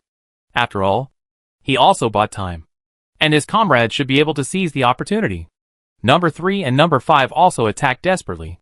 The J-20, under extremely disadvantageous circumstances, actually destroyed number 3, but was also hit by a missile from number 5, and one side of the wing was damaged. Jimmy was on the parachute, watching this scene with relief. Although 2 fighters were destroyed, he finally shot down the other side, killing an ace pilot. This time, it was not considered a failure. But something happened again that destroyed his worldview. The J-20 following behind the other side actually emitted a white light. The damaged J-20 that was about to crash actually recovered under the white light. Seeing that the power was out of control and the big head was falling down, it miraculously pulled up again and launched a missile again, shooting down the number 5 fighter that thought it had completed the mission. 1 versus 3. Jimmy is an ace pilot, and his 2 comrades are also elite pilots. In this head-on battle, they were all killed by the other side. Jimmy fell down in amazement, unable to believe his eyes. What kind of black technology is this? No one explained it to him. The other side's J-20 flew over and opened the machine gun. Ding ding ding ding. A series of strafing, including Jimmy. 3 ejected and parachuted pilots were directly hit in the air. When their parachutes landed, the only thing that would fall with them would be their debris. Jimmy died with his eyes wide open. He thought he had encountered an ace pilot, but he had no idea that he was just an ordinary pilot of the light-chasing army. After emergency training, the pilots of the light-chasing army were all 4-star pilots. A 3-star pilot is an ace. A 4-star pilot is the ace among aces. 1 against 3. Bringing a non-plane was just to speed up the battle process and not waste time. Otherwise, this pilot could easily kill the 3 of them if he played slowly. Such scenes were happening everywhere. Every arrogant pilot of the Peacock Empire thought that he had encountered the ace pilot of the light-chasing army and was constantly shot down and eliminated. This was the case in the sky and on the ground. Their anti-aircraft firepower was constantly bombed and could no longer withstand the all-pervasive fighter planes of the light-chasing army. after the B-2 dropped bombs in the air and bombed a group of air defense positions. A large number of ordinary bombers flew in like locusts and began to drop bombs crazily in the valley. A large number of fueler bombs, white phosphorus bombs, thermobaric bombs, aerial bombs, etc., poured down from the sky, within a range of hundreds of kilometers. It turned into hell. The defeat of the Peacock Empire was complete, and there was no way to turn the tide. It was only a matter of time before it was completely destroyed. Chapter 423. The battle between the Peacock Empire and the light-chasing army lasted for 3 days. In the valley of the Great Plateau, one-sided battles were going on all the time. Because the location was on the plateau, the battle line was very long, and the communication between the battlefields was not very smooth. The troops of the Peacock Empire fought on their own, and with a large number of people. They only lasted for 3 days. But it was only for 3 days. From the beginning of the battle, the Peacock Empire was on the passive defense and was beaten everywhere. On the second night, the main battle was coming to an end. The remaining troops on each battlefield were their defeated soldiers, running around everywhere, just to delay time. Yulin and other countries originally planned to sit on the mountain and watch the tiger fight. But they didn't expect that this was not a tiger fight at all, but a fight between tigers and sheep. On the second day, countries around the world had some disagreements on whether to continue to send troops. The reason was simple. Because the Zhuguang army cracked the nuclear bomb. Without the nuclear bomb, they lost the confidence to continue to fight against the Zhuguang army. And some countries wanted to retreat. But in the end, under Yulin instigation, they launched the last attack. Yulin reason was simple. If they retreated now, they would have no chance to turn around and would be defeated one by the Zhuguang army. Now they could fight with all their strength and still have a chance of survival. This was their last battle for democracy, freedom, dignity, or interests, and the right to speak. The worst that could happen was that they would surrender after losing. But at least they had struggled once. On the second night, the coalition forces that reached a consensus took action again, marching from the West Continent, the North, and the Great East Ocean, and quickly approached Han and Tang. But none of them had time to rescue the Peacock Empire. They just hoped that the pressure of their continued march would slow down Tang Zheng Zhuguang army's attack on the Peacock Empire and try to save it. But their tactics did not work at all. Tang Zheng was determined to annihilate all the enemies along the Peacock Empire. On the third day, the Zhuguang army began to wipe out the remaining enemies. There were still about 2 million troops scattered on the side of the Peacock Empire.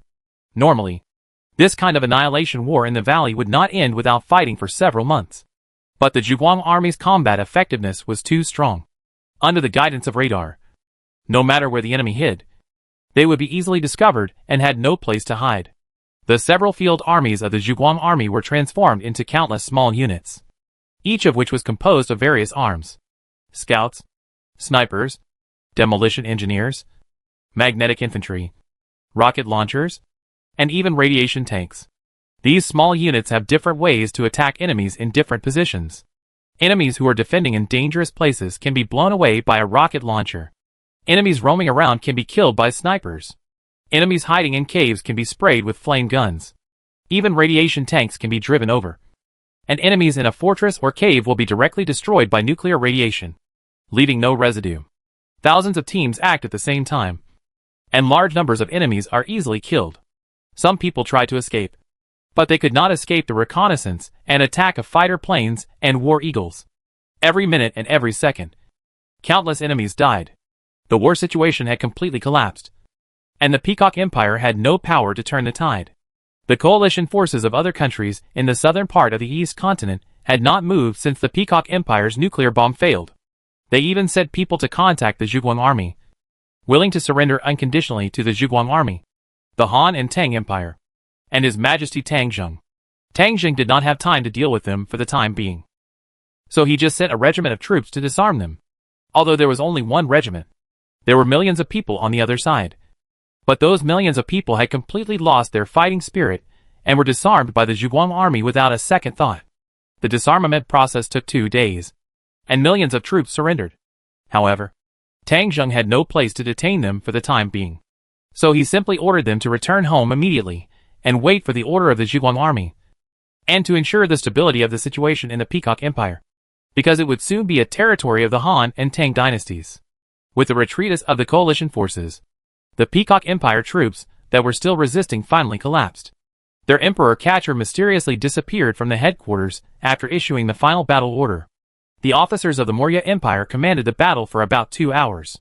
After they found that they could not contact Catcher no matter what, they finally realized that their emperor might have escaped.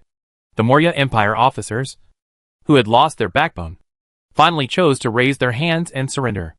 They had no choice but to surrender.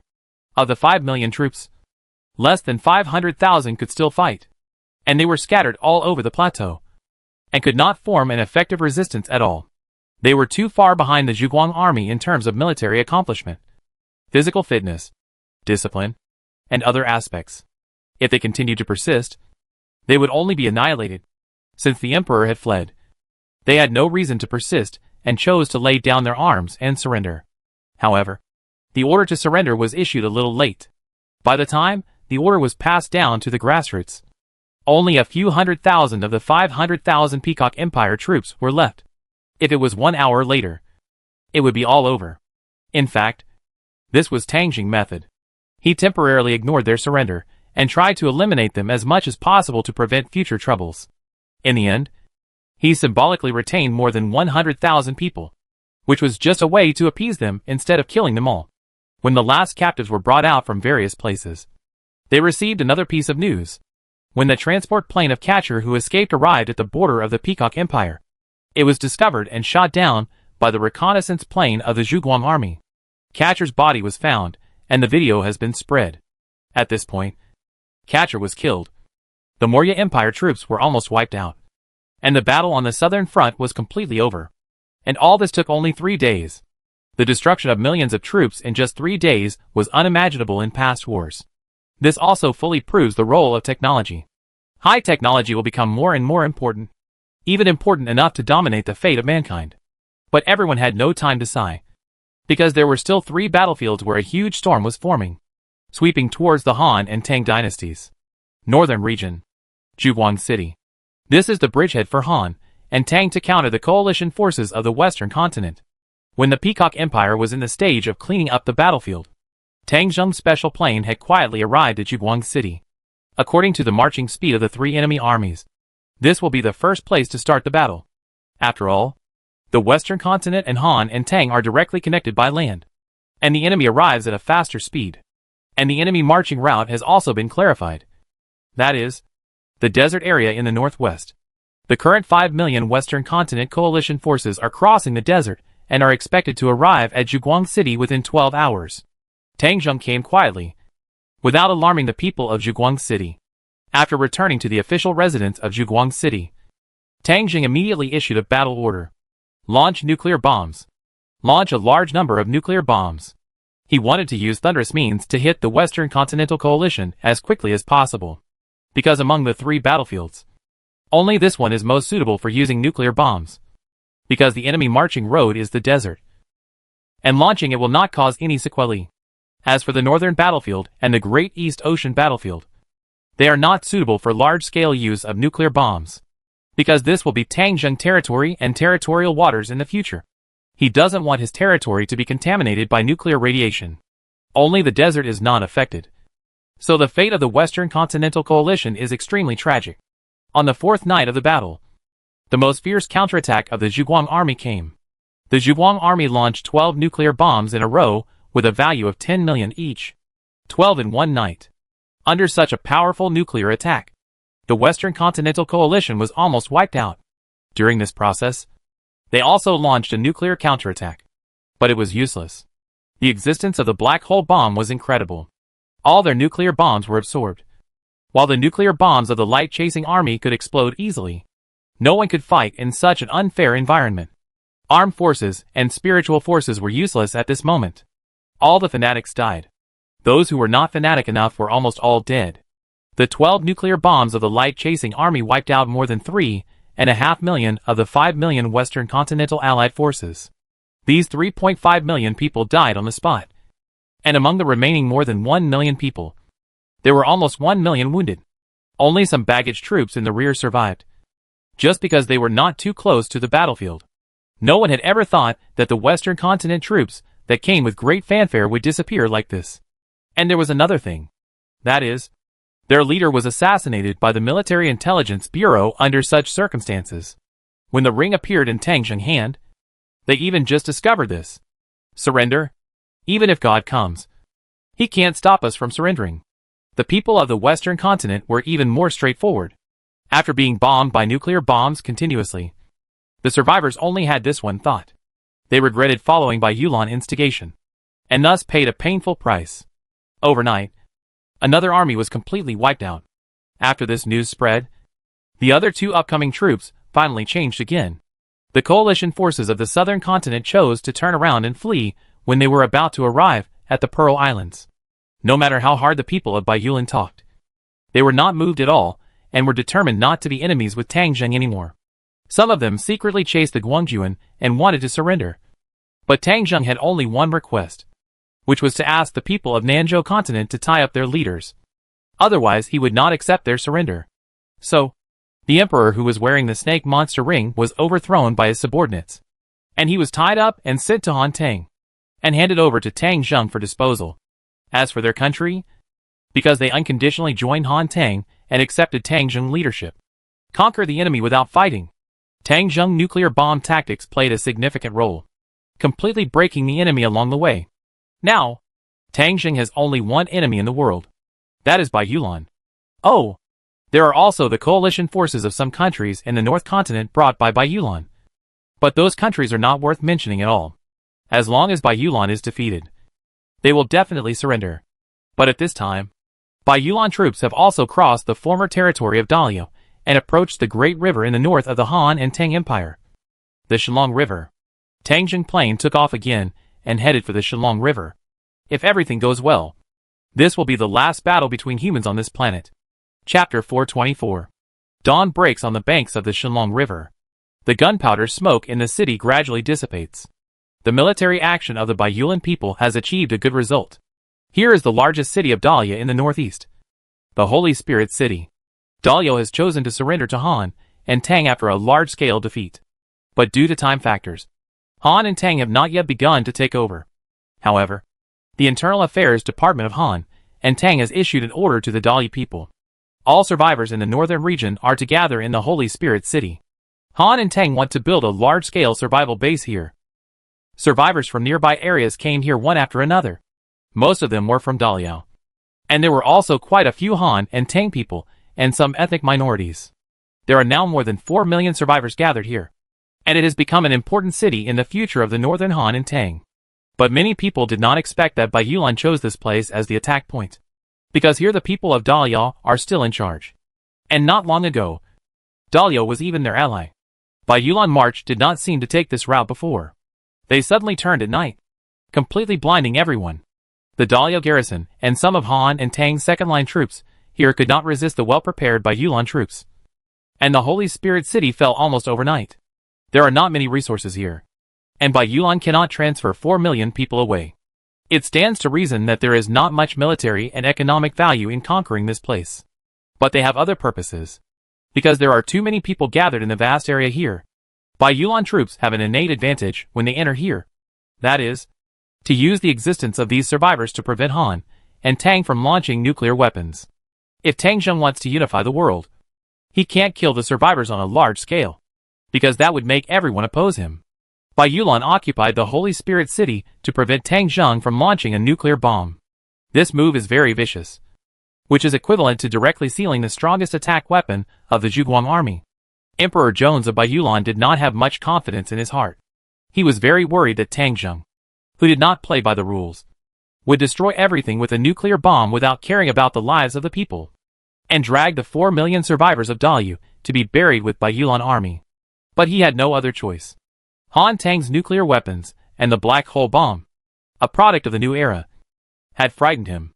This was the only life-saving straw he could grasp. Only by using this to prevent Tang Zheng from launching nuclear weapons and then dragging the war into a conventional battle, Bai Yulan would have a chance of winning. During this period, the endless new weapons of the Zhuguang army made him suspect that there was a spy inside him, who gave Bai Yulan weapon information to Han Tang. But he couldn't find any evidence. so he could only try his best to develop military strength. As the world's #1 power in the past, and with the support of some neighboring Western countries, Baiyulan Foundation is still very strong. Even if their military strength cannot be compared with the peak, it is not much different, especially the Air Force and the Army. In order to concentrate their strength, they even gave up most of the Navy and concentrated their main strength on the Air Force and Army, striving to defeat Han and Tang on the mainland once and for all. As long as he could annihilate Tang's main force of the Zhuguang army on a large scale, Jones believed that the rule of Han and Tang would soon collapse. Those countries that had recently merged into Han and Tang were all forced to surrender because they were afraid of the military power of the Zhuguang army. Once the Zhuguang army was defeated, their attitude would change, and they might even become hungry wolves behind the Zhuguang army, ready to bite back at their master at any time. He was worried and desperate, and deployed all his military forces to the southeast of Daliao, the northeast of Han and Tang, and the Shalong River. Then, under the cover of the survivors, he prepared to fight a decisive battle with the Zhuguang army. The people of Baiyulan had the same concerns as Jones, worried that Tang Zheng would continue to release nuclear bombs regardless of the consequences. But Tang Zheng did not do so. When a large number of Zhuguang troops arrived in an endless stream and began to confront Baiyulan across the river, Jones finally let go of his worries. It seemed that Tang Zheng would not sacrifice the people with him. If so, that would be the best. Baiyulan troops decisively gave up their offensive posture and began to quickly build a defensive offensive on the riverside, guarding some river bridges and pontoon bridges, and pretended to fight a protracted war with the Zhuguang troops. Faced with a powerful light-chasing army, they directly gave up their high-profile attitude and started to play the defensive strategy. The supplies in the huge Holy Spirit city were enough for them to hold out for a long time. Moreover, the logistics troops of Baiyulan were still in action, delivering a steady stream of supplies. They would use the Holy Spirit city as a base to fight a protracted battle with Tang Zheng. All the new gadgets that had not been shown in the past were now brought out. The huge naval guns were placed on the city walls and on the positions along the river.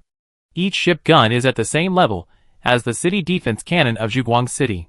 A tall laser tower was also built. This is the best thing of Baiyulan. The powerful laser can shoot 20 kilometers, and the hit rate is almost 100%. They had never used this kind of black technology before the end of the world. And now for this last battle, they can't care about it at all. A large number of fighters and bombers came to the Holy Spirit city. The number exceeded 12,000.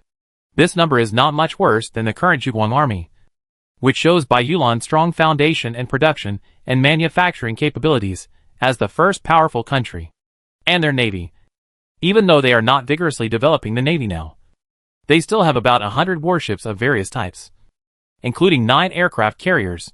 The warships went along the Great East Ocean, passed through the Great Snake Sea, went upstream from the mouth of the Shalong River, and reached the waters near the Holy Spirit city. The flow of the Shalong River is very large, and it is not a problem for aircraft carriers to pass.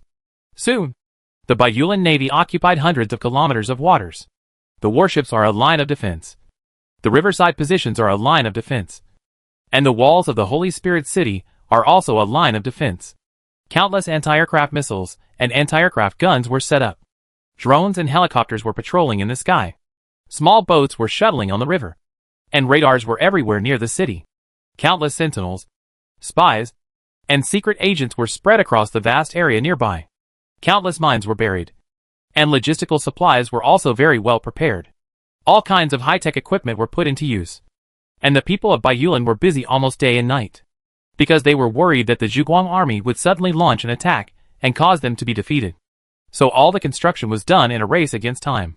However, the Zhuguang army seemed to be a little slow in its actions. They did not attack when they were not yet firmly established, nor did they rely on their strong combat power to attack. Instead, they deployed troops and generals slowly and began their deployment. This gave Baiyulan time to breathe and prepare. 10 days. In 10 days, Baiyulan had almost finished arranging everything. 5 million troops were almost all of Baiyulan's strength. All their inventory and newly produced weapons were pushed to the front line. The defense force of the homeland was already in great danger, but they could not care so much. After the navy of the southern continent escaped, Baiyulan ordered them to help Baiyulan guard the border, which was better than nothing.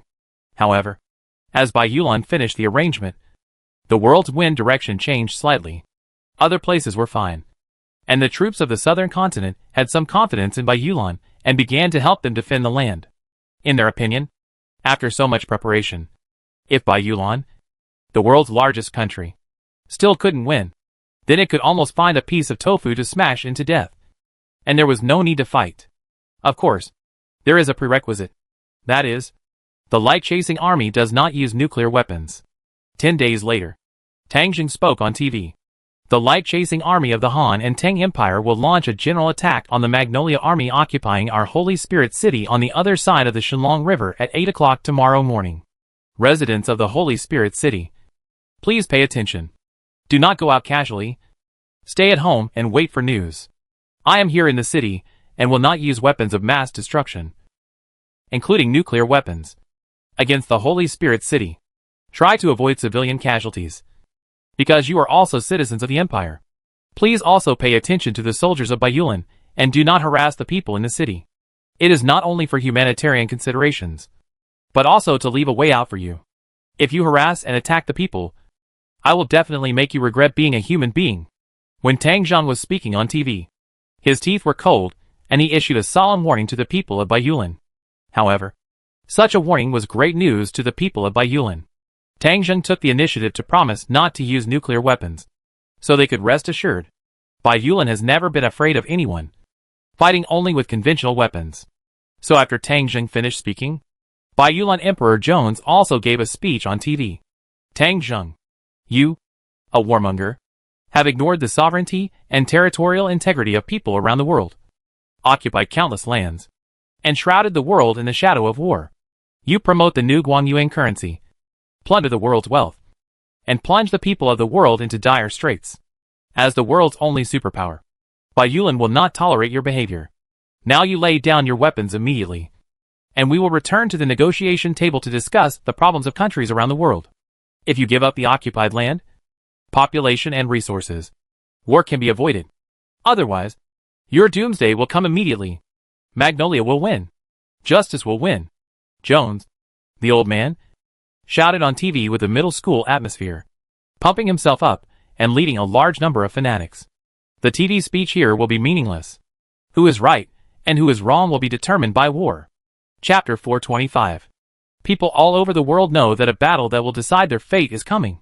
If Han and Tang win, all the people of Han and Tang, as well as those who are friendly with Han and Tang, will usher in a new era. If the Western countries represented by Bai Yulan fail, then their era will also end, and the center of the world will be Han and Tang from now on. If Han and Tang lose, the result will be completely opposite. No one can afford to lose this war. Bai Yulan has made comprehensive preparations for war. Bai Yulan is confident in fighting a conventional war. Their navy is a lean camel that is bigger than a horse. More than 100 warships are enough to defend the Shenlong River defense line. This river is a natural dividing line, as long as it is not lost. They have deployed countless air defense weapons on the river bank and in the Holy Spirit City. Almost all the anti-missile systems in the country have been moved here, which is enough to resist the fighter planes of the Zhuguang army. If the Zhuguang army cannot break through the Shenlong River defense line, then all subsequent battle plans are empty talk. In this case, the military morale is unstable, and the people's hearts are still uncertain. Once the battle is delayed for a long time, it will be very disadvantageous to the Han and Tang dynasties. Therefore, this Shenlong River defense line is so important. Whoever can win here is likely to have the last laugh. The mighty river water rushed, dividing the territories of Han and Tang and Daliao, stretching for thousands of miles. Feishuang Ferry is the ferry crossing of Shenlong River facing the Holy Spirit City, and now it has become a military fortress of the Zhuguang army. Tang Zheng has been here for 3 days. He made emergency deployments here and used the system's capabilities to build this place into a war fortress. He never underestimated the combat effectiveness of Bai Yulan. In fact, before the end of the world, if nuclear weapons were not counted, Bai Yulan conventional weapons combat effectiveness was well deserved to be the world's first. Whether it is military strength, weapon advancement, high-tech development, or even logistical support, no country can compare with Bai Yulan. Now that Bai Yulan has gone all out, this battle is inevitable. If Tang Zheng wants to ensure victory, he must first have a safe rear. Feishuangdu has become a real war fortress. First of all, a large number of air defense deployments, 8 radar stations, as well as thousands of air defense missiles and anti-aircraft guns are set up here. And jamming and anti-jamming radars are also operating around the clock. In the sky, drones and war eagles are everywhere. In this case, reconnaissance has become blatant, and it is difficult for anyone to make any surprise moves in this situation. The only way is to fight head-on. The 3 fleets of the Zhuguang army also gathered here, occupying a length of dozens of kilometers on one side of the river. Both sides have placed the final battlefield here, facing each other across a river more than 10 kilometers wide. And missiles, and even artillery shells can be fired at each other at any time. The TV speech ended yesterday, and today is the day of the decisive battle. The command post is located at the southern end of the fortress, about 30 kilometers away from the battlefield on the riverside. Inside the command post, officers of the Zhuguang army were busy making final preparations before the war. Ji Yutian from the Military Intelligence Bureau reported to Tang Zheng, "Your Majesty, it has been confirmed that the other side has made all preparations. Once the war begins, their artillery fire will first cover our fleet. As long as the fleet is destroyed, we will lack the means to cross the river, and they will be invincible. It is certain that Baiyulan has deployed their missile and artillery units, and the depth of the shore defense line has reached 40 kilometers. Their fleet is ready to sacrifice at any time, and even ready to perish with our fleet." Tang Zheng nodded. "It seems that their first target is our fleet. Yes, their combat purpose is very clear, and we may suffer a lot of losses." Tang Zheng snorted, and did not answer Ji Yutian's words, but opened the system. Inside the system, another high-tech has been completed. Super Iron Curtain.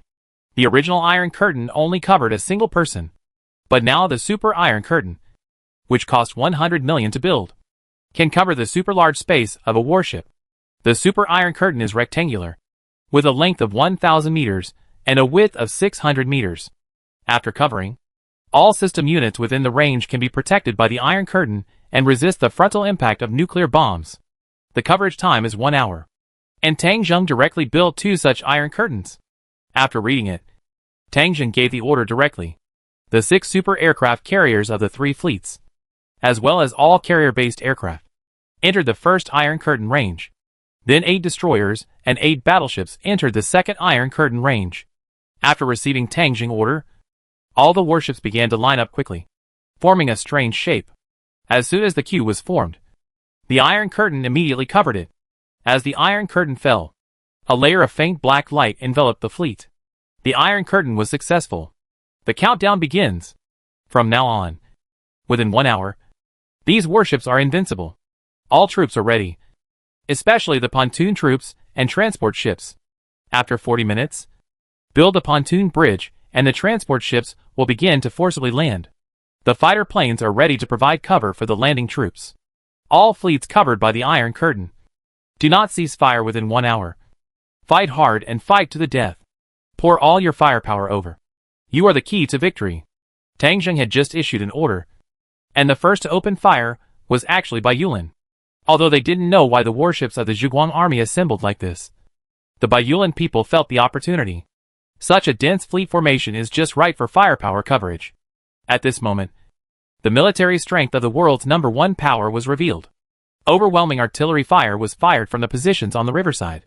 Tens of thousands of heavy artillery and rocket launchers fired from countless angles, and a large number of ground-to-ground missiles poured down on this area. The first to strike is the strongest. The last to strike will suffer. In the early stage, both sides had their own plans and made their own arrangements. They tacitly did not open fire. Now that everything is in place, whoever opens fire first will have the advantage. Baiyulan wanted to take advantage of this, especially when she saw the 6 super aircraft carriers of the Zhuguang army gathered together. She would not wait for a fight. In an instant, countless artillery fire enveloped the riverside where the Zhuguang army was. No matter how many anti-aircraft weapons the Zhuguang army had, it was impossible to intercept such dense firepower, and a large amount of artillery fire still fell on the fleet. The explosion at that moment was even more spectacular than a nuclear bomb. Although there was no huge mushroom cloud, countless small mushroom clouds covered a huge area, and everything in front of us was shrouded in smoke and fire. No one can survive in such an explosion. The aircraft carrier would probably be sunk quickly. Not to mention the countless carrier-based aircraft on the aircraft carrier, which should have turned into ashes in the first place. Seeing this explosion, Emperor Jones of Magnolia laughed. Ha ha! Tang Zheng. Everyone says you are a war maniac and a genius. But I think you are nothing special. Half of your navy has been destroyed. What can you use to force a crossing of the Shalong River? If you can't cross the Shalong River, your grand ambitions can only be realized in your dreams. The people on the Baiyulan side were clapping their hands in celebration. The victory came too easily. It was so easy that they found it unbelievable. No one thought that Tang Zheng would make such a mistake before the war. What are the warships going to do together? Combine to form Voltron? This is so stupid. At this moment, not only did they feel they had won, but many people in the world felt they were going to win. Even if this was not enough to decide the outcome of the war, the balance of victory had already begun to tilt. Many people who were inclined to believe that Tang Zheng would win closed their eyes reluctantly. Tang Zheng had a great reputation. How could he make such a mistake at a critical moment? The world was silent for a moment. But it was only a moment. Because next, the carrier-based aircraft of the light-chasing army took off. In the smoke and fire, hundreds of carrier-based aircraft flew out, completely ignoring the flames and shock waves of the explosions. Like a group of fighters from hell, rushing straight towards Baiyulan. At the same time, the artillery fire of the Zhuguang army also opened fire. They did not attack Baiyulan warships, but began to cover Baiyulan air defense positions.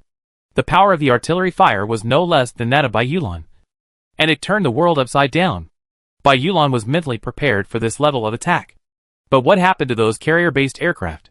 Why weren't they destroyed in the explosion? Jones had a bad feeling in his heart and hurriedly ordered, "Ignore the artillery and missiles of the light-chasing army.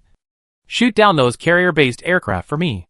The Magnolia people hurriedly concentrated their fire, trying to shoot down the flying carrier-based aircraft. But their shells and missiles were like eggs at this moment. And even if they hit those carrier-based aircraft, they could not cause any damage at all. And those carrier-based aircraft quickly grouped during the flight, and soon arrived above the Magnolia fleet. Ignoring the incoming missiles and close-in defense guns, the carrier-based aircraft dropped bombs. Ordinary carrier-based aircraft launched air-to-ground missiles. What the bomber dropped was simply a small nuclear bomb. This battlefield is not suitable for the use of large-scale nuclear weapons. But small nuclear bombs do not have this limitation. The coverage range of 10 kilometers does not affect the residents of the Holy Spirit City. Have you ever seen a nuclear bomb explode a warship? It is still accurately dropped. It is now. Boom, boom, boom. Explosions filled the sky, and mushroom clouds rose into the sky. On the Shalong River, the turbid waves were emptied, and the waves were stirred up hundreds of meters high.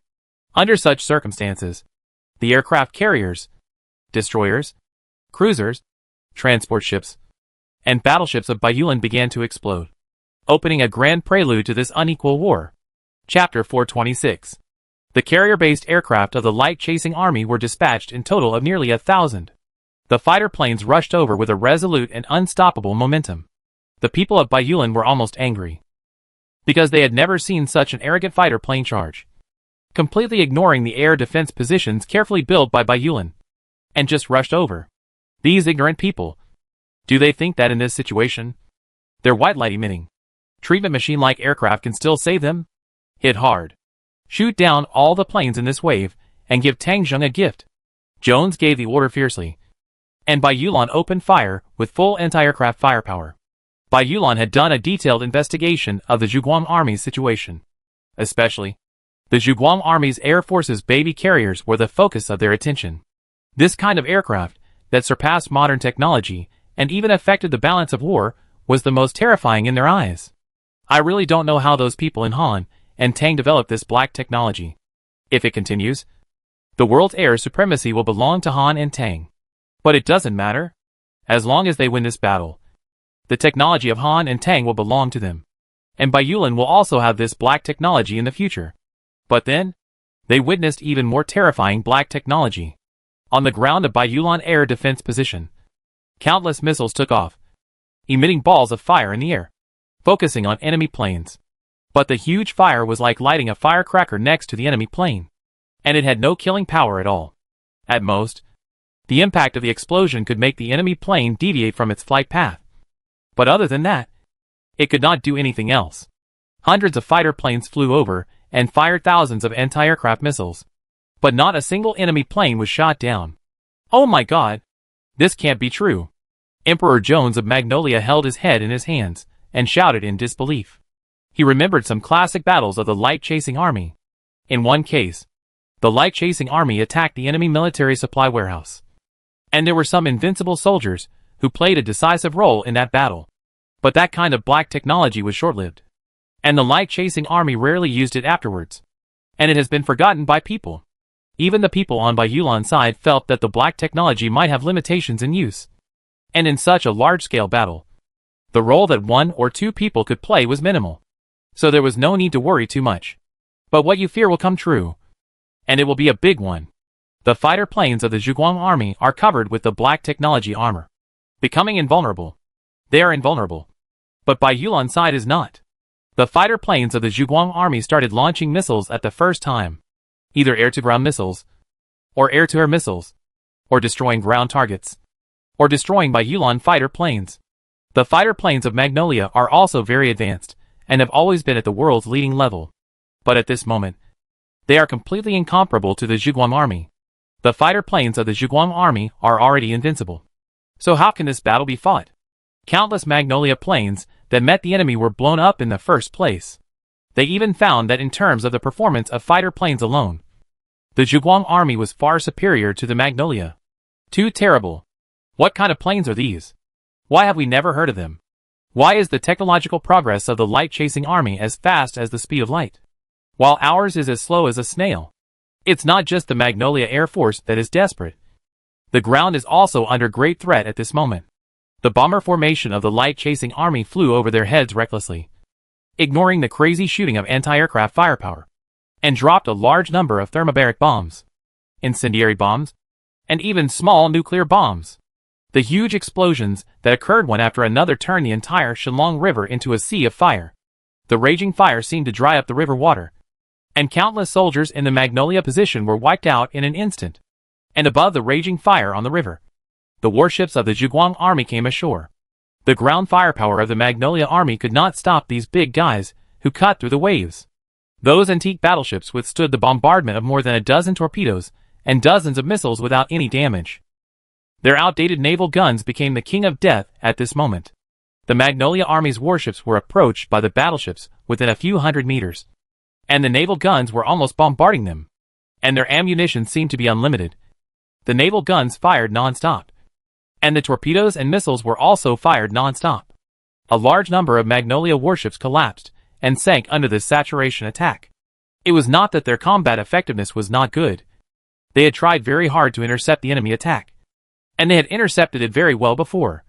But the enemy's saturation attack was unreasonable. The torpedoes were fired 20 by 20, and the missiles were flying dozens by dozens. How could they intercept it? The USS Enterprise sank. The USS Carl Vinson sank.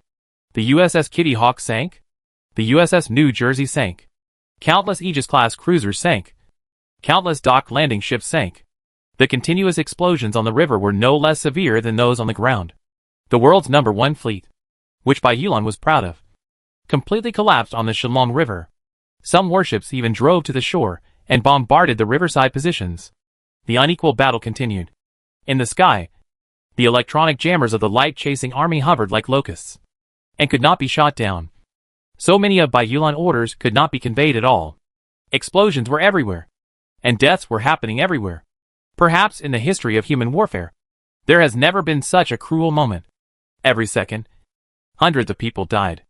Every second, where weapons worth billions, or even tens of billions were destroyed. Thick black smoke covered thousands of kilometers. Faced with this situation, Tang Jing decisively deployed the second batch of troops. That was the main force of the Zhuguang Army Air Force, which was on full alert at the rear airport. A full 5,000 fighters had already been lined up and were ready to go. When the Iron Curtain was about to cool down, Tang Jing ordered the first batch of attacking troops to withdraw. When the attacking troops withdrew, Yulan thought that the Zhuguang army could not hold on and continued to cheer for victory. But the fact was not the case at all. Tang Jing immediately put on the Iron Curtain for the second batch of troops. These 5,000 planes were all fighters and bombers, all fully loaded. They didn't need a single naughty plane. Their mission was to bomb and annihilate. The 5 million troops of Bayulan are almost the whole country's strength after the end of the world. Before the end of the world, Bayulan had a population of 3.3 billion. After the end of the world, their population was less than 100 million. Later, there were constant deaths and eliminations.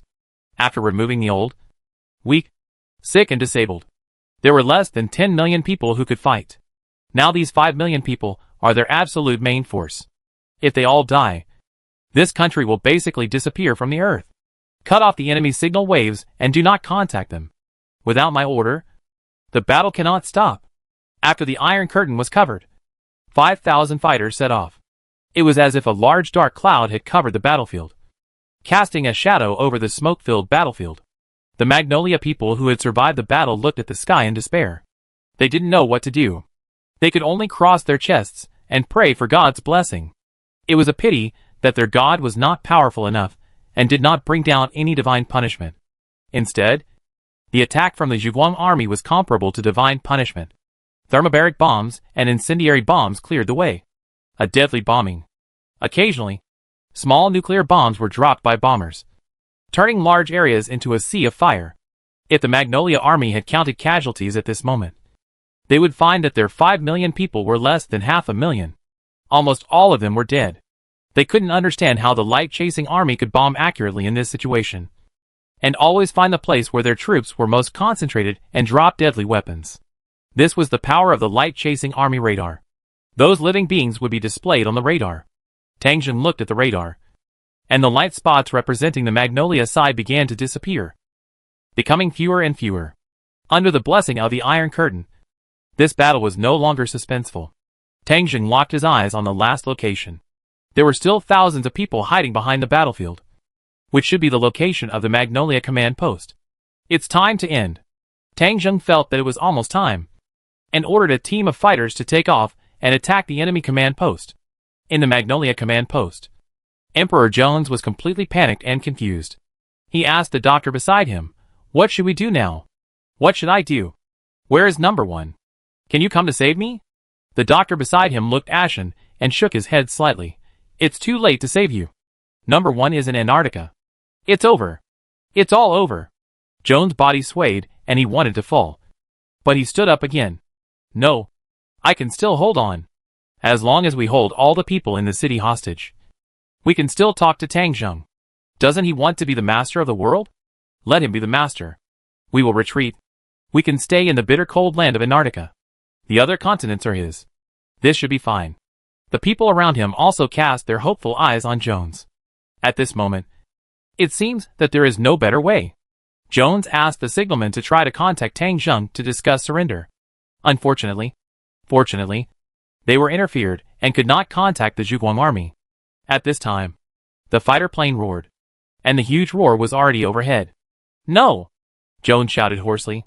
He couldn't believe that Tang Jun actually wanted to cut the grass and wipe out the roots. Unfortunately, he was no longer able to do anything at this moment.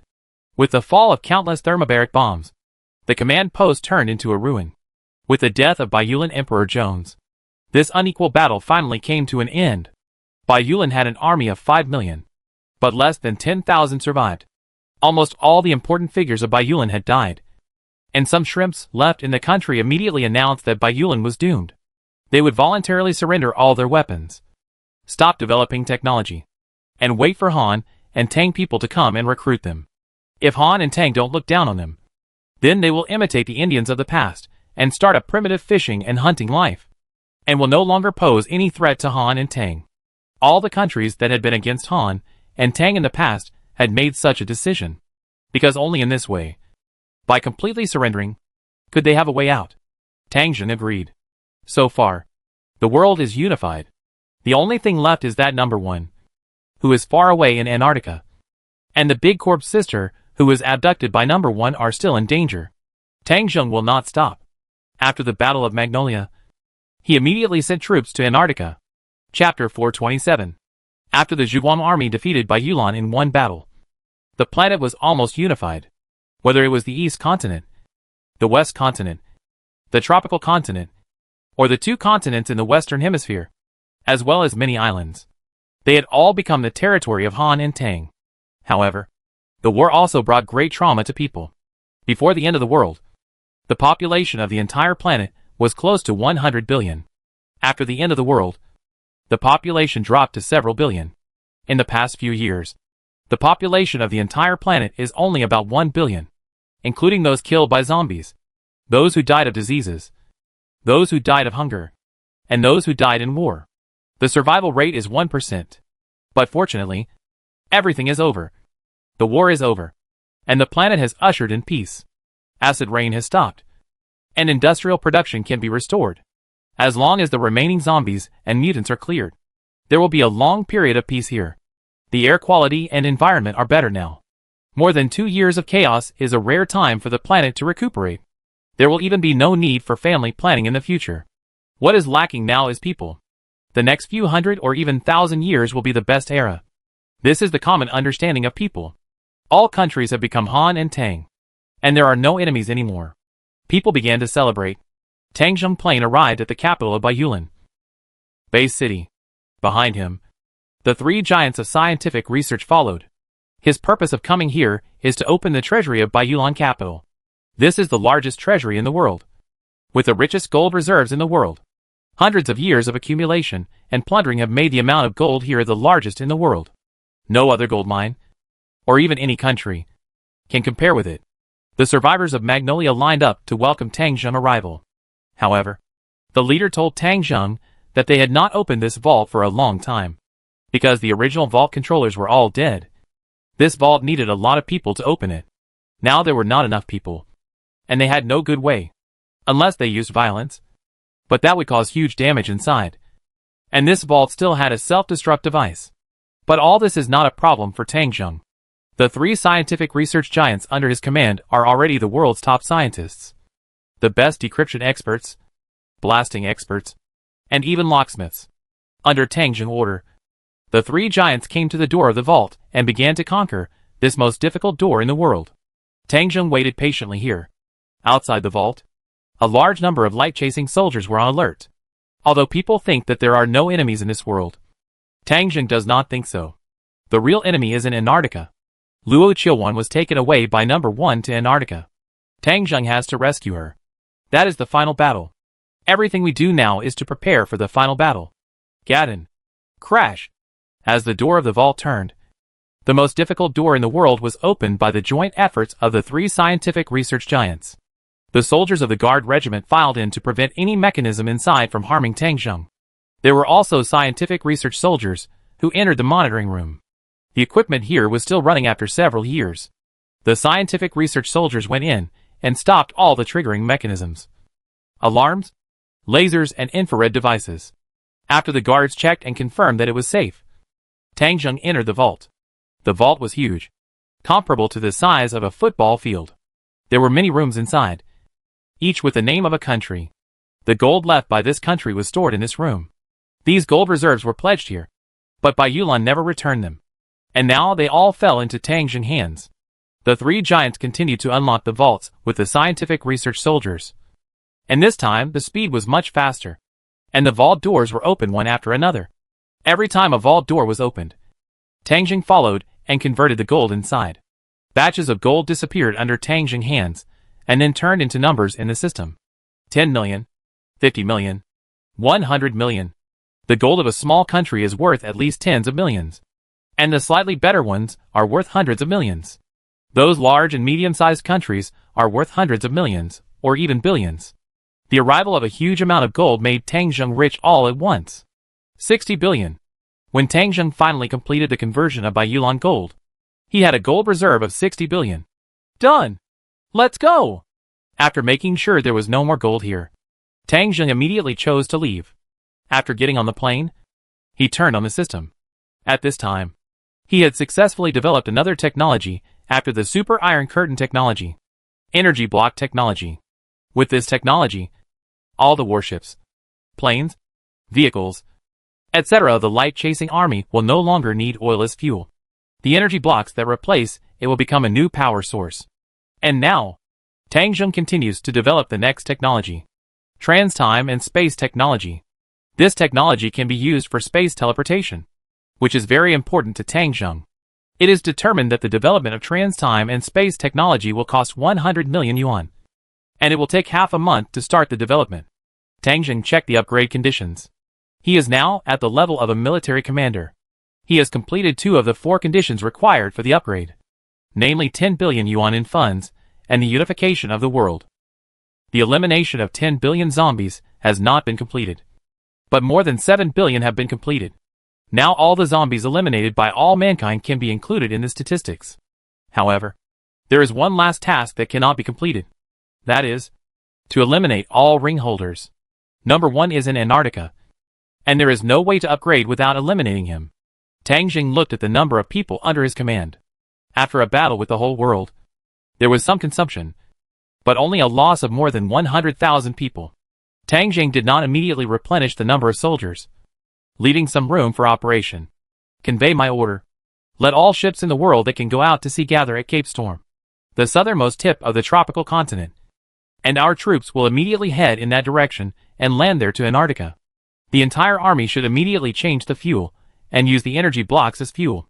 Tang Jing vehicle was the first to change the energy blocks. After changing the energy blocks, an extra layer of protective shield was added to the outside of the aircraft. As long as this layer of protective shield is not broken, the machinery inside will not be damaged. More importantly, this protective shield can withstand temperatures above 3,000 degrees and temperatures as low as -200 degrees. There is even an air circulation capability here, allowing the machinery to exist in a vacuum environment and ensuring the breathing ability of the people inside. It can be said that this technology is ahead of its time and is prepared for future space travel. However, even with protective shields, current warships and tanks cannot take off, and further upgrades are needed to achieve this. At present, the biggest role of this energy shield is to protect the tanks from going to Antarctica and not being stranded in the harsh weather of Antarctica, which is the most important thing. Because to go to Antarctica, you must pass through a dangerous area, the westerly drift. This is a huge ocean surrounding the Antarctic continent, and it is the most powerful cold current in the world. The temperature there is very low, especially now that global warming has stopped. According to scientific researchers, the temperature there has exceeded -50 degrees. Without a protective cover, ordinary ships cannot pass the westerly drift. This is why Tang Jing chose the energy block technology first. Tang Jing is not particularly familiar with the situation in Antarctica, but he knows that if super weapons are used, no matter how powerful the enemy is, they should not be able to resist. But that may also destroy the Antarctic icebergs and continental shelves, causing the ice and snow to melt and the sea level to rise. That would be a disaster for mankind, and Tang Jing does not want to do that. Therefore, the attack on Antarctica still relies on conventional weapons. Under Tang Jing's order, millions of Zhuguang troops set out and headed for the tropical continent. All warships and all ships that can be driven, tens of thousands of ships, also set out from various ports in the world and headed for Cape Storm, the southernmost tip of the tropical continent. This process took about 20 days, and all the troops were assembled at Cape Storm. Tang Jing also came to Cape Storm at this time and listened to the advice of his subordinates. Your Majesty, the situation in Antarctica has been investigated. What's going on? Your Majesty, you came from the tropical continent. Didn't you find that almost all the mutant beasts here are gone? Tang Jing nodded, yes. The tropical continent should have the most mutant beasts in the world. How come there are no mutant beasts at all? Not only the tropical continent, but also the south continent. All the mutant beasts are gone. And the mutant beasts in the nearby ocean are also gone. They all went to Antarctica. Ah! How could this happen? It is like this, Your Majesty. At some point in time, more than 10,000 corpse kings gathered in Antarctica. They controlled countless mutant beasts, and even countless sea monsters. They all gathered in Antarctica, ready to fight us to the death. How many are there? Preliminary estimates show that there are about 300 billion mutant beasts. And there are even more sea monsters than mutant beasts. There are also mutant birds. And the total number should be more than 1 trillion. Hearing this huge number, Tang Jing's face also became solemn. The enemy really had a big plan. They had created so many corpse kings without making any noise. He had never known this before. Moreover, they had controlled countless mutant beasts, all of which were now gathered in Antarctica. There were trillions of them. Just thinking about it made one's scalp tingle. Tang Jing looked at his system. The super time and space technology had been completed, and the next technology research was currently underway. Weather control technology. He didn't know if these high-end technologies could help him win this unprecedented war. But no matter what, Tang Zheng has no way out. Winning this battle will bring him true freedom. Let's go! No matter how powerful the enemy is, we must face them. Convey my order. The whole army will start boarding the ship. We will try to get through the westerly drift belt surrounding the Antarctic continent within 10 days and enter Antarctica. Chapter 428. The West Wind Drift is a strong cold current located at the southern end of the planet, encircling the entire planet, within a range of tens of thousands of kilometers. There is extremely low temperature weather and an extremely harsh ocean climate. In ancient times when science and technology were not well developed, no one could cross this ocean current. Even in modern times, there are still very few ships that can cross this ocean current. Only those icebreakers or scientific research ships equipped with icebreaking equipment can cross it. Other ships, even warships, never come to this land of death. But now, the mighty fleet set out from Cape Storm and crossed the cold ocean. The biting cold wind could not blow through the energy shield, allowing the ship to move forward. Along the way, Tang Zheng looked at the radar screen with a serious expression. There was no light spot on the radar screen within a range of 3,000 kilometers. This has never happened since the end of the world. In other places, even if there are no people, there will be zombies and mutant beasts. It has never been like this. But there is nothing here. Just as his subordinates reported to him, all the lives here have gone to Antarctica, and were taken there by number one. Nothing is left. The emptier this place is, the greater the risk he will face in Antarctica in the future. Which means that the monsters there are denser. But now Tang Zheng can no longer care about so much. This is the real last battle, and he must move forward. It has been more than half a year since Luo Qiuwan was taken away by number one. It should be dangerous. But Tang Zheng always has a feeling that Luo Qiuwan is still alive, and he must go to rescue him. Even if Luo Qiuwan hadn't happened, Tang Zheng had to eliminate the last hidden danger on this planet. After more than 10 days of sailing, the fleet finally approached the Antarctic continent. At the edge of the radar screen, the glaciers of the Antarctic continent could already be seen.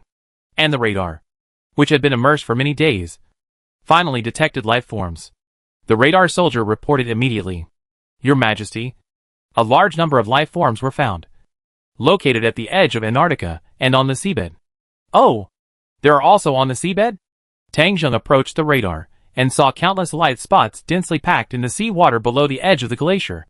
From the glacier outward, the atmosphere within 100 kilometers was full of light spots, too numerous to count. A rough estimate is that there should be hundreds of billions. It seems that the enemy has been prepared for a long time.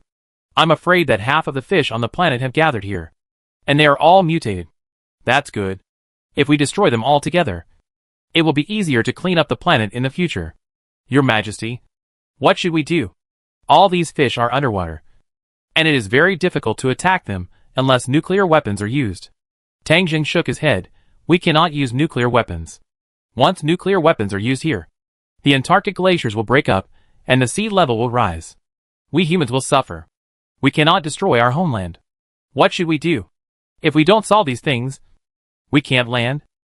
Tang Zheng's original plan was to land quickly, establish a bridgehead position, and then fight to the inland of Antarctica after gaining a foothold.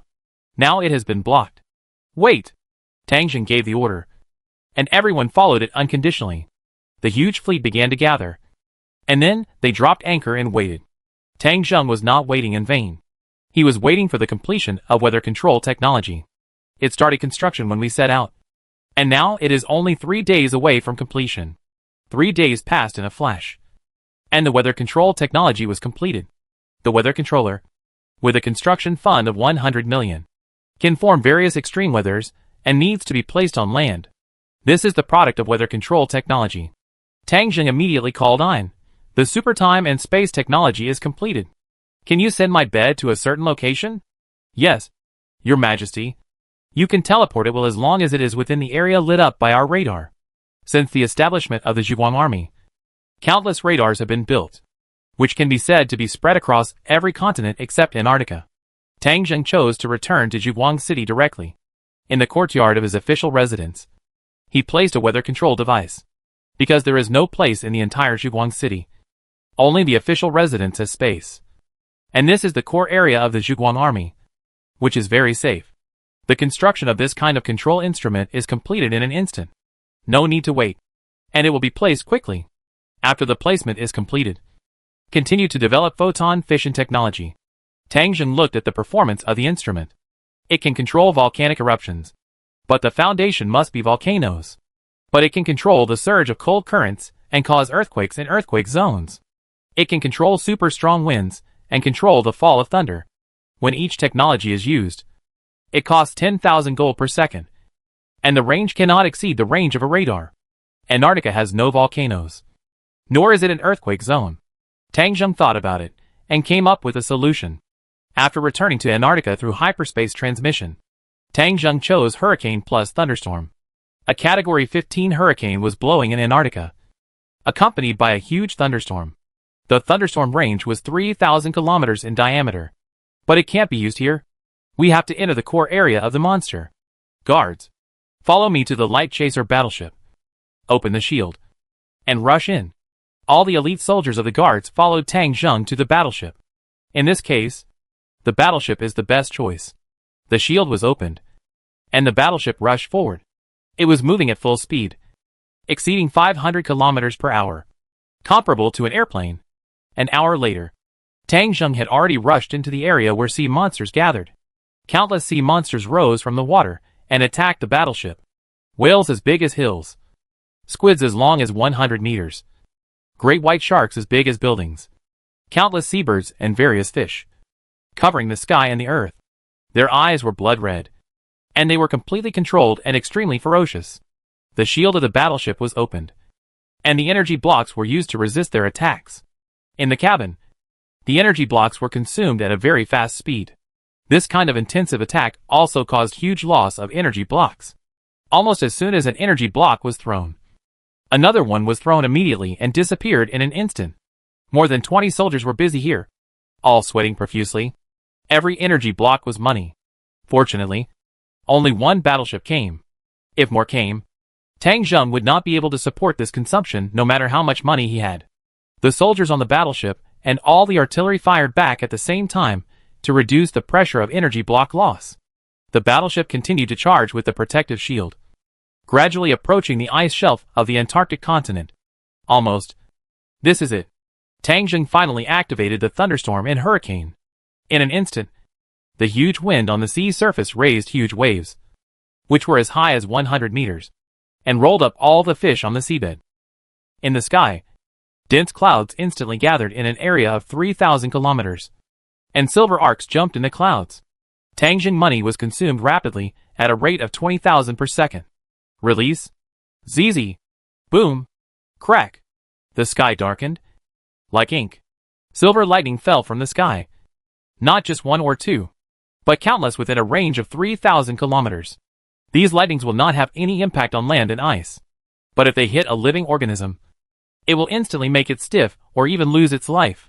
Even a sea monster with a particularly large body cannot withstand the bombardment of lightning. Countless seabirds suffered a devastating blow at the first time. Their bodies had no resistance at all. They turned into charcoal in an instant, fell from the sky, and disappeared into the ocean. Countless fish on the sea surface were beaten and floated upside down, becoming corpses. Doomsday. On the dark sea surface, it was a complete doomsday scene. One layer of fish died, and another layer came up. Even if they didn't want to come up, they couldn't, because the strong wind would sweep them up. These fish were obviously controlled by the Corpse King, and they couldn't get out of control, so they could only go one after another. Too many sea monsters were cleared in an instant, and the 3,000-kilometer no-man's land was formed in less than 3 minutes. In 3 minutes, Tang Zheng spent a lot of money, but the results were brilliant. Hundreds of millions of sea monsters were killed by the lightning storm, and the door to Antarctica has been opened. All troops, full speed. The battleship continued to move forward, and the soldiers kept shooting some sea monsters that were not completely dead. After a while, the battleship approached the Antarctic continent. Tang Zheng quickly got off the ship in an air-cushioned boat and brought the guard group to a piece of land. When he arrived here, he immediately distributed the authority to the surrounding soldiers, and everyone built a castle together. It must be on land, not on the ice shelf. It can't hold on. Hundreds of soldiers scattered and ran in all-terrain vehicles, braving the cold wind, and some ran more than 10 kilometers. After everyone arrived, they worked together, and the city was built in almost an instant. City walls, watchtowers, city gates, bunkers, magnetic storm coils, the giant cannons guarding the city, anti-aircraft guns, barracks in the city, hospitals, etc. were completed in an instant. The whole process took no more than 20 minutes. And this was the fastest city to be built. Subsequent fleets also arrived one after another, and countless soldiers and armored units began to disembark. They boarded hovercraft or dock landing ships, disembarked on the shore, and then quickly entered the city. All personnel were in their positions, and there was no need for overly complicated command, which was unmatched by any army. Even the cooking troops began to cook, and after eating, they had to proceed to the next operation. The city defense troops also entered their posts, and the radar began to operate, monitoring the enemy every move. Maybe they were stunned by Tangjung lightning storm, with a diameter of 3,000 kilometers and a radius of 1,500 kilometers. It was not easy for the enemy to come. Even the flying mutant beasts would take several hours to arrive. This gave Tangjung time to quickly gain a foothold. 3 hours later, all the troops were assembled and had finished their meal. The radar also detected that countless mutant beasts and zombies, under the command of the Zombie King, were heading towards Tangjung and his team's foothold, and the distance was less than 500 kilometers. Okay, strike while the iron is hot. Start now, and fight to the heart of Antarctica. Chapter 429. Under Tangjung command, the light-chasing army entered the heart of the Antarctic continent. In the first 200 kilometers, there was almost no resistance. But after 200 kilometers, on the snowy plains of Antarctica, the light-chasing army encountered unprecedented resistance. An army of countless mutant beasts and zombies marched forward in the snow. The temperature here was around minus 50 degrees Celsius. In the blizzard, these zombies and mutant beasts were not afraid of the cold and fiercely attacked the light-chasing army. From the radar screen, there are mutant beasts everywhere. Each team is led by at least one zombie king. The evolution level of these zombie kings is quite high. Each zombie king leads a force of more than 10 million. And some even lead forces of more than 100 million. And there is no telling how many zombie kings there are here. All you can see on the radar is that enemy teams are rushing towards this side. Maybe number 1 didn't know where Tangjung would land, so he arranged defenses throughout the Antarctic continent. Now that the direction has been determined, all the zombies and mutant beasts are coming. These guys have adapted to the low temperature of Antarctica, and they move freely in the ice and snow, swarming in. From the beginning, the light-chasing army was caught in an extremely fierce battle. At the beginning of the battle, Tangjung did not let anyone leave their transportation. At this point, the warships were no longer useful, and they could only rely on artillery fire and fighter planes. The fierce battle entered a white-hot stage from the beginning. Fighting zombies and mutant beasts does not require too much strategy. Just a fight to the death. The enemy movements are all in the radar. It depends on whether you can hold on. After a day and a night of fierce fighting, the first to fail were the light-chasing army. The reason is simple. The loss of energy blocks is too great. There are hundreds of billions of enemies, and it is impossible to eliminate them all, especially in this kind of field battle. The number of enemies is too large, so the energy shield of the tank can't resist. Once the energy shield is broken, the attack of zombies and mutant beasts will come fiercely. The mutant porcupines and hedgehogs can shoot their spikes. Mutated zombies can also fire bone spurs. And those big-bellied exploding zombies were thrown by some King Kong zombies, forming long-range bombs. There were also those mutant beasts from the tropical grasslands, which were boundless and charged swiftly, breaking the lines of the light-chasing army many times. Armored vehicles were blown up, and those fighter planes that were invincible in the world in air battles were also destroyed by countless mutant birds. Although the light-chasing army fired artillery and launched missiles, it still could not suppress the massive enemy. In desperation, Tangjung chose to retreat, withdraw to the city where he landed, occupy the city and defend it. After the Zhuguang army retreated to the city, the situation did not ease much, because the city was along the coast. Countless sea monsters came along the sea, forming a pincer attack with the mutant beasts on land. The Zhuguang army resolutely resisted, and the only purpose was to prevent the enemy from breaking the city wall. The city wall was built in 3 layers. and each layer was heavily guarded. The two sides began to seesaw repeatedly on the city wall. When the enemies gathered in large numbers, Tang Jing activated the lightning storm again. However, this time, the effect was not as good as the first time. The zombies and mutants that were prepared drilled directly under the soil and under the ice. With the protection of the soil and ice, the effect of lightning was greatly weakened, and the lethality was not very satisfactory. Only a few billion enemies were eliminated. Let's ignore the enemies on land for now, and eliminate the enemies in the ocean to solve our worries first. This lightning storm consumes too much energy, and killing in 1 or 2 minutes is useless. Tang Jing simply concentrates his firepower and tries his best to deal with the ocean. Every 4 or 5 minutes of lightning storm can kill billions of ocean monsters. However, the ocean of this planet is also beyond imagination. Ocean monsters come one after another and start round after round of death fights with Tang Jing. Relying on the power of lightning storms, Tang Jing defended round after round, killing monsters spread over tens of thousands of kilometers, and the ocean was dyed red. Hundreds of billions of monsters were destroyed, and the battle lasted for half a month. Tang Jing is still confident now. After all, he has obtained the treasury of Magnolia, and he can afford a war of attrition. But 3 days later, Tang Jing found something wrong. Although there are still many land monsters, the number of sea monsters has obviously decreased, and the enemy still has no signs of slowing down the offensive. If this continues, it is only a matter of time before the sea monsters are completely destroyed. Once the sea monsters are lost, the land monsters alone cannot defeat the Zhuguang army. But why are they so persistent? Looking at the dark sky, Tang Jing fell into deep thought. At this time, Scientist Martin brought bad news. Your Majesty, according to observation, the polar night in Antarctica is about to arrive. At most 3 days, the entire Antarctic continent will be plunged into darkness. At that time, the battle will be very disadvantageous to our army. Tang Jing suddenly became alert when he heard it. No wonder the enemy would rather be wiped out than insist on fighting a war of attrition. This is dragging it out until the polar night arrives. Once the entire Antarctic falls into darkness, it will be the time for the enemy to counterattack. The darkness here will be long-lasting, lasting for several months. Even if you use night vision goggles, the effect will not be very good. At that time, the battle will be very dangerous. Have you found where the enemy nest is? Report to Your Majesty. No, it has not been found within the radar range. It should be 3,000 kilometers away. Tang Jing had a premonition that something very bad would happen after the night fell. So the battle here had to end as soon as possible. He gritted his teeth. Today we will completely destroy the sea monsters, and then use firepower to clear the way. I authorize them to build railways to move inland, and armored trains will clear the way. We can't fight here. Understood. Tang Jing funds were consumed like water. When nearly half of the funds were consumed, he finally used the lightning storm to eliminate the sea monsters. Without the constraints of the sea monsters, Tang Jing let go. The Zhuguang army opened up all its firepower and concentrated its firepower to bomb the enemies on the ground.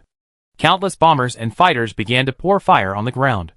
Countless missiles fell, and the area within a radius of 100 miles was engulfed in flames. And countless guards were authorized by Tang Jing again to quickly lay railways.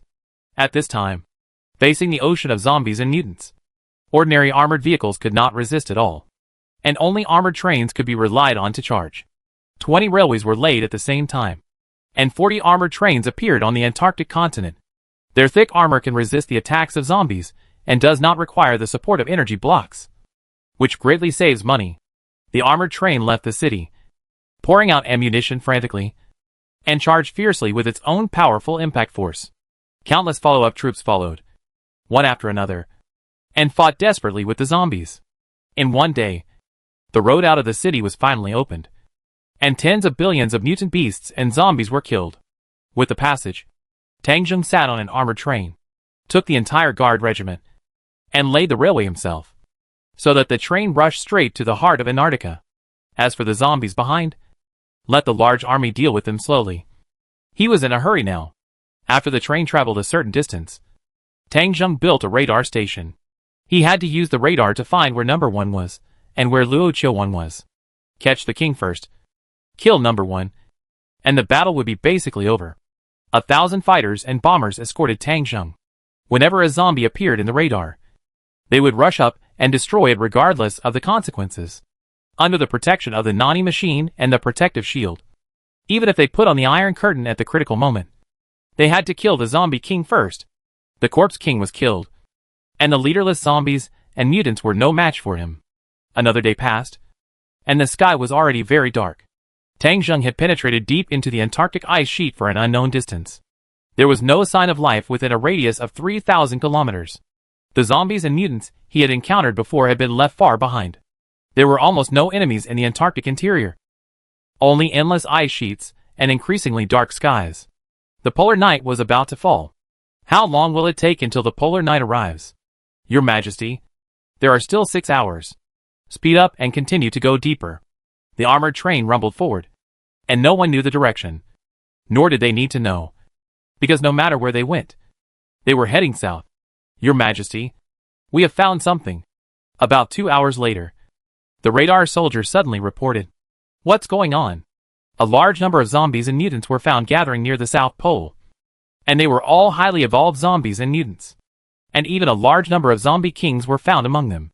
Tang Zheng came to the radar and found something different. They had entered within 1,500 kilometers of the South Pole. There were more than 1 billion high-level zombies surrounding the South Pole. Above the South Pole, a very dense black mass had covered the area. Even the radar could not penetrate the darkness. No one knew what was inside. The polar night had already begun at the South Pole. Tang Zheng had a bad feeling. His intuition told him that Luo Qiuwan was there. And number 1 was also there. And once the darkness covers the South Pole, his chances of winning will become extremely small.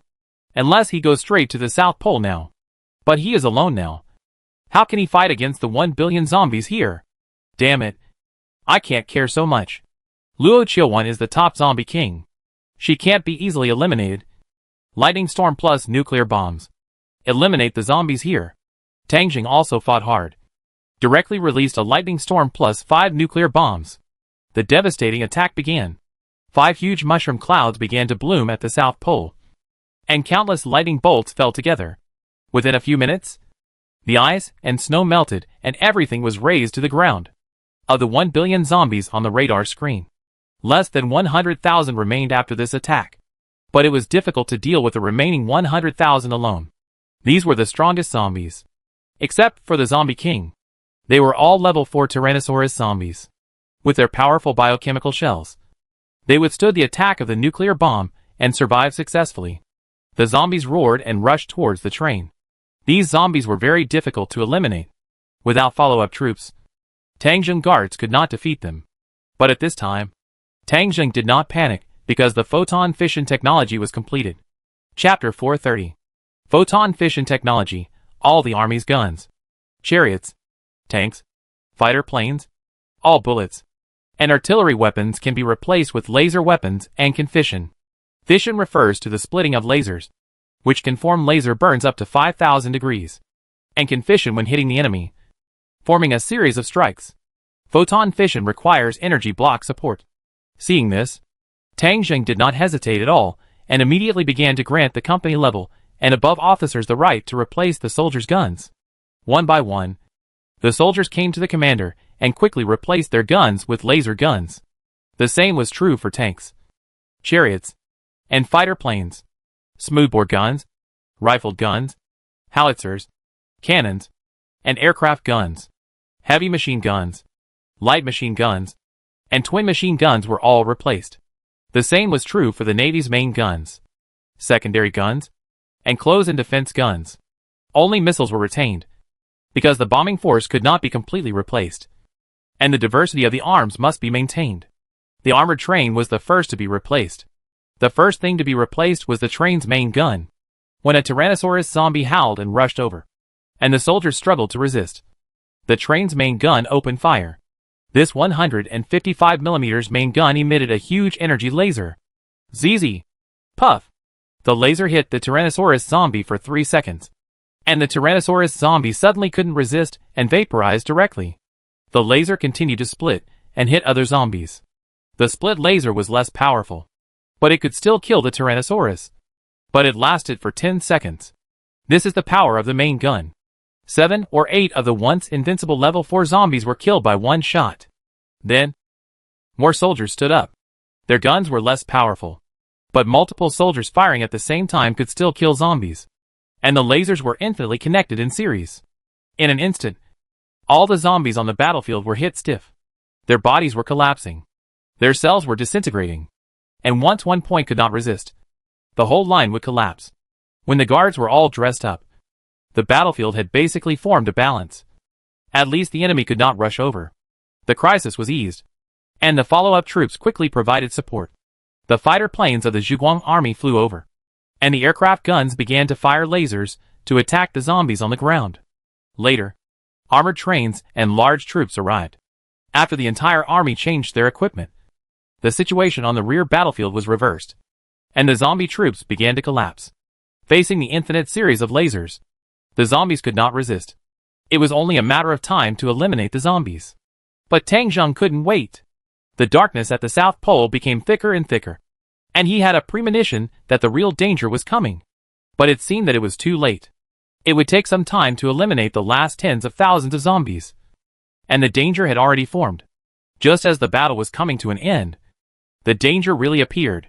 The Black Night opened up, revealing the situation at the South Pole. There was a huge cocoon-shaped thing that was thousands of meters high and almost inserted into the clouds. The cocoon had no doors or windows and emitted black mist. The whole cocoon seemed to have life, and the surface was even wriggling. Suddenly, the surface cracked and a figure walked out. Her long black hair fluttered. Her face was as white as snow, and she had no expression. Her belly was bulging, and she looked like a thin pregnant woman. That was Luo Qiuan. Tang Zheng remembered her. She had completely recovered her human emotions and physiological functions. It could be said that she had turned back into a human. But now her eyes were as cold as ice, and she looked like a robot. After Luo Qiuan appeared, another person appeared inside the cocoon. That's Tiffany. Also number one. Number one appeared in the crack of the cocoon, but did not come out. She looked at Tang Zheng from a distance and laughed. Tang Zheng, it's really difficult for you. You can actually fight here. I really admire you. Tang Zheng stood on the top of the train, looking at Tiffany and snorted. There are many things you didn't expect. Next, I will completely eliminate you and collect all 10 rings. Tiffany chuckled. Too late. The Queen of Destruction has arrived. From now on, with her order, the combat power of all mutant beasts and zombies on this planet will double, or even multiply several times. They have a king, faith, and even souls and wisdom. They will not be so easily destroyed by you. Really? But they are far away from here. I just need to destroy you before that. Very good. Then I will wait and tell you that there are more than 50 billion zombies and mutant beasts on the Antarctic continent. They will gather here soon. And before that, you'd better pray that you can find me. Oh, I'm sorry. With your current firepower, you can't even open this cocoon. Tang Zheng felt bad, but he still forced himself to be calm and said, Where are you from? You don't need to know. You just need to know that I come from a more advanced civilization. And my purpose of coming here is to destroy the birth of the Queen. I was the one who created the biochemical crisis, and I did everything afterwards. I conquered the Antarctic expedition team, and I gave them the rings. Now you have almost all the rings in your hand. But it's useless. As long as I still have the number 1 ring, I can still turn the tables. Okay, Tang Zheng, you are a lucky man and a very capable person. But you can't stop this disaster. The Queen of Destruction has been born. She is Luo Qiuan. She will lead all zombies and mutants to unify this planet, eliminate all life, and evolve a new civilization. Goodbye. You don't have much time. After saying that, Tiffany disappeared into the cocoon, and the crack closed. At the same time, Luo Qiuan let out a sharp whistle, and the sound made Tang Zheng dizzy. The sound waves spread outward, unaffected by the wind and snow, and not weakened by distance, and seemed to spread throughout Antarctica. And all the zombies and mutants that were not dead became lively at this moment. The biochemical armor on their bodies began to become stronger, becoming as strong as alloy, and could even temporarily resist the impact of lasers. Ordinary firearms are no longer effective, and even missiles can't do much damage. They can also dodge, use corpses as cover, greatly enhance their jumping ability, and develop more long-range means. They become extremely difficult to eliminate, and the situation on the battlefield begins to reverse. The Zhuguang army cannot be said to be defeated. But it is not easy to eliminate the enemy. Not good. Tang Zheng wanted to stop it. But there was no way. He tried to shoot Luo Qiuwan. But the laser disappeared into the darkness. Luo Qiuwan was there. And the darkness emanating from her seemed to isolate her in another space. Unable to cause harm. Tiffany's laughter came again. You know it's useless. It's useless. This is the Queen of Destruction. The God of Death. No one can defeat the God of Death. You just wait for death. Tang Zheng commanded his men, break that cocoon. Countless lasers and missiles fired. But the lethality was minimal. The cocoon was only slightly damaged. And it immediately recovered after the attack stopped. It's useless. This is the residence of the God of Death. Your weapons can't cause real damage. Tang Zheng. You have less and less time. The mutant beasts and zombies of the entire planet are coming. You are doomed to fail. Tang Zheng turned around and asked Ein, have you found the location? The coordinates have been locked. Your Majesty. Are you ready to move? Yes. Prepare to teleport. Okay. Your Majesty. The super time and space freezing warriors are also ready. They will follow you. A group of soldiers quietly gathered around Tang Zheng. In addition to some elite guards, there are also some new soldiers. Super time and space freezing warriors. These warriors use freezing rays, which were originally only possessed by Tang Zheng. And now the technology has also been popularized to super time and space warriors. The soldiers in protective clothing came to Tang Zheng's side. And the super time and space teleporters suddenly started. The coordinates were the inside of the cocoon. Since it couldn't be opened from the outside, it would be opened from the inside. In an instant, Tang Zheng disappeared. And the soldiers around him also disappeared. They were directly teleported to the inside of the cocoon. Inside were countless flesh and blood corridors, densely packed like a maze. This cocoon was like a skyscraper. And there was no way to tell the direction. Tiffany was surprised for a moment. And then she started laughing again. You actually have super time and space technology, which is really amazing. You already have the foundation to become a high-level civilization. But unfortunately, you guys can't find me in a short time. Turn on the radar. Carpet search. Tang Zheng can't care about so much anymore. Now that he is here, this is his world. Your place is big. Then send 100,000 people, and see if we can find you. Countless soldiers appeared everywhere inside the cocoon, and began to search every corner here. Tiffany finally panicked. Impossible. How could your soldiers appear out of thin air? What kind of technology is this? The most advanced civilization in the universe does not have this technology. Then you don't need to know. Just wait for death. Seeing that the number of soldiers of the light-chasing army is increasing, it is only a matter of time to find Tiffany. Not good. Luo Qiuwan. Come back and help me. 3 minutes later, Tang Zheng received a report that he had found Tiffany. In the core of the cocoon. In a dark room. Tiffany still wanted to escape. The wall of the cocoon could be opened at any time. But it was useless. There were people from the light-chasing army everywhere. She would be caught if she ran there. At the critical moment, Luo Qiuwan arrived. She stopped in front of Tiffany and blocked the light-chasing army's advance. No attack could penetrate the layer of darkness on her body. At this moment, Tiffany finally felt relieved. Tang Zheng, you are finished. You can't hurt Luo Qiuwan. You will be killed by the zombies and mutants that come. It's just a matter of time. I will watch you die here slowly. And then the whole world. This planet will die. Facing his helpless subordinates, Tang Zheng slowly walked towards Luo Qiuwan. He didn't believe that the matter was over. He wanted to try again. Seeing Tang Zheng coming, Luo Qiuwan launched an attack without hesitation. Before, a soldier approached and was easily killed by her with a raise of her hand. She also attacked Tang Zheng in this way. But it was useless. On the surface of Tang Zheng's body, a layer of black light was also protecting him. Iron Curtain. The Iron Curtain is in an invincible state. It can resist nuclear bombs, and Luo Qiuwan can't kill Tang Zheng. The situation seems to be a stalemate. Tiffany was still shouting, "It's useless if I can't kill you. Your protective shield has a time limit. When your protection is gone, you will die sooner or later."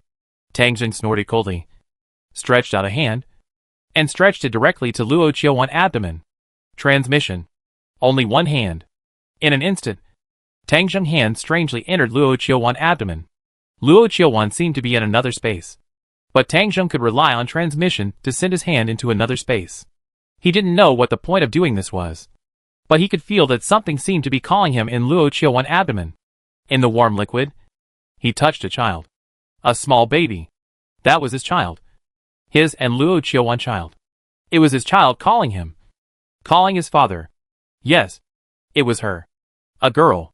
In an instant, something strange happened. The girl fell rapidly. She was about to be born.